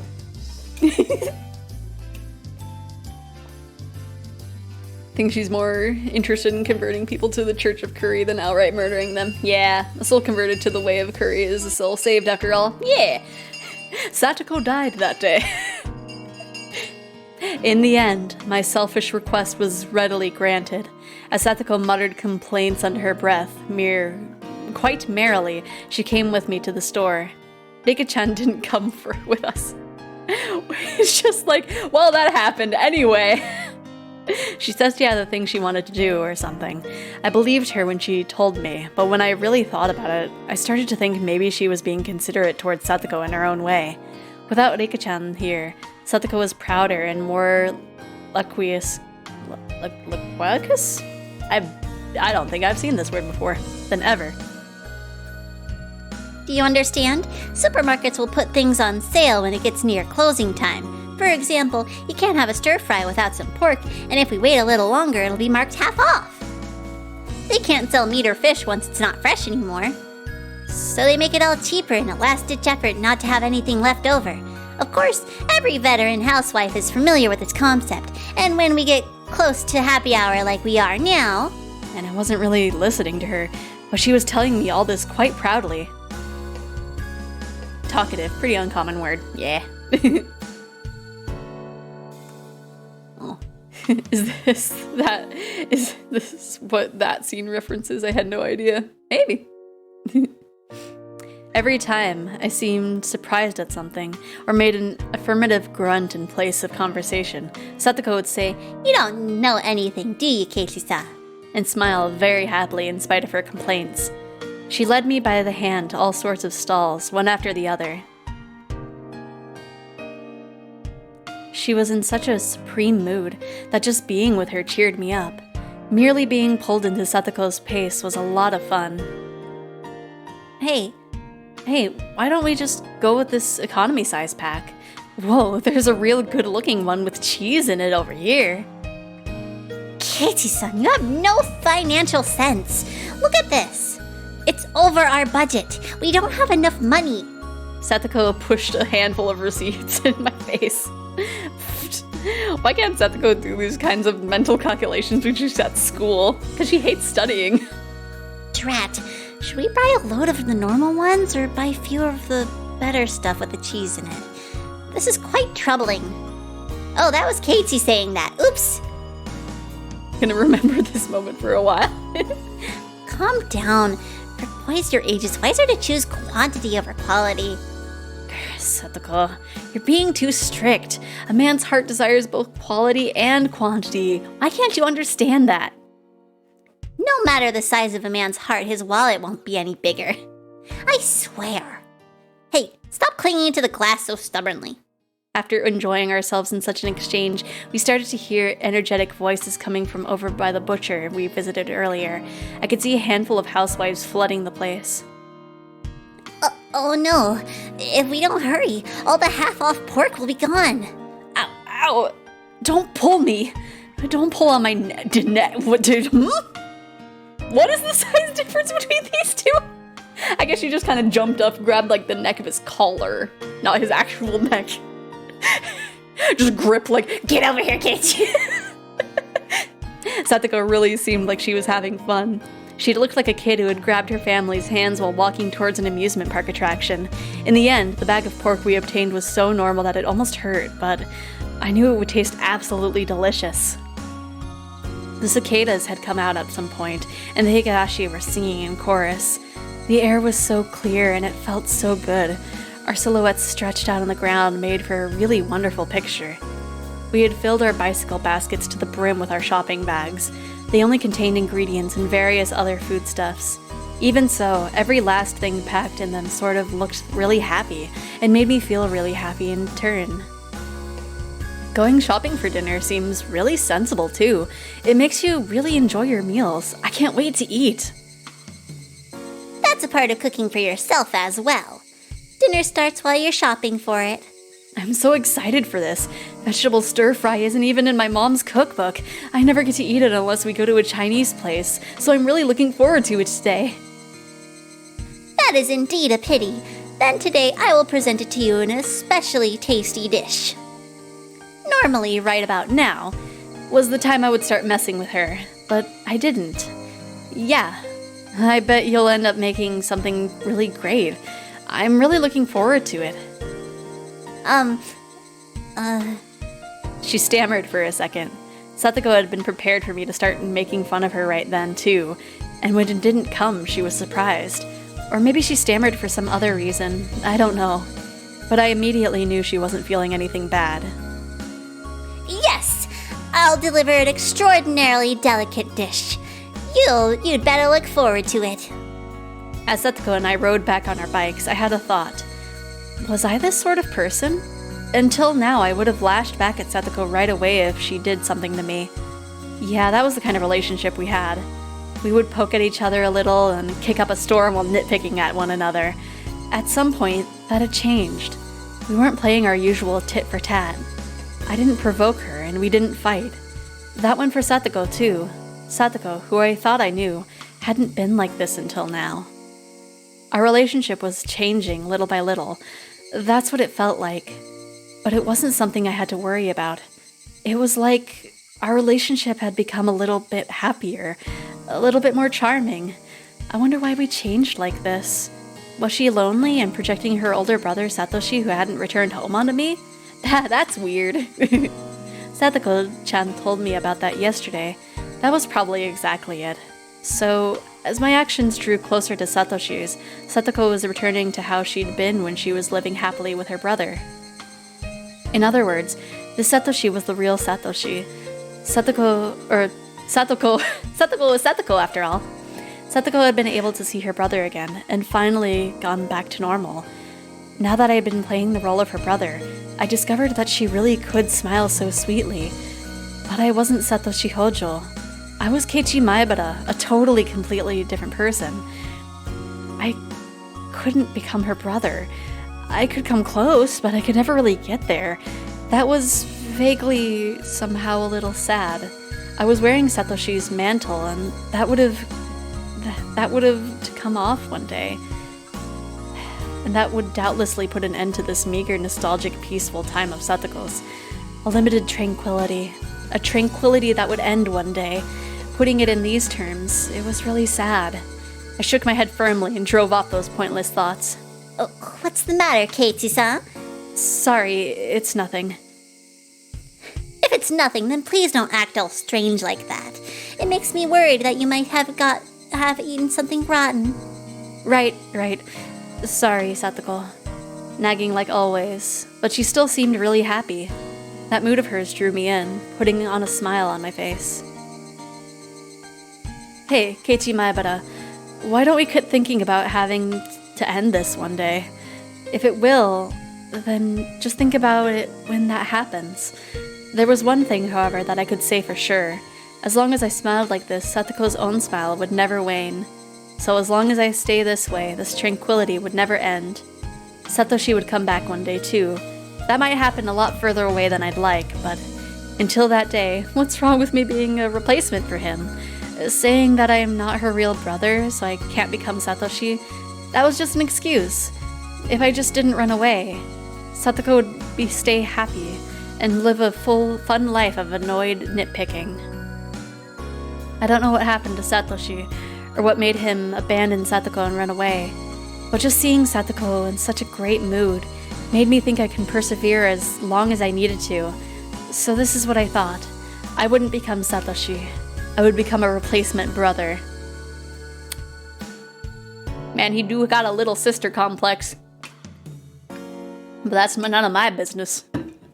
Okay, so apparently I dislike the visual novel Satoko substantially more than the anime and manga Satoko. I just don't like Satoko.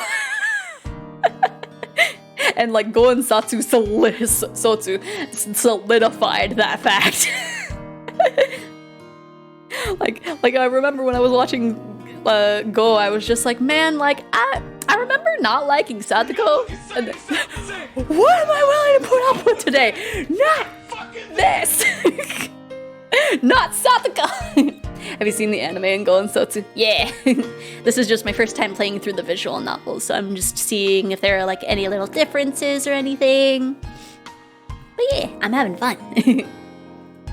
This is it. This is the kind of stir fry I was waiting for. It's great. It's absolutely great. The salt and pepper in the broth. Man, I could eat an entire pot of this. Stop that, Keiji-san. You're spilling food everywhere. The food isn't going to run away. You don't need to eat it so fast. No, it will run away. The best and freshest flavors are running away from the moment the meal is completed. If you were to make 100 delicious things, then it would have a duty to taste every one of them. It's just good manners to do so. Then yes, the end of Sotsu and shopping, apparently that was a reference. I had no idea they were talking about Satoko. Yeah. Yeah. But what they did with the characters in Go Sotsu were terrible, right? It's just like, did you really have to do this? Your feelings are more than enough, so calm down and enjoy your food. You're right, I'm sorry. No insults here. Is Go Sotsu worth watching?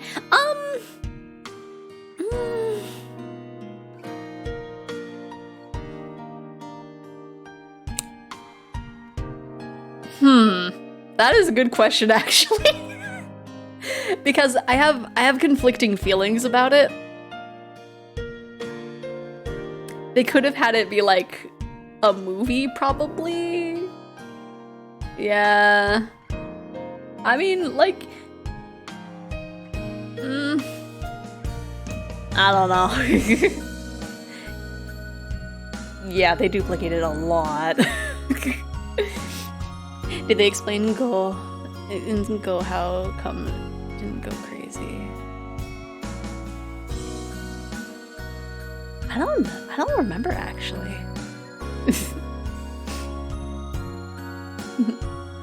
No insults here. I meekly scratched my head and put down my chopsticks and laughed along with her like it was funny. If you go into knowing it's weird fan fiction, more like 12 episodes worth of content than yes. Yeah. Like,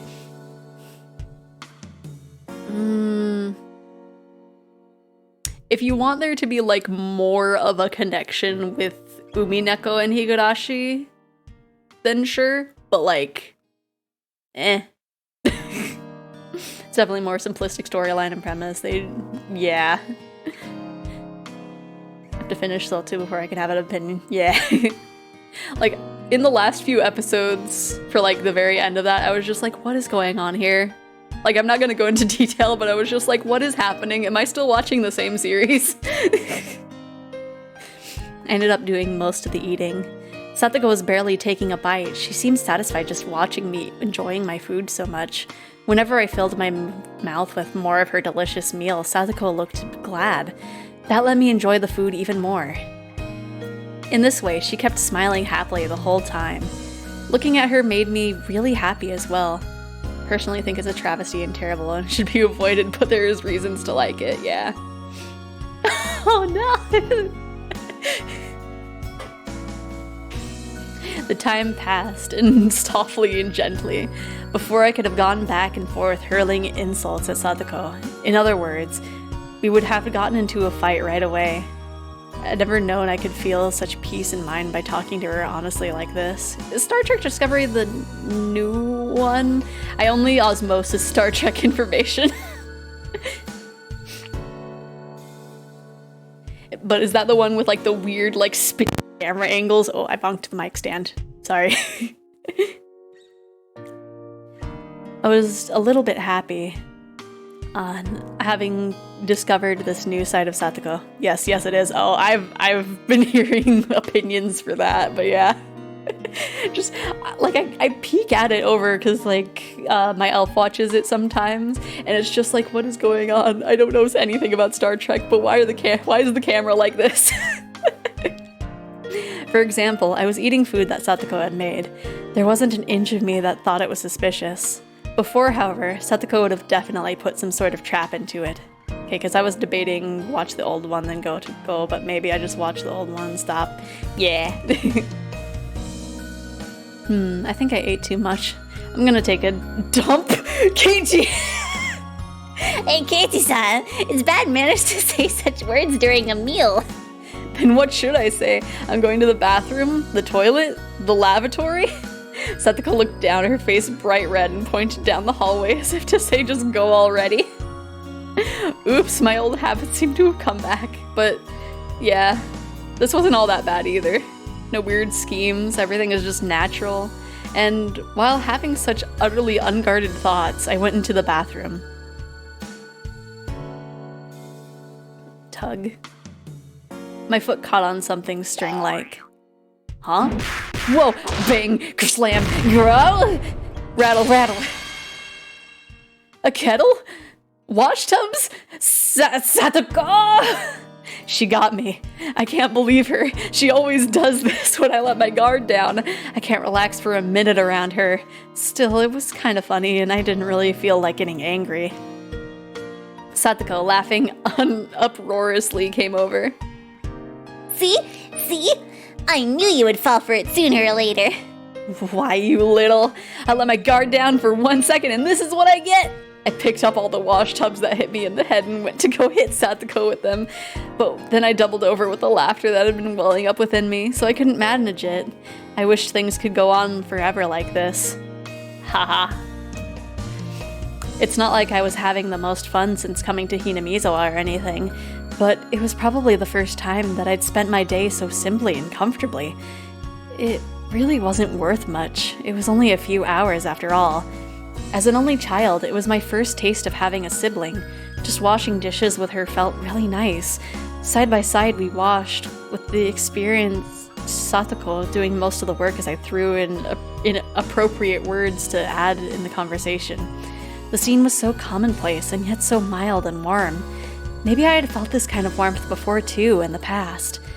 I think I've stood next to the sink with my mother like this when I was little.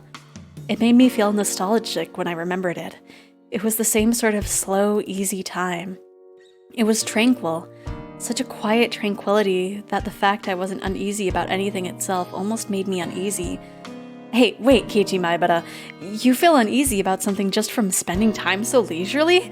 There's nothing at all to feel uneasy about. I mean, why would I be punished for enjoying a gentle life? I do anything to keep these days going, and I would never do anything bad, no matter what. I'd work hard for it and endure so much. So God, it's not much of a dream to want this kind of thing to keep going on, but can't you grant it? Oh? Is that not the telephone? Who could it be at this hour? Oh, you're right. I hadn't noticed until she mentioned it.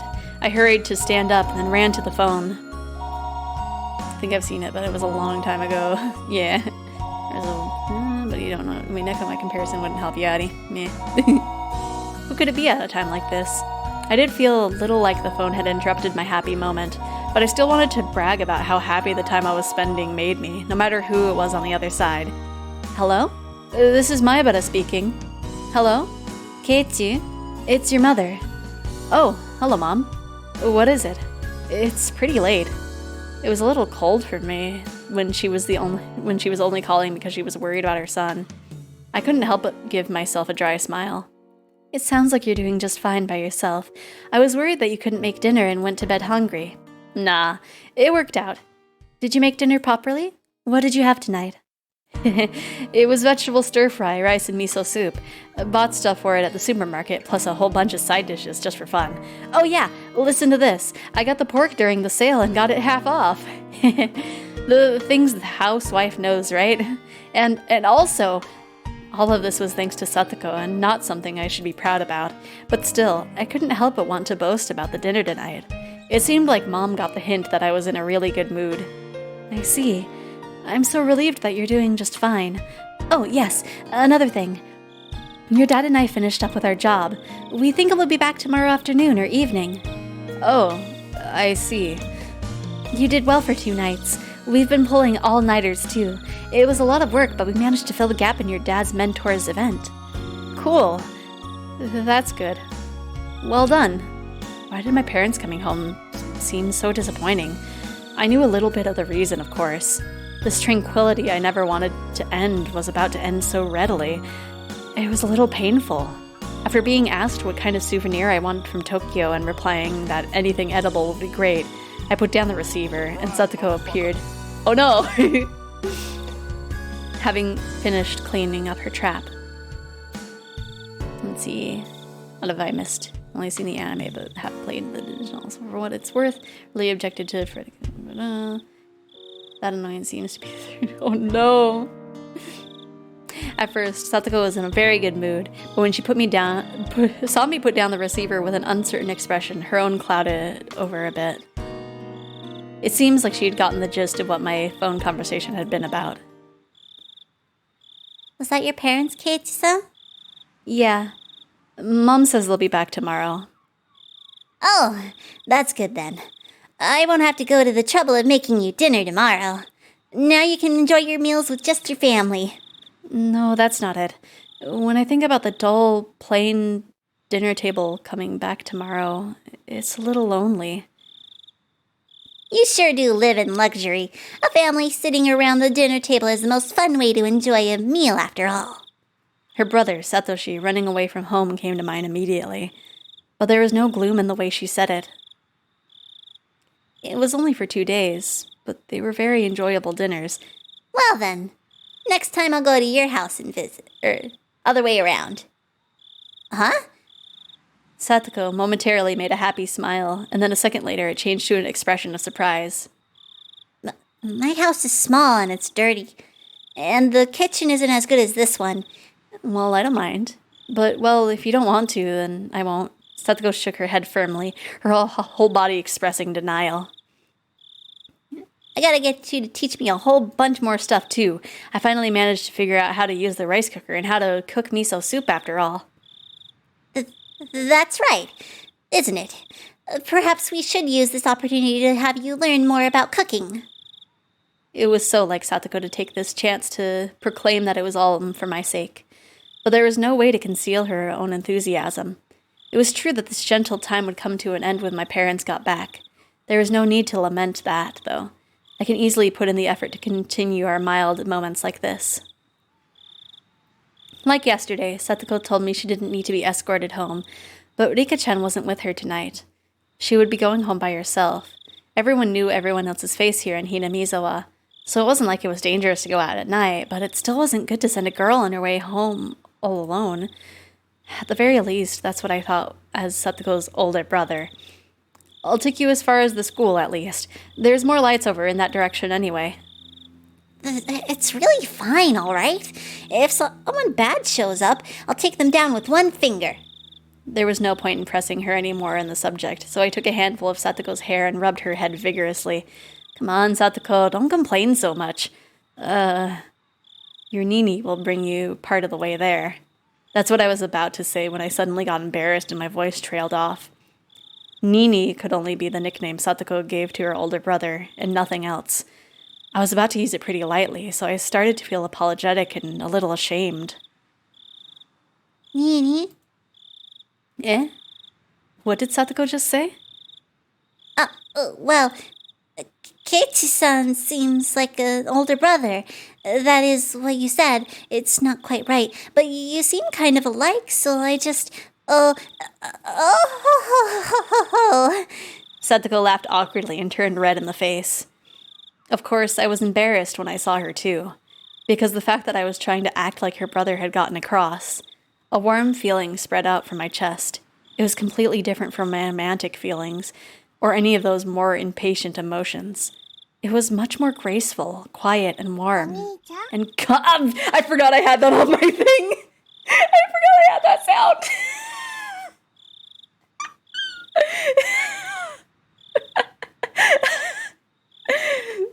Satsuko really needed her Nini. I had initially thought Rika-chan was being sly by not coming today. But when I thought about it like this, I could feel the kind thoughtfulness of her worrying about a good friend's feelings. Maybe Rika-chan had understood that she couldn't play the part of a brother herself. So then, no, let's stop there, Keiichi Maebara. There's no point in thinking about it so hard. It means everyone feels the same way. It means everyone wants Satsuko to be happy. Satsuko is acting as though her Nini running away from home didn't bother her at all, even though it wasn't actually the case. She was very sad and always looking for him to come home. Because Satsuko was a stable person when she was his sister, in order for her to really be this level-headed, having a brother was something she couldn't do without. In other words, Satsuko needed a brother. Nobody had the right to smile it away as childish immaturity. In fact, they deserved praise for being so close to each other as siblings. That role of brother should be played by her real Nini, by Satoshi, but unfortunately he wasn't here. So since I'm here, I'll play the part. And not with a guilty conscience, but in a very natural way, because... was there something wrong with seeing Satsuko smile so happily? Yes. What is it, Keiichi-san? You've been smirking for quite a while now. Is it weird for me to look happy? It isn't weird or anything, but, well... The sound of the motor on her bike light was too loud and I couldn't hear what Satsuko said. Huh? What? What did you say? Nothing. You really are just like Nini, you know? Kei-chan? Or Keiichi-san? Is that right? Of course, you're completely different from my real Nini. But, like, there's things that you do the same. It really is a mystery. The same. Do you feel lonely when you remember Nini? Once I said that, I thought for a moment that that was absolutely a wrong thing to say, but Satsuko didn't seem to mind one bit. It's not that I'm lonely, since Keiichi-san is being my Nini for me right now. As I was flustered for a moment at her hitting the mark, Satsuko suddenly asked me a question in a calm voice. It was very quiet, composed, an adult question. Was it Rika? It was quiet, but her voice sounded lonely somehow. Didn't Rika ask you to act like my Nini for now? For me? Is that what you think? Please don't take offense. Rika is strangely considerate of me. but it really doesn't bother me that much. I could say for sure that, at least, was a lie. Yesterday and today, Setsuko had been so happily spending time like this with me as siblings. And that was proof itself that she was lying about it not getting to her. So I gave Setsuko a light poke in the head. You're thinking too much, dummy. I'm me, Keiichi Maebara. I'm not your Nini, not Satoshi Hojo. I know that. Despite her saying that, her expression seemed a little lonesome. At this point, Setsuko herself had realized that her question had been the wrong thing to say. We didn't need to keep talking about something that Setsuko regretted. So in order to cut the conversation short, I grabbed Setsuko's head and pet her. Let's not talk about silly things like that. It's getting late, so get back home, brush your teeth and go to bed. And rinse your mouth before sleeping too. It'll keep you from getting a cold. You're one to talk, Nini. Be sure to brush your teeth, okay? Rinse your mouth and wash your hands and get your books ready tomorrow. And I wondered what kind of siblings Setsuko and Satoshi were. I've never seen them together, but I could say without a doubt that they were really close. As for the way in which they were close, it was probably quite like this. It was so cold that the day's heat seemed like a lie, and yet the moonlight was somehow faintly warm. The quiet chorus of the insects was pleasing to the ears.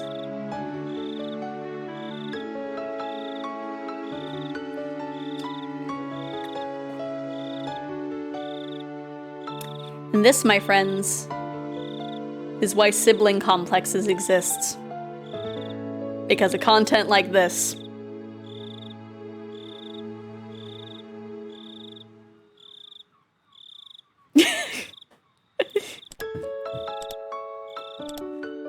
Okay, anyway, on to the next part.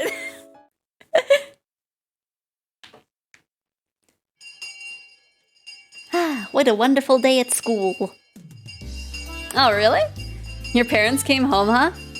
They smelled like energy drinks and their eyes were all bloodshot. They said they had a crazy amount of stuff to do and were up 2 whole nights in a row. Adults have it tough.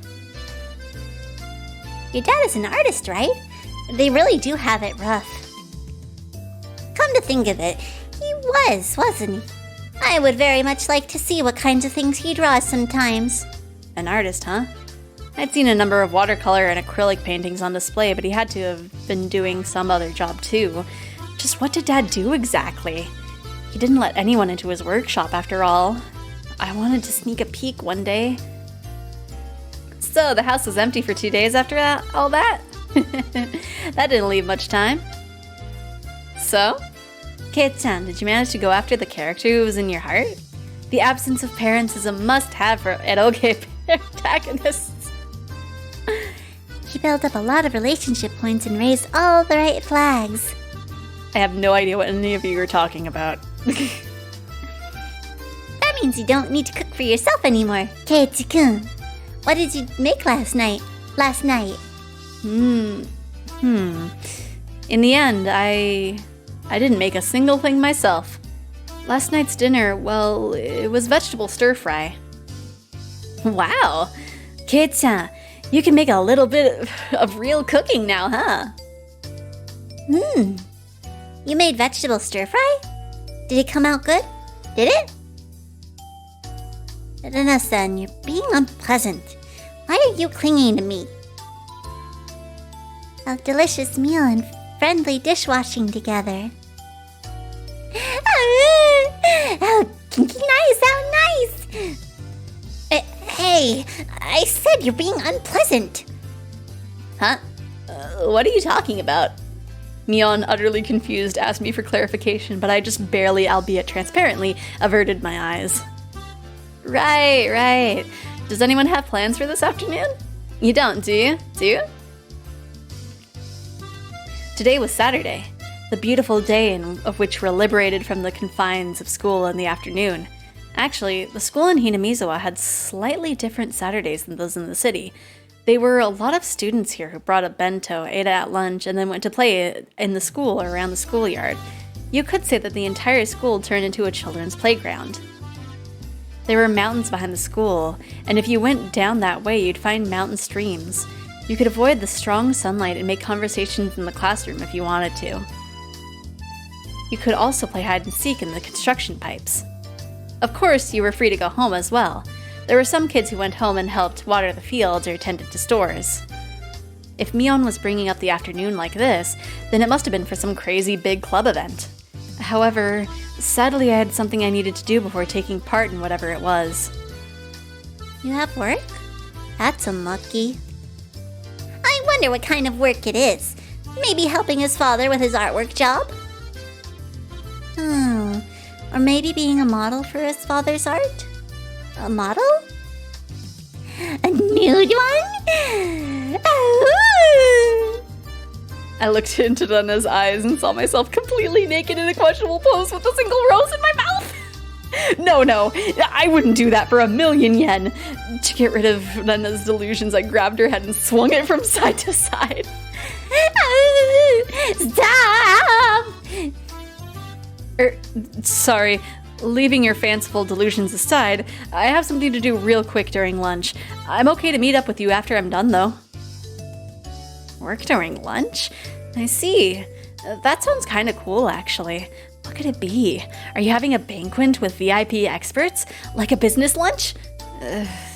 This is truly sad, but you're right. What? Everyone shouts wildly, surprised. I don't remember this.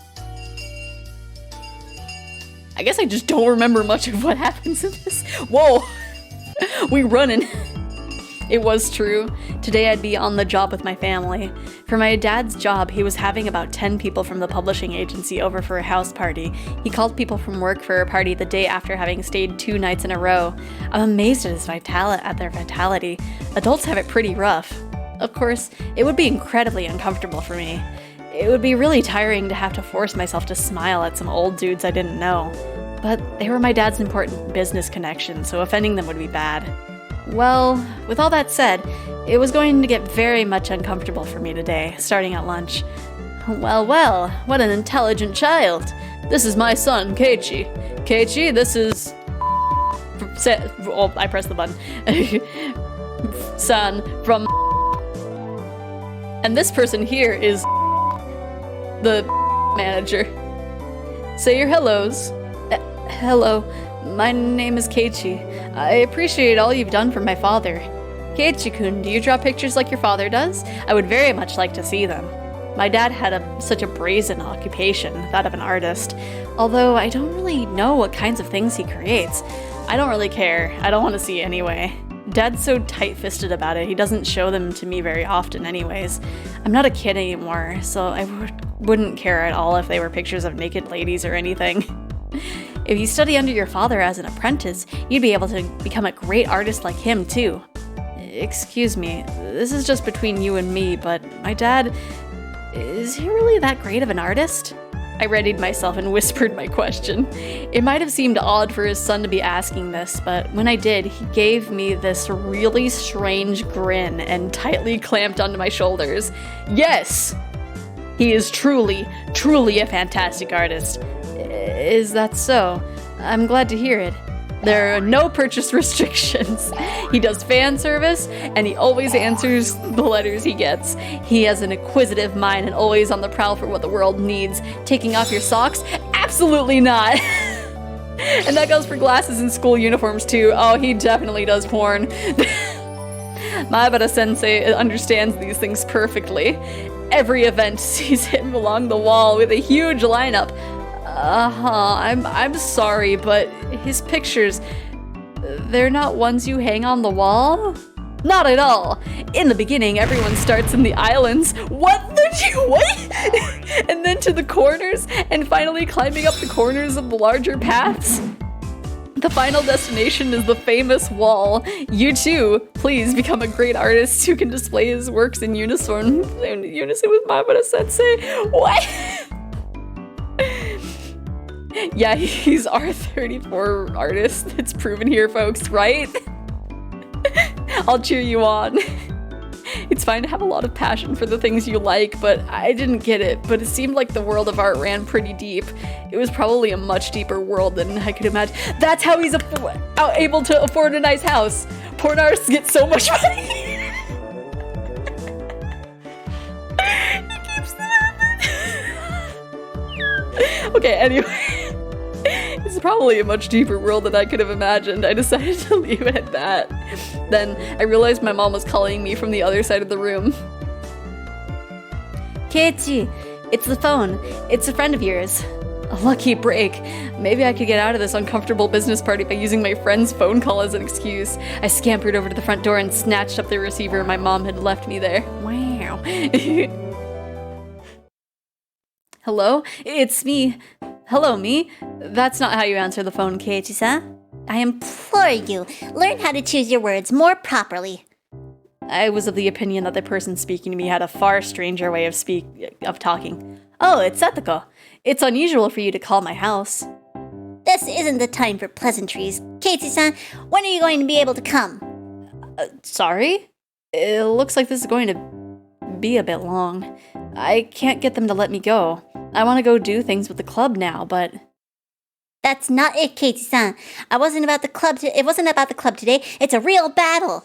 Satsuko's voice was different from normal. I could feel the urgency in it drifting through the phone. A real battle? That doesn't sound good. What's the situation? I'll explain the particulars when we meet. Anyway, this is a terrible crisis. At this rate, we're going to lose. What on earth was going on? Could it have been a fight? I didn't know who they were, but laying a hand on someone from Hanamiza was an absolutely terrible idea. Right, got it. I'll come and reinforce you right away. Where are you at? We're on the Okinomiya Elementary School campus. There are signs at the station and you should be able to figure it out. Anyway, we're in a huge hurry. The school campus. The situation could have a lot of people involved. Could it have turned into an all-out brawl? Who was the enemy here anyway? Oh, I'm on fire. Got it. I'll be there soon. Should I bring a weapon with me? Like a metal baseball bat or something? You have a metal bat? That would be fantastic. We will wait for you here. The cut caught off abruptly. I needed to hurry. Oh, Keiichi. I was looking for you. Here was looking... I was looking for you. Here from was looking for a photocopy.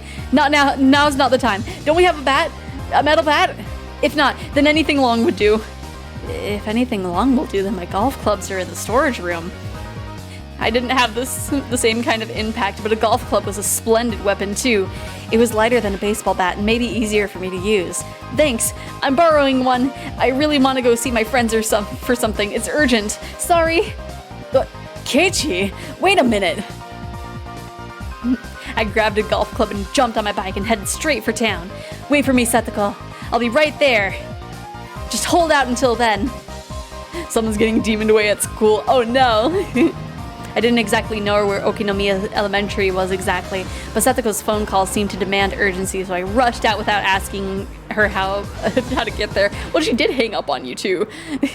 But if I went to the station, there would be signs. At least I feel like that's what she said. Then I heard the jingling of a bicycle bell from behind me. Hello there. Hey, Rika-chan. Keiichi, you came quickly. You put the pedal to the metal. Damn, this isn't the time to be out of breath. I need to hurry. Sorry, where is Okinomiya Elementary? I'll show you the way. Come along with me. Rika-chan rode off on her bike. I followed her. Satsuko suddenly called me out here. But what on earth is going on anyway? At first we had the advantage. However, they called in a helper. It's bad manners. A helper? What cowards calling for reinforcements the minute they realize they'd lose? They're taking everyone out one by one. We can't put a dead in them. Sounds like they were pretty strong. Anyway, I'll ask about it later. We don't have time, right? Please hurry. Leave it to me. With Rika-chan leading the way, we headed straight for the elementary school grounds. I asked Rika-chan something during that time. It seemed that all of the club members besides me were part of this fight. Damn. So what Mion was trying to tell everyone was that this would happen? If I had known that, I would have just ditched my family job. But it was too late for regrets. According to Rika-chan, we had a one-sided advantage at the start, but our angry foes had brought in a powerful enemy. The club members put up the resistance and went against them one by one, but apparently they couldn't stand up to them. The combined efforts of the whole club couldn't win? Just what kind of monster is this guy? He's amazing. This enemy is orthodox. Orthodox? So they weren't using thuggish brawling tactics, but had actually studied karate or something? Is that what she meant? Keiichi is our last ray of hope now. Okinomiya Elementary came into view. I could now hear many voices raising hell over there. Whoa! Mion! Rena! Sataka! I'll be there soon! I'll crush them all at once! Ooh, I like that emote. Oh, that one's cute. There were a lot of bicycles left out in the front of the school. I left mine there next to them in the same way. I could tell that there were a lot of people flooding the campus. Were the two armies in the midst of a huge, no-holds-barred brawl? I took my golf club in hand. Whoosh! I swung it. I felt the sensation of it sticking firmly to my palm. Great. The feedback wasn't bad. I'm gonna go all out with this thing. Dashed out in the breakneck speed to the school gates, swinging it around. Come with me, Rika-chan. I'll show you what the mighty manly warrior Keiichi Maibara can really do. Wow. Keiichi, you're so reliable. You're going to rampage with a golf club. Rika-chan applauded me, though a little dryly, lauding my valiance. The manly Keiichi Maibara put it in behind him and headed for the place where he may die. But Keiichi, why did you bring a golf club today? I had no choice. At first I figured a baseball bat would have been good, but we didn't have one of those at home. A golf club was far better than going barehanded, so I brought one. How very excellent. I will give you a pat on the head. I can't wait to see your golf club rampage. Despite the emergency situation, Rika-chan reached up and stroked me on the head. Hey, this is no time for jokes. Huh? Crack! Just then, an extremely loud metallic sound rang out and I heard many people cheering. Left! Ah, we missed! Run! You can get to second base! Go! Center! Calm down! Send it to third! The center fielder caught the ball and after a brief pause sent it flying to the third base. If he had pitched it wildly, it might get there. He gave up on second and threw it to third with time to spare. The instructions from the bench. They were solid. Wait, what? Oh, Keiichi-kun's here. Sataka-chan, Keiichi-kun's here. You're late. Loafing around is only okay when you do it at the bread shop.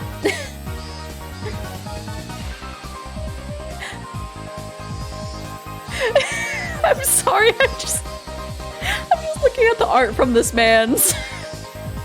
It has a certain quality to it.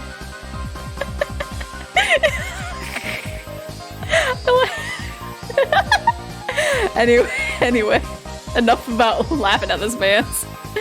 This Maibara-kun kid, will he really save us?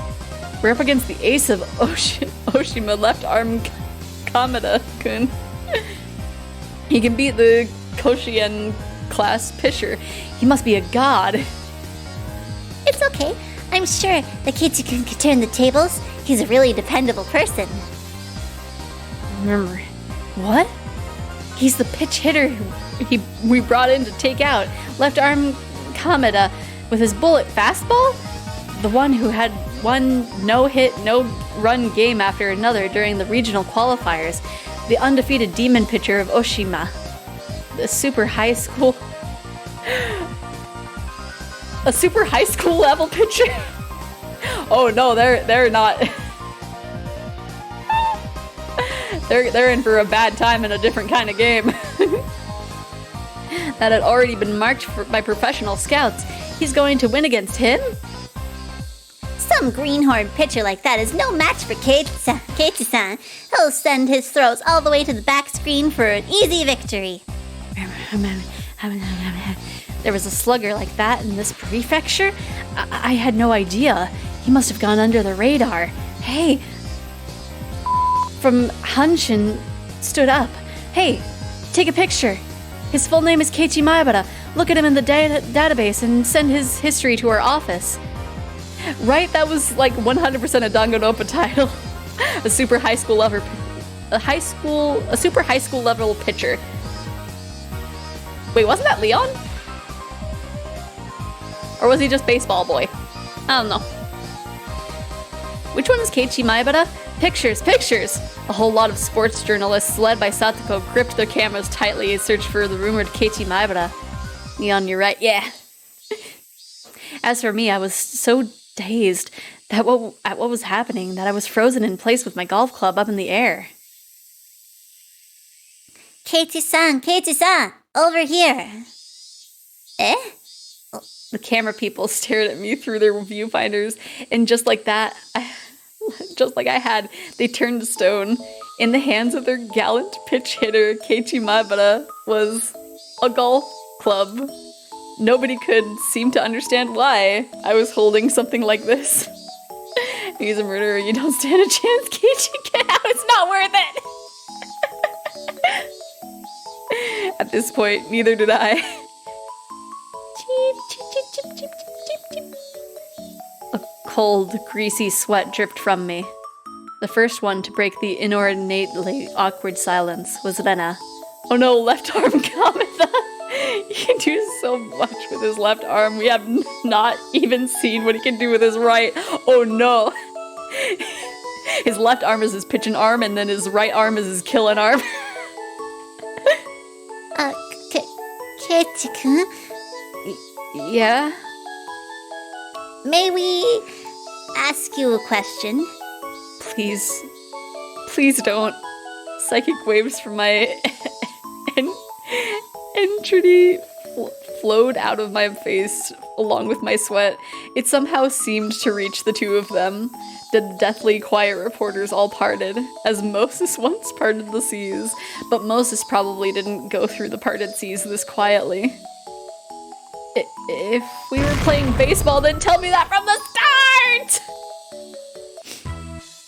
What? Did I not say that? I mean, I told you to come to the campus with a baseball bat. What else could you thought I was?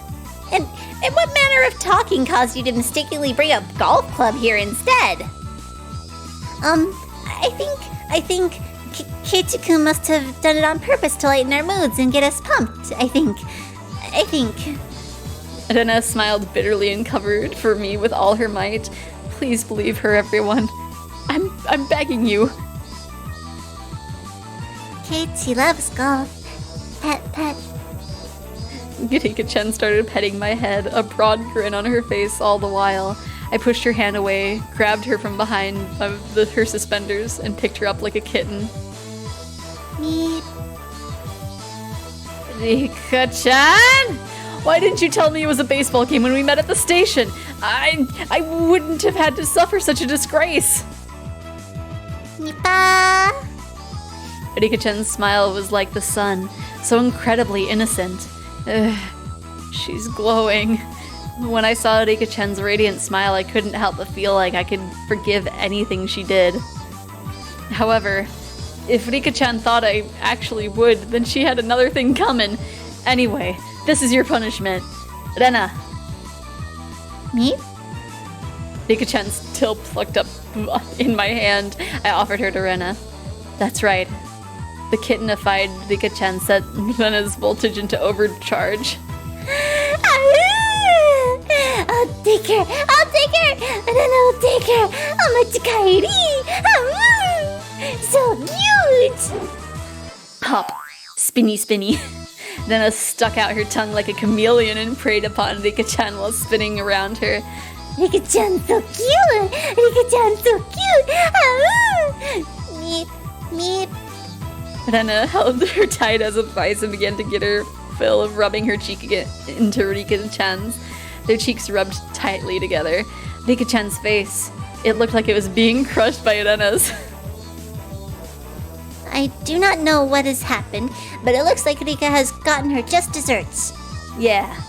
I recently found out that Rika-chan isn't only cute. I got Kitsugun's permission. I'm gonna take you home.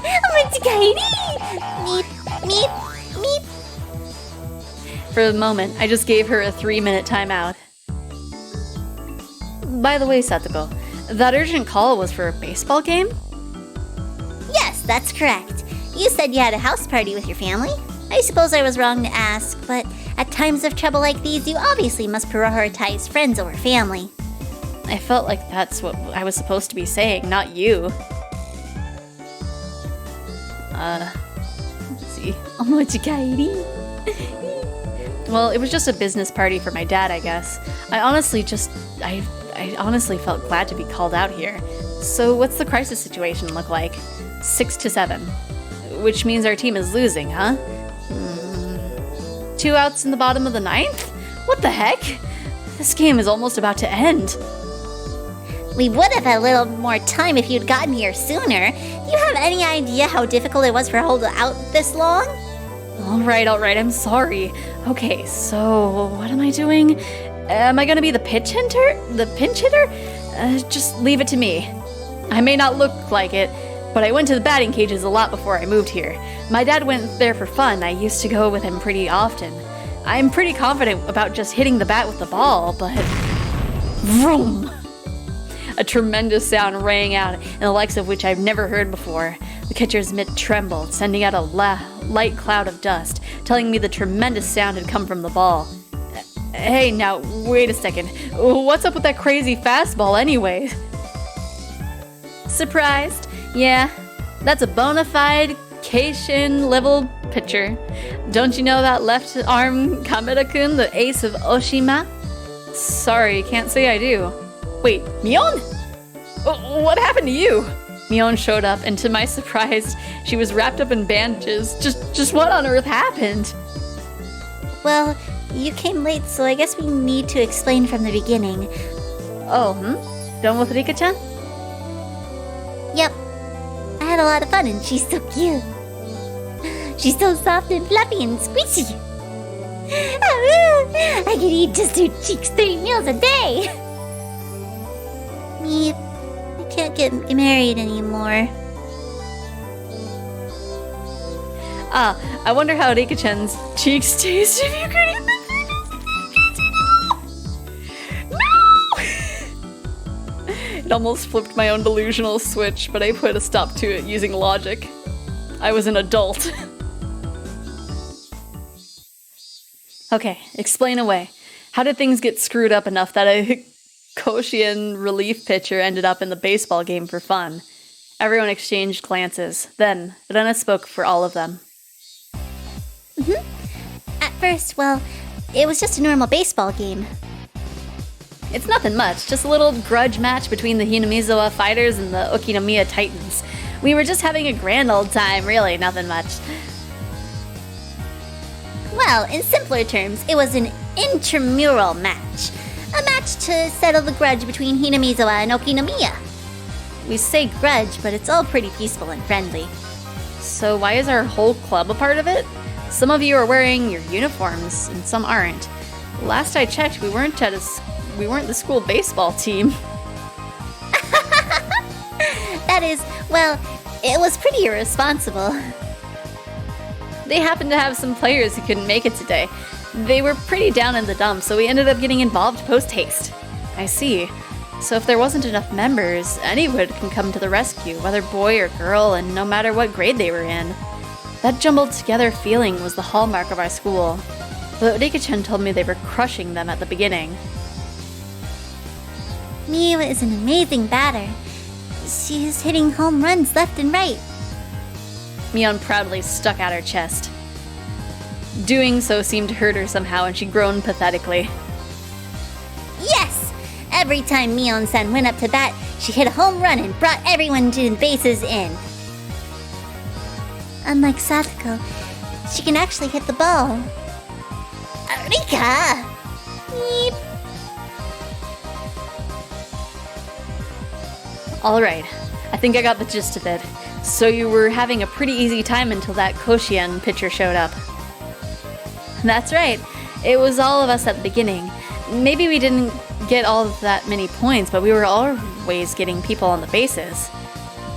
And Kamada-kun from Oshima just happened to show up to watch the game today. Oshima was apparently a fairly well-known school in our prefecture that frequently sent people to Koshien. And that man known as the ace of their baseball team, Kameda, seemed to be quite skilled. Now that I thought about it, it was certainly strange to see cameramen with journalist armbands here to watch a casual baseball game out in the middle in the sticks like this. I heard that when Kameda was little, he was on the Okinomiya Titans. You figured it out, right? His old team was losing, so that's why he jumped in as a relief pitcher and took the mound. Now it's just terrible. We can't even hit any foul balls, much less get anyone on base. But still, a Koshien pitcher barging in, it's unfair. We're just playing for fun. All the boys wearing the Hanamiza fighter's uniform were hanging their heads in disappointment. I knew almost all of their faces. Isn't everyone here a classmate? Oh, I see. We're the only school in Hanamiza after all. Oh, it's Tometa-kun and Okimura-kun. You were on baseball team too? Maibara-san. His uniform was brand new and not very dirty, fresh off the presses. I could see handmade banners with their names written on them in their grandstands. I see. Their families came to root for them in their debut game today. Okamura said he just got his bat today as a present from his dad. The brand new bat sparkled. With that kind of present, a man just has to perform well. He practiced swinging a whole lot, just for today.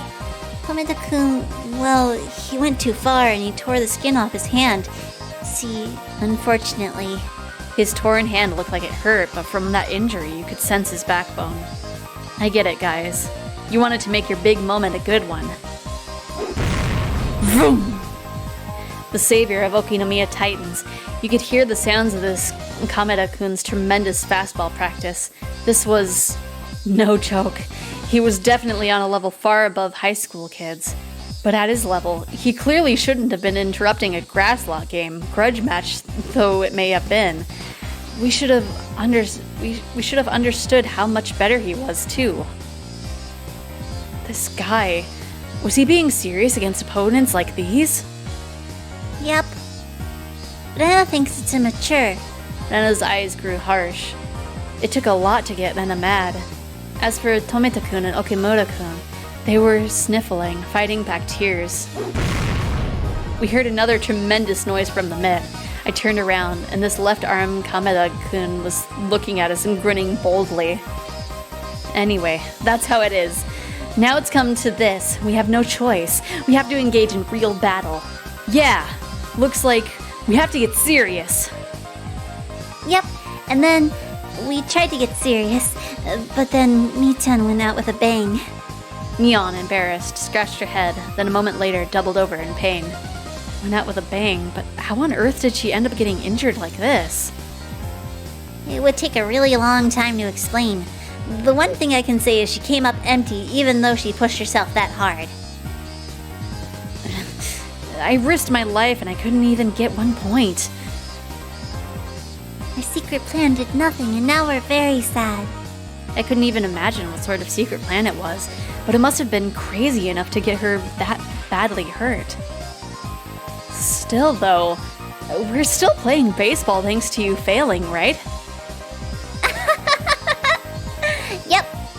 Maybe Mi-chan's last resort wasn't very baseball-like, I think. We have no other recourse now, do we? It means that we need to settle the score front and center in a manner befitting a baseball game. That's right. We have to settle it like baseball. I think normal people would have given up and gone for a frontal attack. But as a member of our club, I wasn't about to accept that so easily. Like baseball? I don't know. If you look at it like a baseball game, then we can't be picky, can we? It is our club's creed after all. That's correct. We can't be picky. That's the virtue of our club. Ah, ha, ha, ha, ha. Rena and Satoko laughed at each other delightfully. It wasn't really a virtue we could brag about, but the best thing about our club was that we never rolled over and gave up. Hello, Psych. How you doing? We're playing baseball. But the cameras are all But all the cameras are watching very closely, so it'll be hard to cheat. Rika-chan spread her arms wide, indicating the array of reporters in the bleachers. She was right. With all these cameramen watching us through those cameras with giant telephoto lenses, foul play would be very tough. That's right. That's the bottleneck. Everyone's eyes are on us. We can't be too bold. Ow! I never did think Mii-chan's ways were very ladylike, though. Satoko and Rika-chan both nodded behind Rena. Then let's get down to business. Our team is down 1 run right now. Plus, it's the bottom of the 9th. We already have 2 outs. If this old man's plan had gone better, we'd have our bases loaded right about now. There is no point lamenting a failed plan. Our club never loses heart and always goes on to the next one. Setsuko said eagerly, trying to cheer up the downcast Mion, whose secret plan had failed. It may have failed, but Setsuko still seemed to have another. The first thought is just, let's cheat! Oops, there's cameras. I guess we'll have to go with plan B. Satsuko, you seem pretty cheerful, which means you've got something up your sleeve, eh? Keiichi-kun? Who do you think she is? It's Satsuko-chan, you know? Satsuko Hoja-chan. That was right. We called her Trap Master Satsuko, didn't we? She would ensnare her opponent at a perfect moment, the very end. Everyone in our club knew that we could never, ever let our guards down around Satsuko. I may have taught her, but she's grown a lot and doesn't seem to want to stop. Sometimes even I'm astonished at how she overcomes such slim margins. By the way, Mii bats next. I clicked very fast. I didn't mean to do that. Mii bats next, then Satsuko. We were losing by 1 point. If we could get the next runner on a base, then the runner after that can hit a big one and end the match. And that final batter was Satsuko? See? You feel like we can win now, right? I can't imagine what she's got set up, but it's got to be some kind of trap for sure. If I were the opposing pitcher, I'd definitely walk her. There was no way Satsuko was going to hit a home run, even in my dreams. But if she was going to stand in the batter's box normally, without any kind of plan, I can't think of anything else she could do. And the fact that you called me here, I see. I think I know where this is going. It meant that I wasn't a necessary piece of Satsuko's trap. I'm excited. I wonder what Satsuko will do. I can't wait to see Satsuko's walk-off home run either. Kei-chan is indispensable for this. Understand? This is our last chance at creating an upset. We absolutely cannot fail. Right. That much I know for sure. Just watch. Satsuko and I will give you an all front row seats to the greatest turnaround victory in all time. Then I'll explain your instructions, Keiichi-san. Lend me your ear for a moment. Satsuko and I huddled up in a hidden place and held a briefing to anyone watching could tell was suspicious. I wonder what Maibara-san and Hojo are talking about. I pray it's not some crazy trick like the one that the president used. Our teammates, Tomita-kun and Okamura-kun, seemed very nervous. Nana gave them a wide smile, trying to dispel their anxiety. It'll be okay, everyone. Satsuko-chan and Keiichi-kun will be able to pull this off for us. But Ryugu-san, we're up against a Koshien pitcher. I don't know if Satsuko's traps will be much good. Now everyone, be silent and watch. You're gonna get to see an interesting game. Mion, who knew everything about to transpire, looked like she was having a hard time stifling the laughter bubbling up within her. Let me have my little, this little guy.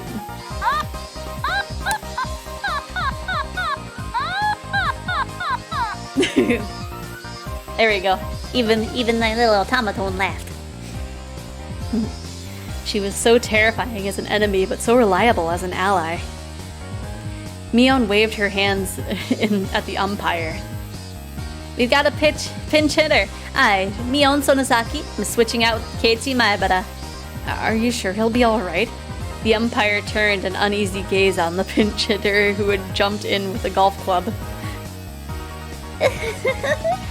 Don't underestimate Keiichi-kun now. The members of our club were the only ones grinning with a whole heart and confidence. I'm gonna take a little sippy while the scene changes.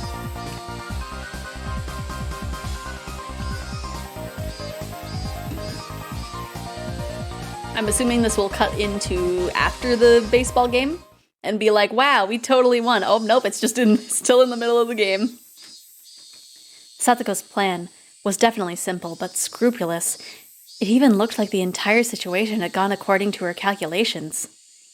The fact that we were losing by 1 point, the fact I had come late, the fact that Satoko was the last batter, it even felt kind of like this had been set up before the game started. There had been a lot of time since I got here, and during that time the opposing pitcher, Kameda-kun, took a bathroom break. Even that felt calculated. All according to Keikaku. No, this is Satoko we're talking about, so maybe she made him drink controlled laxatives to get him to use the bathroom at this exact moment. And while he was having a long way off, shut up in the bathroom, our plan would begin. The opposing pitcher, Kameda-kun. There he was, in front of the urinal, pleasantly taking care of business. He thought it was only natural he would win at a grass law game like this, and relaxed enough to relieve himself without a care in the world. Maybe it was supposed to be his appeal. Maybe I'm just standing here watching this man piss. However, his relaxed state was itself our chance. Right now. You've already conceded to our club. I, too, casually walked into the bathroom. There were 3 urinals. Kameda-kun was doing his business at the farthest one. I went to the one next to him. Normally, you would leave 1 urinal open. Kameda-kun seemed to notice me. I had stood right next to him after all. This is destiny indeed. Satoko's will is powerful. But look who it is, the big pinch hitter. He recalled seeing me swing the golf club around like an idiot, and he couldn't seem to resist the urge to laugh. I, however, wasn't frustrated in the slightest. The match had already been won the moment I arrived. The game had been decided as a big upset for our team. So now, all I had to do was push things along exactly how Satoko planned. I'm the only one who should be laughing. Why does this music in the background sound like someone is dying of Oyashino-sama's curse, right? I forget, when does he learn about Oyashino-sama's curse and that? That's usually the trigger of like, here's the horror stuff that everybody likes. Hoo hoo hoo. I wonder if Keiichi-kun can do it. He will be fine. When Keiichi-san is serious, he can do this much before breakfast. Tometo-kun and Okamura-kun, our underclassmen, asked another question with much trepidation. What if it's just like Keiichi gets all cozy up next to Kameda and is just like, have you heard of Oshiro-sama's curse?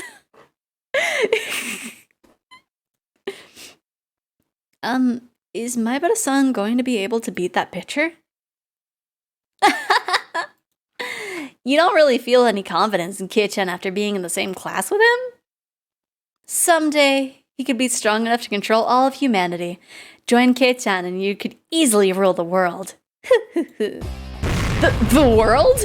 Our teammates exchanged glances. Did Maebara-senpai really have such incredible strength? Just what kind of strength could that be? My question caused Kameda-kun to stare in bewilderment, and for a moment, he didn't know what to say. Sorry, I don't think I heard you right.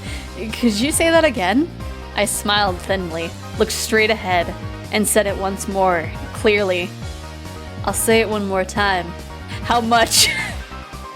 Let us win. Right to the point. No threats, or beating around the bush, or anything. Kameda's brain couldn't figure out the meaning of what I said, and I could clearly tell he was confused. What are you, some kind of moron? Let you win? Are you insane? I have relayed our demands. What's your reply? Yes? Or no? It goes without saying. Like hell I'll let you win. Is your brain broken? Kamada didn't hide his bewilderment. He didn't want to be around someone who would babble on like this for another second. Those thoughts spilled into his expression, and he quickly moved to leave the bathroom. Kamada-kun, what does victory mean to you? That's a dumb question. Priceless, absolute, supremacy. Nothing else can change it. He grinned lightly as he answered it, as if to make fun of me.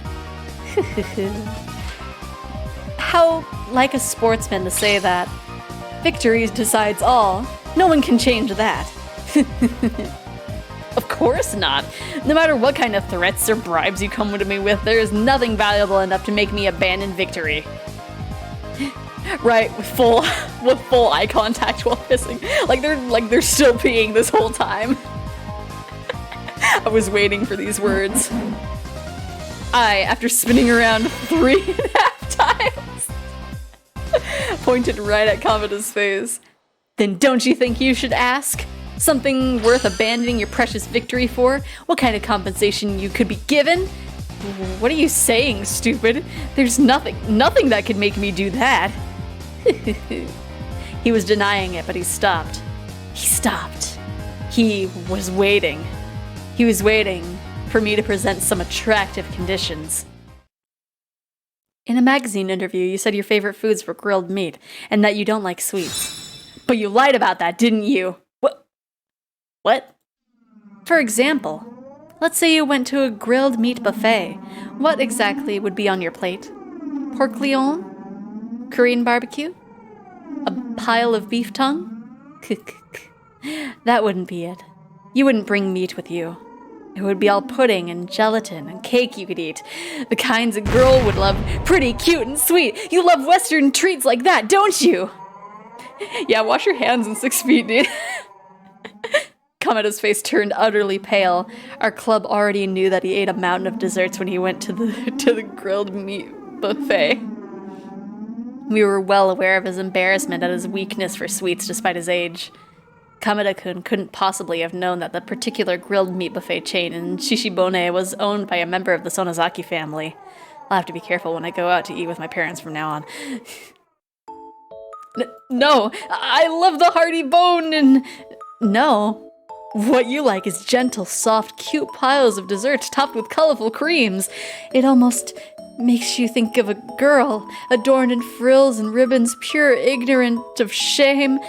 Cute desserts like those girls, so clear and clean, and with your acne-laden face, your sports cut, and your lust in full display, you sully them. Okay, I don't know if you're being sexist or sexual right now, Keiichi. Wah! Shut up! That's right, you eat desserts, but you don't love them, you just dirty them, violate them, and chew them. Okay, you're just being sexual. Okay, got it. All you do is relish in the enjoyment of sullying them. Yeah! Please, no more! My secret pleasure has been found out! I can't go on living! I have to die! You idiot! Don't end your life so easily! Slam! I hit him on the side of his head as hard as I could. Kamada-kun fell down like a girl. His eyes started watering and he broke down. I'm probably the only one in the world who thinks those things while eating desserts. I'm nothing but a pervert pretending to be a proper sportsman. That's right. You're a pervert. Yeah! This time I didn't hit him. Instead, I clapped my hands down on his shoulders. Do not cry, Kamada. What's wrong with a man being a pervert? Dun dun! Huh? Has to be a cultural thing. Yeah, I'd believe it. A man ought to be a pervert, but admitting it sets a man apart from those below him. You've been honest to yourself. You can brag about that. You can be arrogant about it. You can be proud of yourself. Instead of blaming him, I told him to have pride in himself, and Kamada-kun couldn't hide his confusion. Yes, I have been deeply moved by what you've shown me. Desserts are nothing but sweet foods eaten after meals. That's what I thought this whole time. But I was mistaken, and you showed me that. Thanks to you, I can. Starting tomorrow, I will be able to enjoy my desserts in a completely different way. For example, strawberry shortcake. Strawberry shortcake. Kameda's throat cried out. The simplicity of strawberry shortcake. Indeed, it's somehow old-fashioned, like the Orthodox maids from the gaudy times of the late 1800s. Not those flirty maids with short skirts we have now. An Orthodox, fully dressed, authentic maid. It's just strawberries. But please, master, I could not prepare any more than this. So please give them a taste. That kind of honesty is unbelievably great. Please give them a taste. It's such a turn on. A turn on. Because there are only strawberries. There are only strawberries. The soft accented cream decoration ends up looking like frills, laces, and embroidery. And she takes it and splits it with her fork for her master, an elegant aristocrat. No, it would be wilder if she took it and sucked it on it vulgarly, like her bad master is. Greasy sweat. No, more than that. The dent in the strawberry after plucking it. Isn't that even better?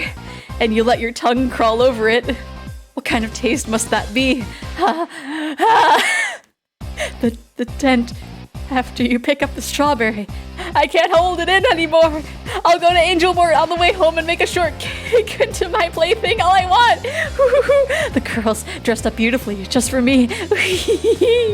I draw even closer to the trembling maidens, and then one by one I show them. For everyone I eat, I hold my jaw tight just like this and appraise the goods, wondering which to eat next. Keiichi, are you gonna get me in trouble here? Please translate girls as cake, alright? Keiichi-kun seems to be talking about cake combination platters, emphasis mine. What? As if I'm showing off, I hold my jaw tight like this and... Has there ever been a man such as this who could speak so passionately on a single piece of strawberry shortcake? No, there has not. Keiichi converting more degenerates into bigger degenerates. Like, we're just talking about cakes here. He's being so lewd about cake. There has never been, I say, such passionate feelings are trying to melt away the stubbornness in Kameda's mind. Kameda, I'll say it one more time. Let us win. But I would... Then fine. I won't rely on you. I rejected Kameda outright and turned on my heel. Enough. We've lost this game. It's over. I don't care about it anymore. Instead, once this game is over, why don't I head down to Angelmort and get all you can eat of gothic lolitas decorated like Western dolls and frills and ribbons. Tonight will be the greatest feast I have ever known. Lolitas, all you can eat? Thud. Despite this being the bathroom, Kameda-kun put both of his hands on the floor. I was wrong. What's wrong, Kameda-kun? You have something to say? Then say it. Right, I actually really want a cake. Like, I want like a German chocolate cake right now. This is the first time I've met someone like you. Until now, I've always thought something was wrong with me and I had to have fun secretly. What are you waiting for, you tiny man? I already said, admitting your perversions is what separates the boys from the men. You are a man entitled to pride. Now, reach out your hand and show me how great you really are. Come with me and accept that it is our world.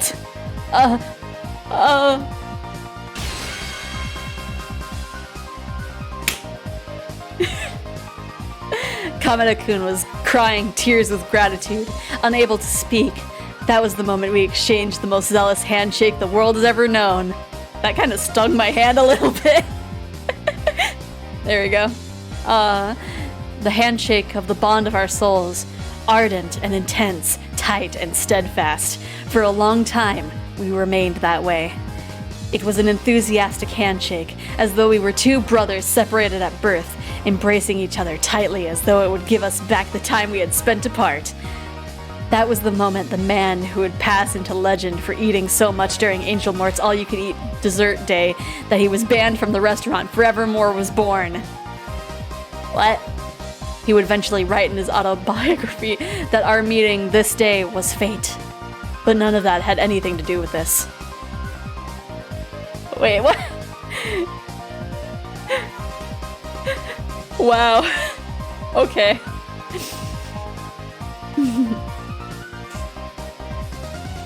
Yeah, don't think about it too much. Just Keiichi's wild. Oh yeah, he touched the bathroom floor and then they did the handshake. Oh man, you boys better wash your hands. Then until later. For now, just play the game the way I described it. With just that, I turned on my heel and made to leave the bathroom. But then, Kameda-kun stopped me. Wait! At least, tell me your name. Who, me? My name is Keiichi Maebara. No. I kind of didn't feel like using my real name. Anyway, maybe I should lie to him and use a code name. Just call me... K. K. K! Wait, was that actually an embarrassing name? I left the bathroom behind me at a quick pace, hiding my embarrassment. But from what I heard later, I apparently looked quite gallant coming out like that. Yeah, I also need to watch Yudo Camps. I've been meaning to, but I have like a long list of animes to catch up on. I'll only watch 3 episodes. Well, it still seems very cozy. Satoko to Keiichi-san, how did things go? Keiichi to Satoko, I talked about cakes in a very lewd fashion. Negotiations successful. We settled on he and I getting all-you-can-eat desserts at Angel Mart. Mion, no problem, right? The worst part about Yudo Camp is that it ended. Oh no. Well, there was... Well, yeah. That is sad. 2 guests for Angel Mort's all-you-can-eat dessert. Roger that. I'll set it up. I am actually quite interested in how you negotiated with him. Man, bathroom talks, right? That's what happens in the boys' bathroom. They talk about cakes. This isn't blackmail as such, but I can't help but feel that this is legal in some way. Right? They had a really fun talk about how delicious dessert was. Probably how. Yeah, I thought it was also like an endless 4-coma series, but I guess at one point, like, artists do have to be like, you know what? I'm gonna finish this up. After that, the game started again. I entered the batter's box as a pinch hitter in place of Mion, but all of the pieces were already in place. Vroom! The straight pitch whipped by me like a bullet, true to its name. The camera people raised their voices in wonder and clicked their shutters. A sharp pitch, as always. He's really going places this summer, isn't he? Animation just had no more episodes made. Aw, rip. That golf club pinch hitter is standing straight up too. Hee. But doesn't Kameda-kun look a little strange? No, normally just avoid eye contact. Stay in conversation, but we avoid eye contact. But yeah, doesn't he look strange? It's like he's got a cold sweat. I patted my shoulders with my bat, then sneered at him with a relaxed voice. What's wrong, Kameda-kun? Not feeling well today? I couldn't swing at the bat because I was too busy laughing at this. Was that all you got? You little... The next pitch was the same incredible speed as before. It curved sharply and should have thrown off the batter's skill. But Keiichi didn't move at all. He just watched coolly. You don't need any more little tricks on the straight pitch, Kameda-kun. Do people fall for those curves a lot? Batters around here, that is. Both of the reporters and all the people watching noticed something was strange here. Was Oshima Kumaeda the pitcher who conquered Koshien losing a mental battle? The next straight pitch had incredible speed again, but it went a little too wild. It was a ball. I snorted, not even bothering to get ready for it. What, Kameda-kun? Scared of going right down the middle? Everyone calls you the best. You'd better not walk. You never walk the batter. Shit. The abnormal, unsuspected situation spread the confusion through the reporters.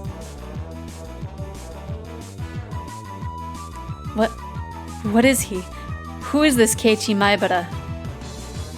Yeah, I thought they made a second season, but I don't remember how long ago that was.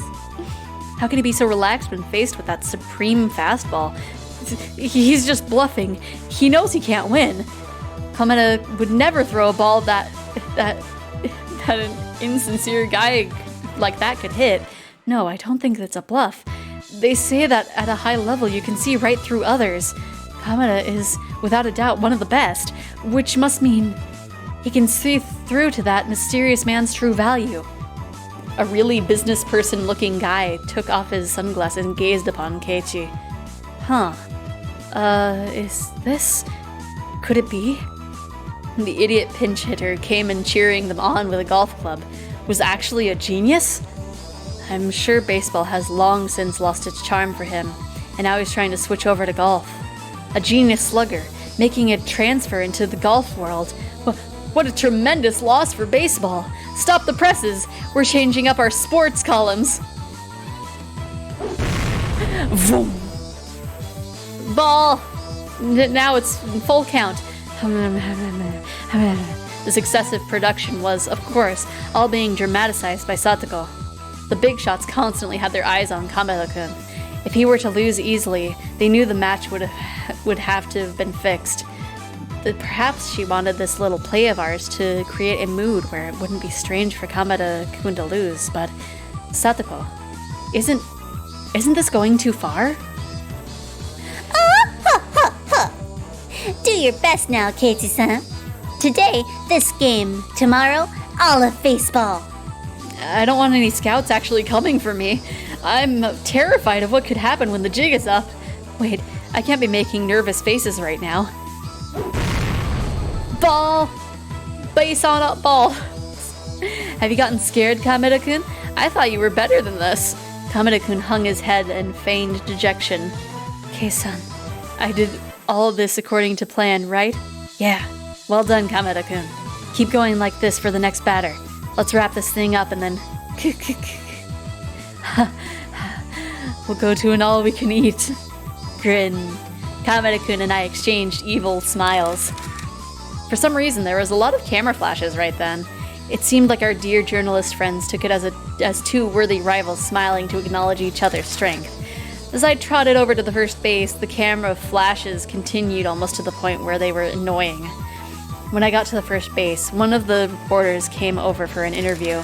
Maibara-kun, do you plan on setting the score with Kameda-kun and Koishien?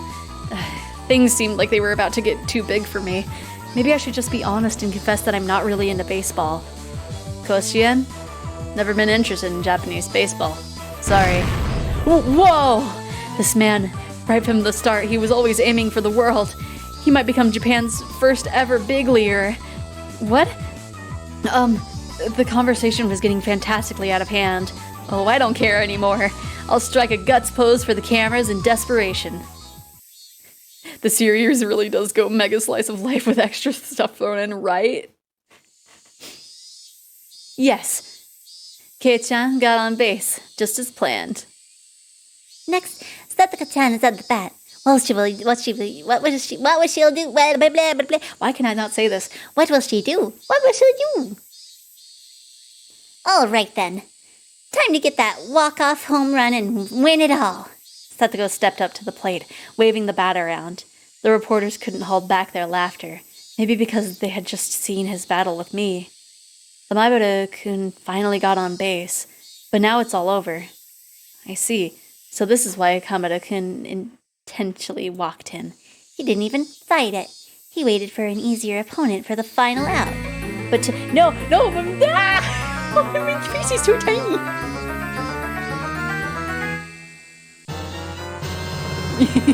Look at it, it's so small. But to avoid a direct confrontation like that, we cannot make light of him, that Keiichi Maibara.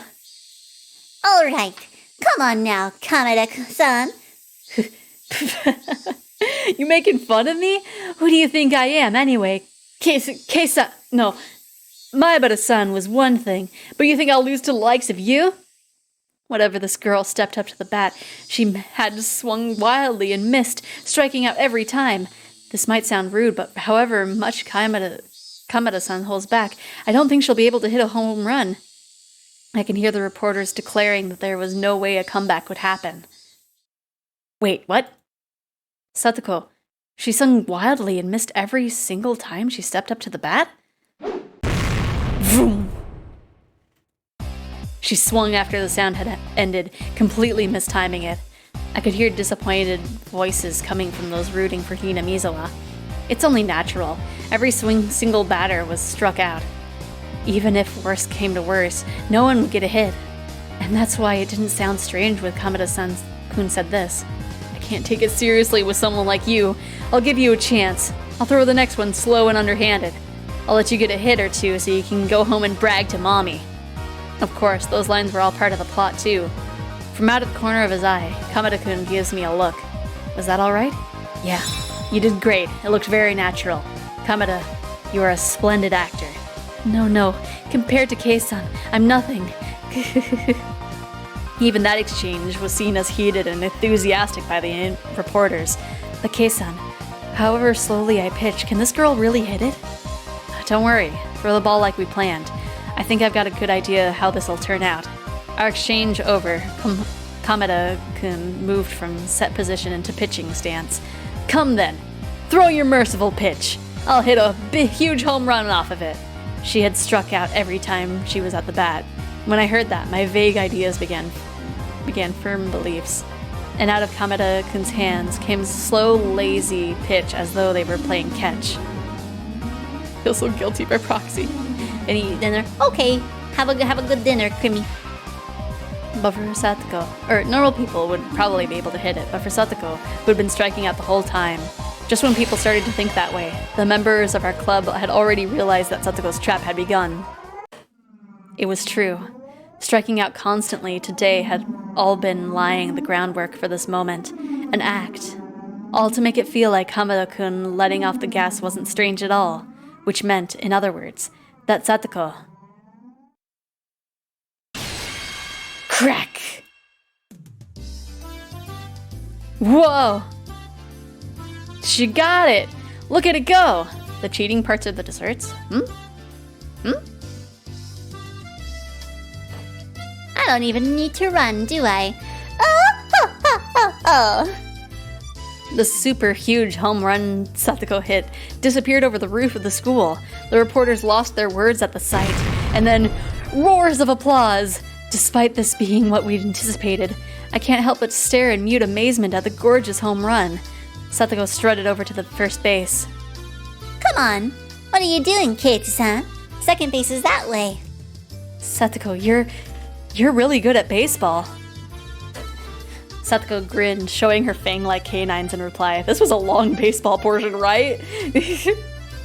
Well, it's just like before they get told about Oyashiro-sama's curse, it's just like, hey, we're having fun, and it shows you all the stuff of like the board games, and it just goes into excruciatingly long detail. But it's not too bad. Come to think of it, she played baseball a lot with Tometa-kun and the others during lunch, didn't she? The fact that they always invited her to play meant she was by no means bad at it. And you purposely struck out all those times? Since before Kameda-kun even got here? Jeez, you've really got something for every occasion. I say this all the time, do I not?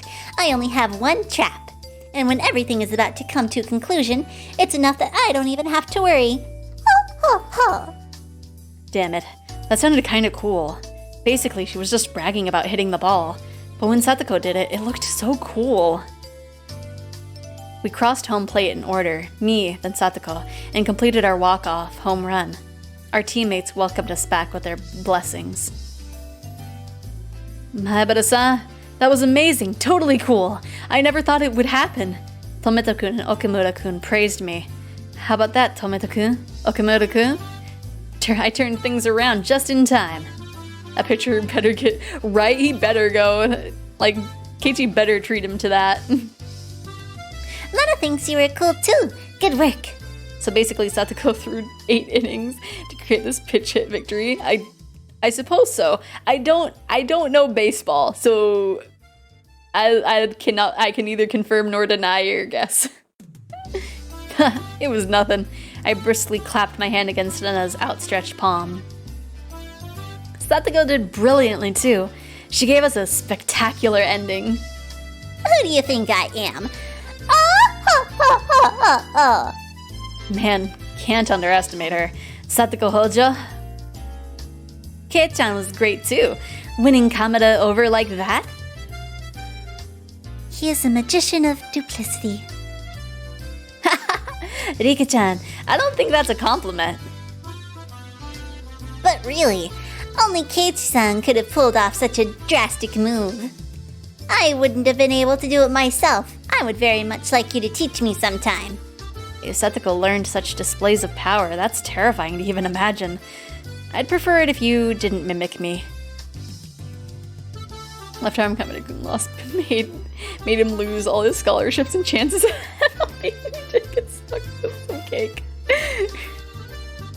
After declaring the match over, the umpire came to us. Well, I never. You actually won. I'm shocked. We said Satoko could hit it, didn't we? You didn't believe in us at all. The umpire scratched his head apologetically and apologized to Satoko, smiling dryly. And Keiichi-kun was amazing too, wasn't he? Keiichi-kun is actually the most reliable person here. Well, when I saw him come in with that golf club, I certainly had my doubts, but that breathtaking battle against Kamada-kun had me on the edge of my seat. Right, that breathtaking farce. I quirked a wry smile. Not even the Buddha would have realized that while everyone thought this was a fair match, Kamada-kun and I were thinking about our evil dessert-violating ways. Excuse me, coach. You remember your promise, do you not? Yeah. That is, I guess I have no choice. We did it! Keiichi-kun, this means we're having a barbecue meetup tomorrow. Rena clapped her hands, and we all began to dance with joy. Tomita-kun and our other teammates were jumping up and down too. What's that about? A barbecue meetup? Hey, wait, what on earth are you talking about? We made a promise that if we won today's game, he'd treat us to a barbecue party with all kinds of high-class meats. It wasn't looking good for a while when Kamada-kun appeared, but thanks to Keiichi-san, we've won that privilege. I see, so that's what this was about. It was certainly not a game we could have lost. Erie's big wallet will be so sad. So sad. You're right about that, but I did make a promise. When we eat, we do it without any mercy. We need to feed our growing bodies after all. All right, everyone. Tomorrow we dine like kings. Yeah! All of the members of the Hanamiza fighters raised their fists high in the air and cheered. Rika-chan was petting the head of the umpire, who was smiling painfully at the off-kilter remarks. He gave her his head and looked like he was about to cry. It looked like the price of victory would be pretty big. You beat me, but I have no choice since I promised. Guess I should go shopping for some meat. Coach, get some grade A beef like you promised. We won't forgive you if you buy nothing but vegetables to keep it cheap. Boo-hoo. The umpire, whom we were calling Coach, grinned dryly, crestfallen. Umpire? Coach? The uniform he was wearing had Hanamiza fighters written on it. Oh, so he's not just an umpire, but he was actually your team's coach. Maebara-kun, is that alright? Can I call you that? Huh? Yeah. This comeback wouldn't have happened if it were not for you getting on base. Please, come to tomorrow's barbecue. No, besides that, would you please consider joining the team? If you were here with us, we could dominate the whole prefecture. Coach, let's leave that aside for now. You should be more worried about your wallet. Oh no, why did they do that? Right, the original art style is just like, oh no, Yuri. Despite the coach being an adult, everyone seemed to get along very well with him. Coach, huh? Wait. I think I'm just realizing that this is probably something that's going to be brought up in the Answers arc. But, like, this is the guy that they were going to try to call. I think they might have showed that off in the anime, and I just forgot. But, like, yeah, this is what they were trying to call, and then everything bad happened. Pleased to make your acquaintance. I'm Eri, coach of the Hanamiza fighters. He extended his hand to me. I firmly grasped it with my own in reply. I'm Maibara. Nice to meet you. Then the coach took his other hand and began to stroke mine softly. What smooth hands you have. Such a narrow grain, and you truly take good care of them. Silky smooth. Hey, wait! I must strictly instruct our maids to take this good care of their skin as well, and punish the bad ones who don't. But maids? What are you talking about? Such velvety hands. I just want to put them to work. The coach's eyes were spellbound, and as his delusions floated through his very own original magical universe, he made a supremely satisfied smile. How do I put this? Who the hell is this guy? You look so flustered. Our coach is a little strange, but he's really funny, you know? You know? I felt like you couldn't measure him by saying strange or funny. I really didn't think we'd get along. Snap!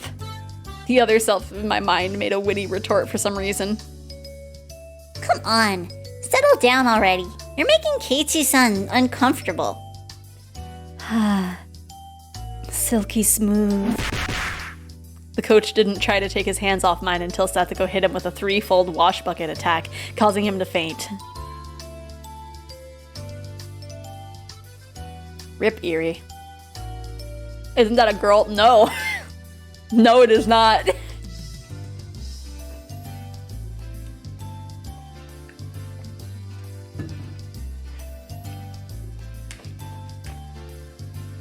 Okay. We have finally finished with baseball.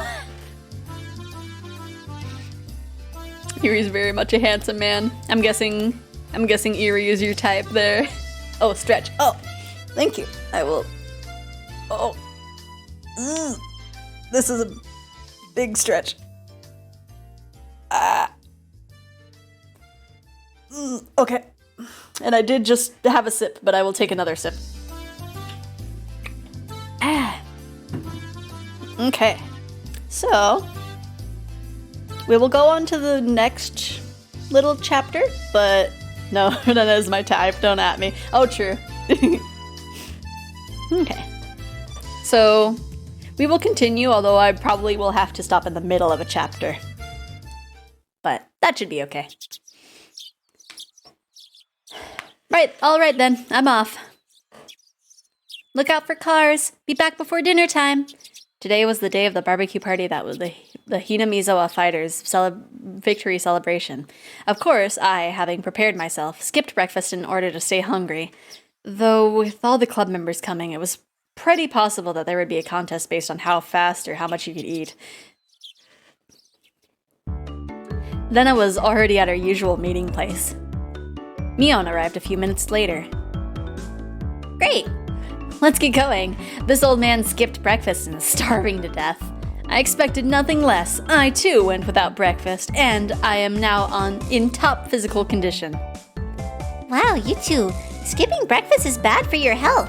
But I made sure to eat something. Yeah, you're right, Rana. Breaking breakfast is an important mere part of the day. I'm sure you'll surpass that unhealthy Mion, get yourself a nice, springy body, and be all over the dirty magazines. I'm not even gonna question it. Dirty magazines. If I get a nice body, then maybe a prince on a white horse will come for Rena too? For Rena too? Need some more food, don't die while I'm gone. I don't think we'll be dying yet. Definitely not happening. If you won't take responsibility for them, Kei-chan, then don't give Rena any silly ideas. She might start eating breakfast 3 times a day starting tomorrow. Yeah, I could see Rena doing that. Wait, who did this gluttonous princess think was coming to come for her? Well, anyway, we're all nice and hungry. Let's go and treat ourselves at that big barbecue party. Yeah! The venues for said barbecue was to be at the Furude Shrine Grounds where Rika-chan lived. They held events and festivals there and barbecues too. It was the place that held all sorts of ceremonies in Hanamiza. Come to think of it, there was supposed to be a big village festival coming up, wasn't there? Watanagashi or something? The scenery you could see from that high up was fairly superb, and the calm atmosphere, particular to shrines, was something fairly difficult to find in the city. We left our bicycles at the bottom of the shrine steps and broke into a mad dash up the stairs. When we arrived on the shrine grounds, the Hinamizawa fighters and their fathers were already gathered and had begun setting up for the barbecue early. Of course, Satoko and Rika-chan were there as well. When they noticed our arrival, they waved to us. Oh, so you managed not to forget about this. Curses, if you all hadn't come, there would have been that much more meat for me. How truly disappointing it is. You underestimate us, Satoko. Now that we've arrived, you don't think you'll be able to even get a bite of that fabulously marbled beef, do you? Remember when we ate our bento here? You and I had a fatal difference in reach. I'll be overwhelming you once again. Oh, what? I cannot allow that to happen by any means. Cry and shout all you want. You'll just be watching us fill our mouths with beef. Don't worry, though. We'll give you the peppers and onions to you. I'll give Satoko lots and lots of grilled squash, too. When Satoko heard the word squash, her complexion changed color. When she took my overwhelming reach into account, she knew it wasn't just a threat. It could actually happen. I'll go tell the coach. I'll tell him you really love squash. If it's for you, I bet he'll get a whole mountain of specialty squash from all over Japan. Wow, good for you, Sadako. You'll have your pick of the squash. You can have squash from dawn until dusk, 3 meals a day. Oh, here we go for the automaton crying. Rena! Everyone's bullying me! Sadako tried to leap into Rena's chest. Oh no, clearly given another second, Rena's mock punches would have piled us onto the ground. Just before Satoko hit Rena, I grabbed her by the nape of the neck and pulled her back. It's weird they do mention Mion openly carrying a pistol, considering... Yeah, it is weird. I think it's just because she's like a Yakuza family, so it's just like, well, what are we gonna do? They have more power than us technically, so I guess we'll let it slide. A superb reaction with only seconds of foresight, at least. It was supposed to be. But for Rena, when I caught the leaping, crying Satoko, it looked I was keeping her to myself. Oh no. Bam, bam, bam. It could also be a toy gun. I don't know. Maybe that's Mion's excuse. But I feel like it might be real. I don't know. Pardon me. No, Keiichi-kun. This is Rena's, okay? I'm taking her home. Omochikaeri. Rena-san. Beat up Mion-san and Rika-chan like that too. Whoa, hold on there. Yeah. Bam, bam, bam. Okay, now where could Rika-chan be? There she is. Rena-san, over there. Just wait, Satoko-chan. I'll take care of her right away. Then I'm bringing you straight home. Meep. Meep. Satoko, you're mean. Yeah, it's a real gun. Rika-chan's so cute too. Omochikaeri. Rika, it serves you right. Satoko laughed in a shrill voice at Rika-chan and Rena's unproductive game of tag while we watched them, sprawled out on the ground. Yeah, like I said, it's basically the police are like, what we gonna do? Are you alright, Maebara-san? Sonozaki-san? The coach came over and lent us a hand. Yeah, this is just how we communicate, that's all. Don't mind us. If the way we communicate ends up leaving bruises on my face, then I don't want any more to do with that. Notably, she does not draw it when fighting in episode 8. True. I don't know, because I'm pretty sure it's a real one. You never learn, do you? Laughed the coach loudly. It made us start to laugh too. Setsuko's laughter, Deika-chan's yelling, and Nuna's strange voice were kind of comfortable to hear. Is the coach a guy? Yes. Yeti is a man. Just had curry with rice for dinner. Yo! Now I'm ready to throw hands with Satsuko for bad-mouthing. Man, now I want curry. The adults here knew what they were doing, so the barbecue was ready in short order. As the salad oil dripped down onto the plate with a hiss, there was a loud cheer. Then the coach brought over a big plate with all the meat on it. We all cheered again. Wow, this meat looks amazing. Coach, you really did splurge on it. I did make a promise. Can you tell how much of all of this weighs? It really did cost me a lot. Of course it did. Third-rate meat wouldn't be enough of a reward for everything I did yesterday. Yeah, Setsuko-chan's definitely the guest of honor today. Yeah, Satsuko was the one who hit that last home run after all. She might have caught the guy off guard, but the arc it flew was long and true. Setsuko's pretty athletic. Oh, it's an airsoft gun. Yeah, that's right. I think I remember that, actually. Not bad at all. It could be one of the best of our generation. She doesn't fall behind in physical ability, even compared to me. Maybe Setsuko-chan has a big future in the world of sports. Oh, ho, ho, ho, ho. Stop singing my praises. You're making me blush. Okay. Satsuko, for whom the excessive praise made her not notice the moderately grilled meat being stolen one after the other, was just far too cute. Maebara-san, this is heavy. Tomita-kun and Okamura-kun were carrying something over to us. It was a huge barbecue plate. Whoa! The barbecue's protagonist has arrived. The plate was chock full of skewers with vegetables and meat on them. The grilled, burning hot meat juices made a shh noise as they drizzled off. They needed a lot of heat for cooking something on a metal skewer, so they had grilled the whole plate at once. Wow. Makes sense, but where do they show it in canon?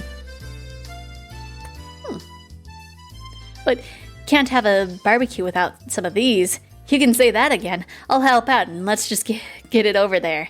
Up we go! Wow, look, it's amazing. Everyone greeted us with a cheer. Each person received a skewer with vegetables and big pieces of meat on it. They were also received paper cups filled to the brim with juice. In my right hand were pounds of piping hot barbecue, and the left was a cup of juice that I could chug down. If this didn't make you want to dance, you weren't a man. I mean, I don't think you need to be a man to have just like meat in one hand and juice in the other. I can't hold it back any longer. I'm gobbling it down. Not just yet, Kei-chan. We got a little ceremony first. Can I have your attention, everyone?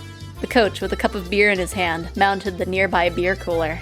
This was supposed to be a victory celebration after all. We needed an opening statement. Damn, I hope it ends soon. For every second this goes on for, a little more of the food's freshness goes away. Satsuko stomped down on the back of my foot. My word, men your age are so greedy. Can you not wait a little more elegantly? Is everything I'm thinking really showing on my face? Yes, it always does, Keiichi. Okay, is everybody listening? We won a huge game yesterday. It had become a real hard battle after that amazing pitcher came in. But thanks to equally reliable saviors on our side, we scored a beautiful turnaround victory. Pachi, pachi, pachi, pachi. It's too many episodes to remember when. I'd actually have to go back, yeah. Both my hands were full, so the adults and older brothers gave us a round of applause. This is to celebrate that victory. As promised, I got a ton of delicious meat for everyone. Eat as much as you want and use that energy on our next game. Then, after a few words of thanks to the fathers and brothers who helped with the barbecue, he led us with a toast. Cheers! They say that when toasting, you would normally count the contents, or you would normally down the contents of your cup. But we were young. At the toast, all of us immediately began to dig into our skewers.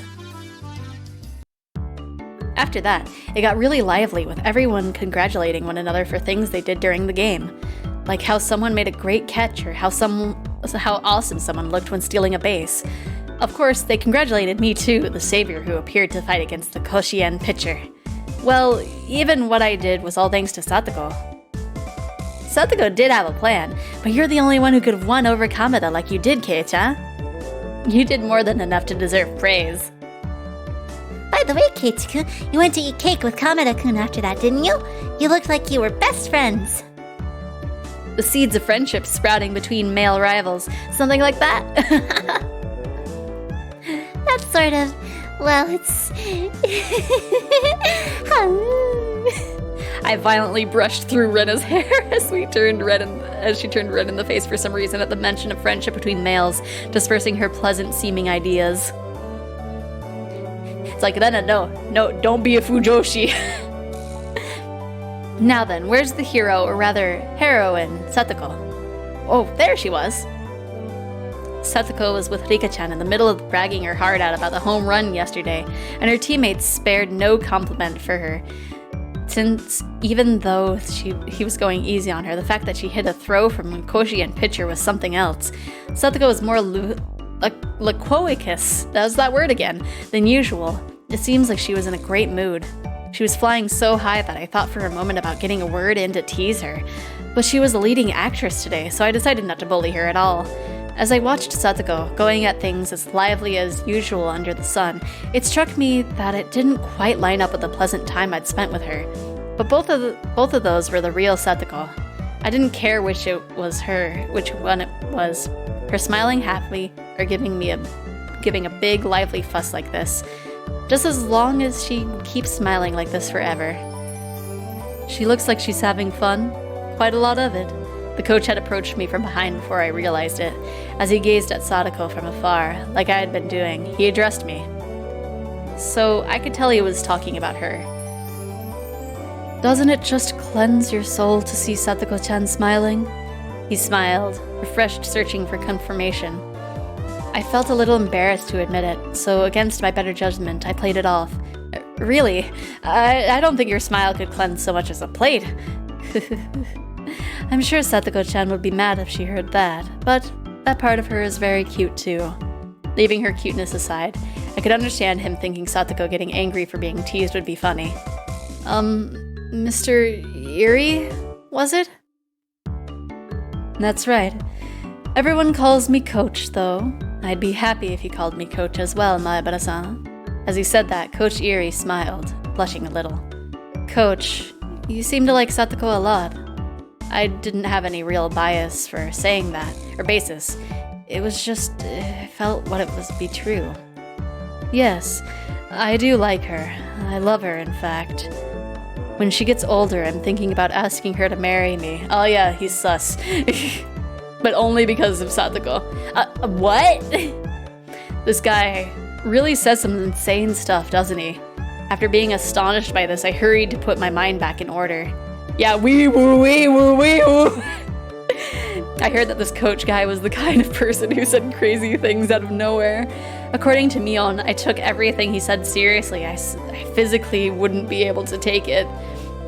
If I was able to ignore that part of him, he seemed like he would really be a funny guy. Yeah, that's what we needed. You're coming with us. You're coming with us, Eerie. Get on the ground. Maebara-san, did that surprise you? Could it be you're going after Satoko-chan yourself? That would bother me, then. I've been going after her for decades now, you know. But she is a child. To imply you've been going...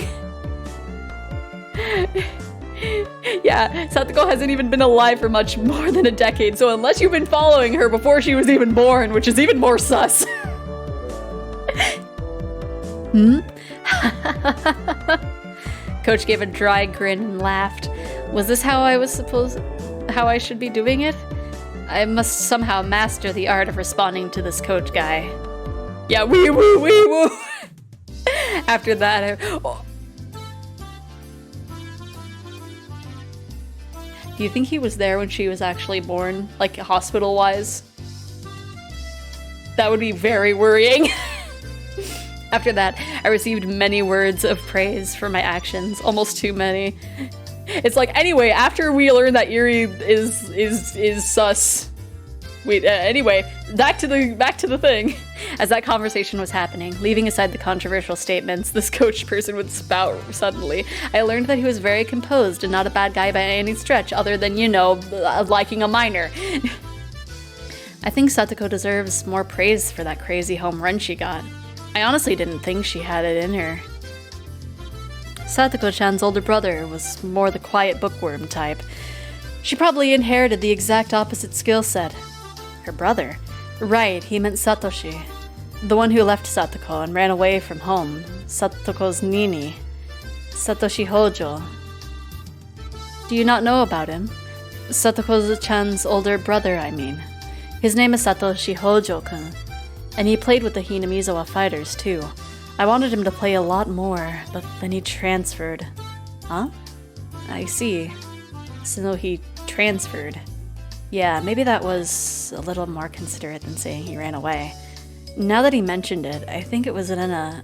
I think she said Satoshi transferred too. I didn't know the details of him having run away from home at the time, so I didn't pay much attention to it, but... Only her brother transferred? That's sort of unusual. Everyone having fun was far away and their cheerful voices distant. The chorus of the cicadas separated us from them, giving me a sense of distance. At first, I thought my own voice was too soft for even me to hear, but for a really long time, Coach didn't respond to my words. So at this point, I began to wonder if I had said something I shouldn't have. Just when I began to feel impatient, Coach suddenly spoke. Something unfortunate happened. A few things, actually. After informing me that he was about to say was a secret, Coach began to talk, a little at a time. It's been 3 years already. Right around this time of year, I think. Satoko-chan's parents were in an accident. An accident? Yes.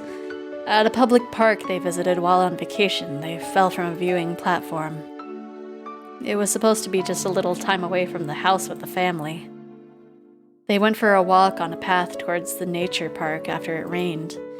There was a little viewing platform that looked like it had a good view. That was the stage on which the tragedy was set. The metal fixtures in the viewing platform fence had deteriorated from time, and with all the rain that had just gotten, they might have loosened somewhat. Right before Satoko's eyes, both the fence and her parents fell. There was a river some tens of meters below. The water level was high due to the rain, and apparently very muddy. And her parents?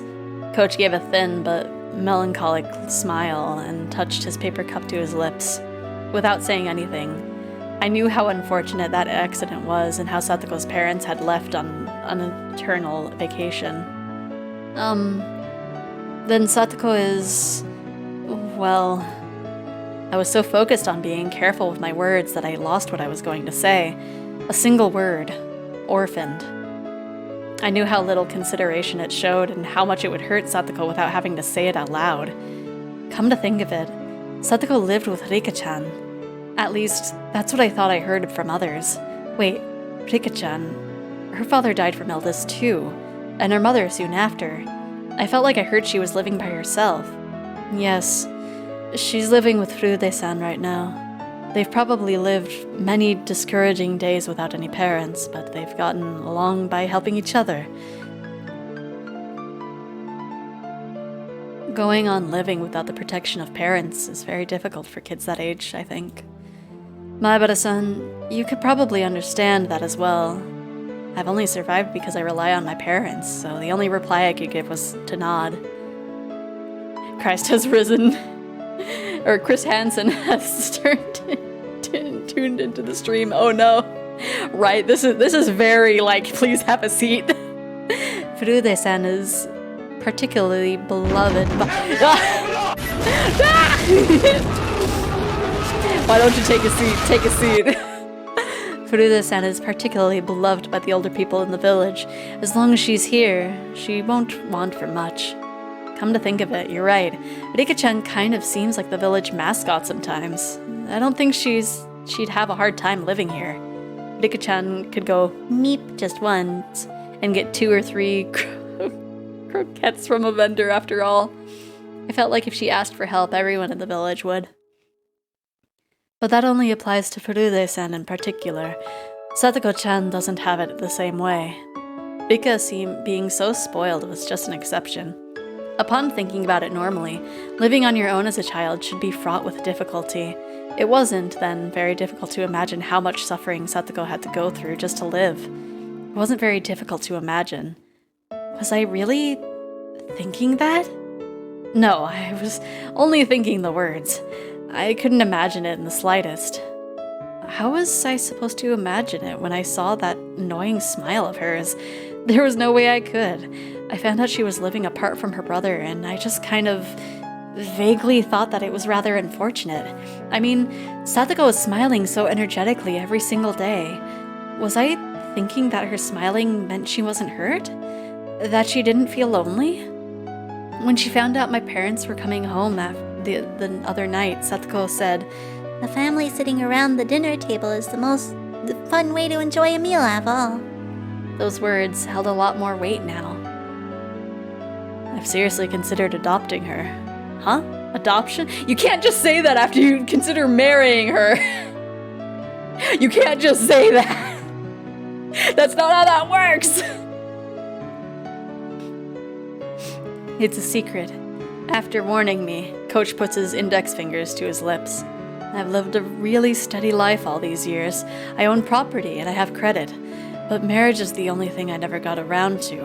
By law, obviously, a single individual cannot adopt a child, so I can't make Satoko-chan my adopted daughter. Hahaha, what a shame. It didn't take long for my plan to get her to call me Papa to hit a setback. You can't just do this like heartfelt thing of like, oh yeah, I want to adopt her because I don't want her to like be by herself. After telling us it's like, yeah, I want to like marry her. This guy spouts some crazy stuff. At first, I was only half listening, but midway through, I realized how rude that was. This coach person seriously only wished for this one girl, Satoko, to be happy. He's got bad dad jokes. That was neither crazy nor was it nonsense. He just wanted her to be happy. Those were his true feelings. Satoko-chan's current lifestyle is probably not a very happy one, but you know, I want to make it easier for her, even if it's only a little. Of course, I can't do much for her but share my leftover food and do errands that she's not strong enough to do. So take your hands out of your pockets now, hands in the air! Pew pew! Wait, can I make like... I can't really make gun noises. That's kind of a laser. You're wrong. Satoko's happy. Huh? Coach showed surprise at my having declared that. There are so many people around her that really want her to be happy. She can't possibly feel otherwise. I spoke with a serious expression, quietly, but firmly all the same. It was my approval of his feelings, and my gratitude as Satoko's Nini. Thank you. Still, keep this a secret from Satoko-chan, okay? If she knew I wanted to adopt her, she'd... Oh, thank you for gifting a sub, Psych. Now Sinbad has a sub. He's probably he's probably just lurking.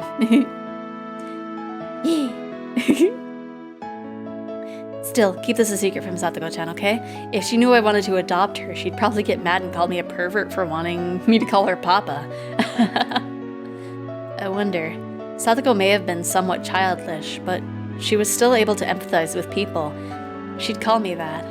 I knew it. As if my feelings had gotten across, Coach grinned, satisfied, and returned his gaze to the hustle and bustle before us. Her parents and her older brother. She lost her family and had no relatives, and was huddled up with Rika-chan, who was in the same situation. Satoko Hojo. Also, you haven't talked much, psych. You doing okay? You just lurking? You just stopping by during breaks on your stream? Because I think you're doing a whole bunch of streams this week. I could be wrong.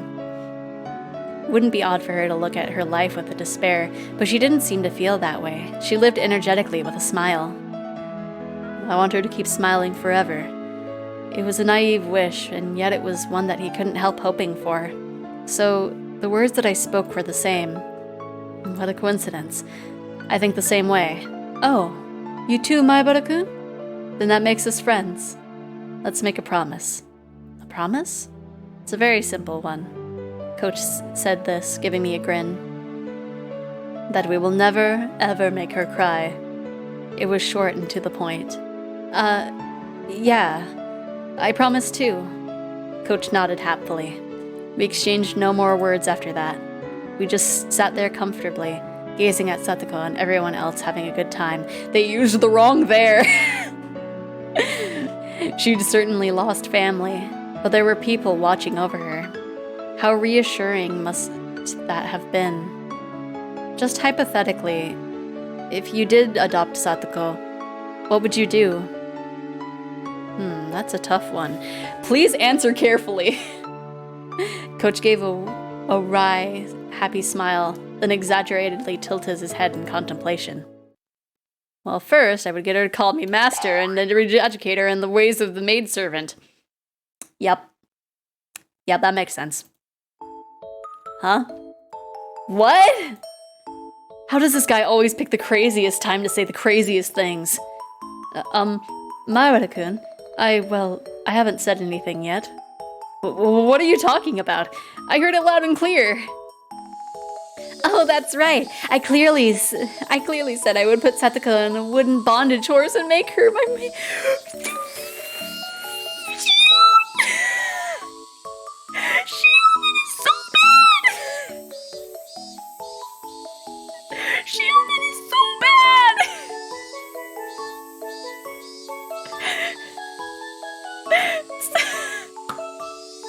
Shion.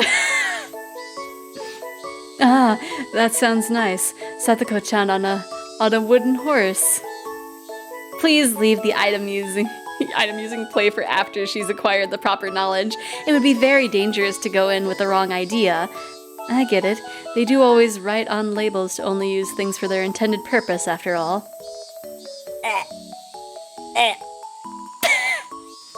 That's right. Kei-chan, you do understand. Then, with this, it's time for... My hand shot out and grabbed Shion, smiling and waving, about to leave by the nape of her neck. Right?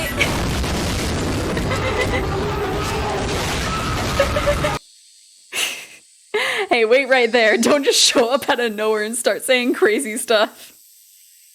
Speaking of saying crazy stuff, I thought the Satoko love talk you were having with the coach was pretty crazy too.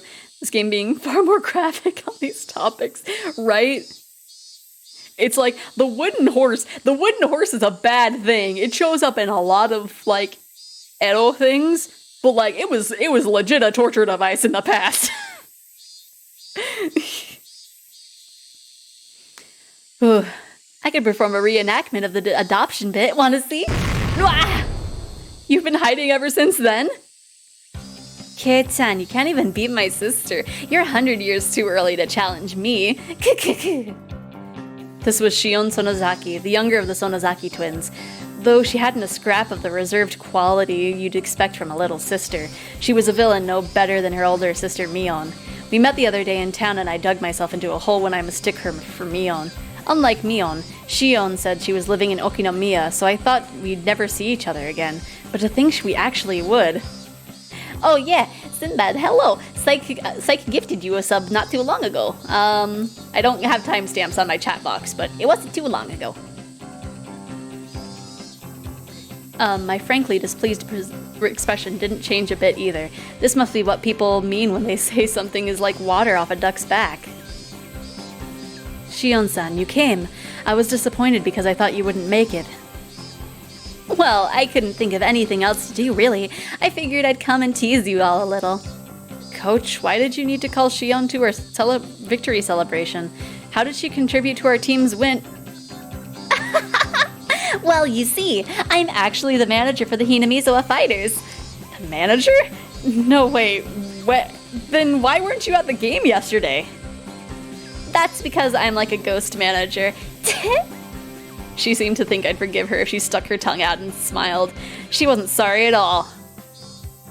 The match wasn't nearly as pretty without you there. I won't tell you to come to practices, but couldn't you at least come to games to root for us like you used to? I'll think about it. Maybe I will if Kate-chan joins the Hanamiza fighters. I can't get into a cheering mood when there's no good-looking guys on the team. Huh? Did Shion just smoothly say something absurd? This is Shion! You little... Where did you come from? Suddenly, Mion came running over, latched onto my shoulders, and pulled me towards her. Ah! It's me, Chan's little sister. Hello, Shi-chan. Hello, Rena-san. I'm honored you remembered my name. We only met once. Oh, not at all. Thanks for remembering Rena's name, too. Cut the stupid greetings. You're not allowed to solicit Kate-chan. We're the hope of our club. Or he's the hope of our club. Don't pull him out and put him on baseball like he's some kind of plant. Mion gave a low growl as she grappled my arm. She looked like a little girl desperately clinging to her toy. Yep, Kate-kun is the star rookie of our club. We could never trade him away. Rena's smile hid a nonchalant bloodthirst. She was blocking Shion's way, ready to unleash an ultimate attack if she got within 2 meters of me. I felt like this was gonna turn into a bloody battle. A crazy pumpkin came in. Dump a sub on you while you were sleeping. Yeah. That's too bad. We'll leave the negotiations for another time. You don't have the right to negotiate. Coach, why did you call Shion here too? She's a ghost member. She's been slacking off for the last year. I just thought it would be even more fun if Shion-chan was here. Yep, it definitely worked. That was what he planned for all along. Mission accomplished. Hey, Kate-chan, come over here. We're all playing a game, with strings attached, of course. Shi-chan, what about you? The rules are simple and it'll be fun. Huh, should I? I'll just win if I join in after all. I don't want to ruin my sister's presidential image. Mion, now irritated, turned around with a glare. What is it, my sister? Should I join in to make this a battle of the siblings? For your sake, I don't think we should. But if you want to... I won't let you play, Shion. We're leaving you out. Blech. Whoa, Mion just avoided a direct confrontation. It seemed like the twins were completely incompatible with each other. You won't let her play? Pardon me. I was looking forward to seeing you two face off. I hate Shion. I'm bad against her. An angry Mion dragged me away. Slide. Do your best. I'll be rooting for ya. Go for it, Kate-chan. Yay! Shion waved her hand at us, reveling in the bliss of teasing Mion. Okay. This is like right in the middle of action. But this is probably the best save spot we're gonna be getting for like the next hour.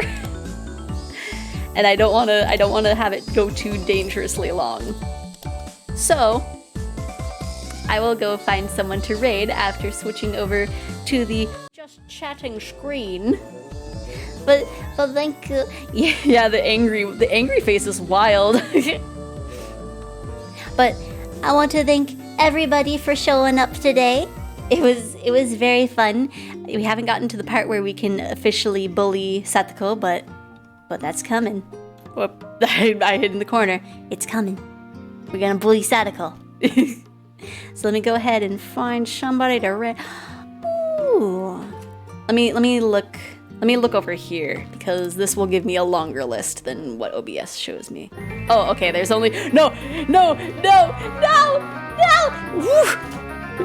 Oh, I'm very squeezed.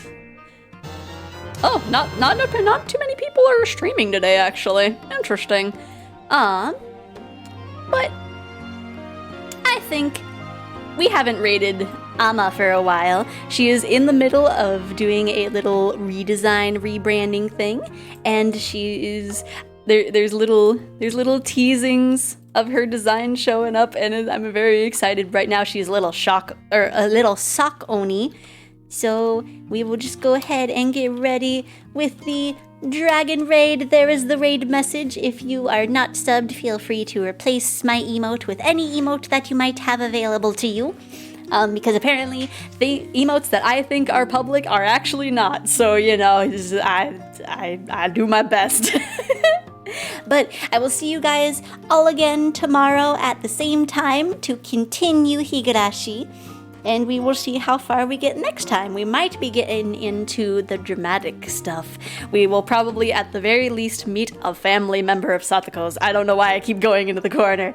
But yes, I will see you all guys tomorrow.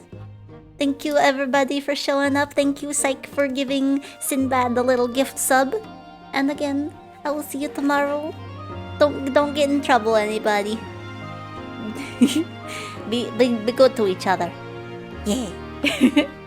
I will see you tomorrow. Bye-bye. I love trouble. Well, be safe with your trouble. Okay, bye. With water dripping from the ceiling, you never know when something like this will happen. So let the Geico Insurance Agency help you with homeowners insurance and protect yourself from things like fire, theft, or in this case, water damage.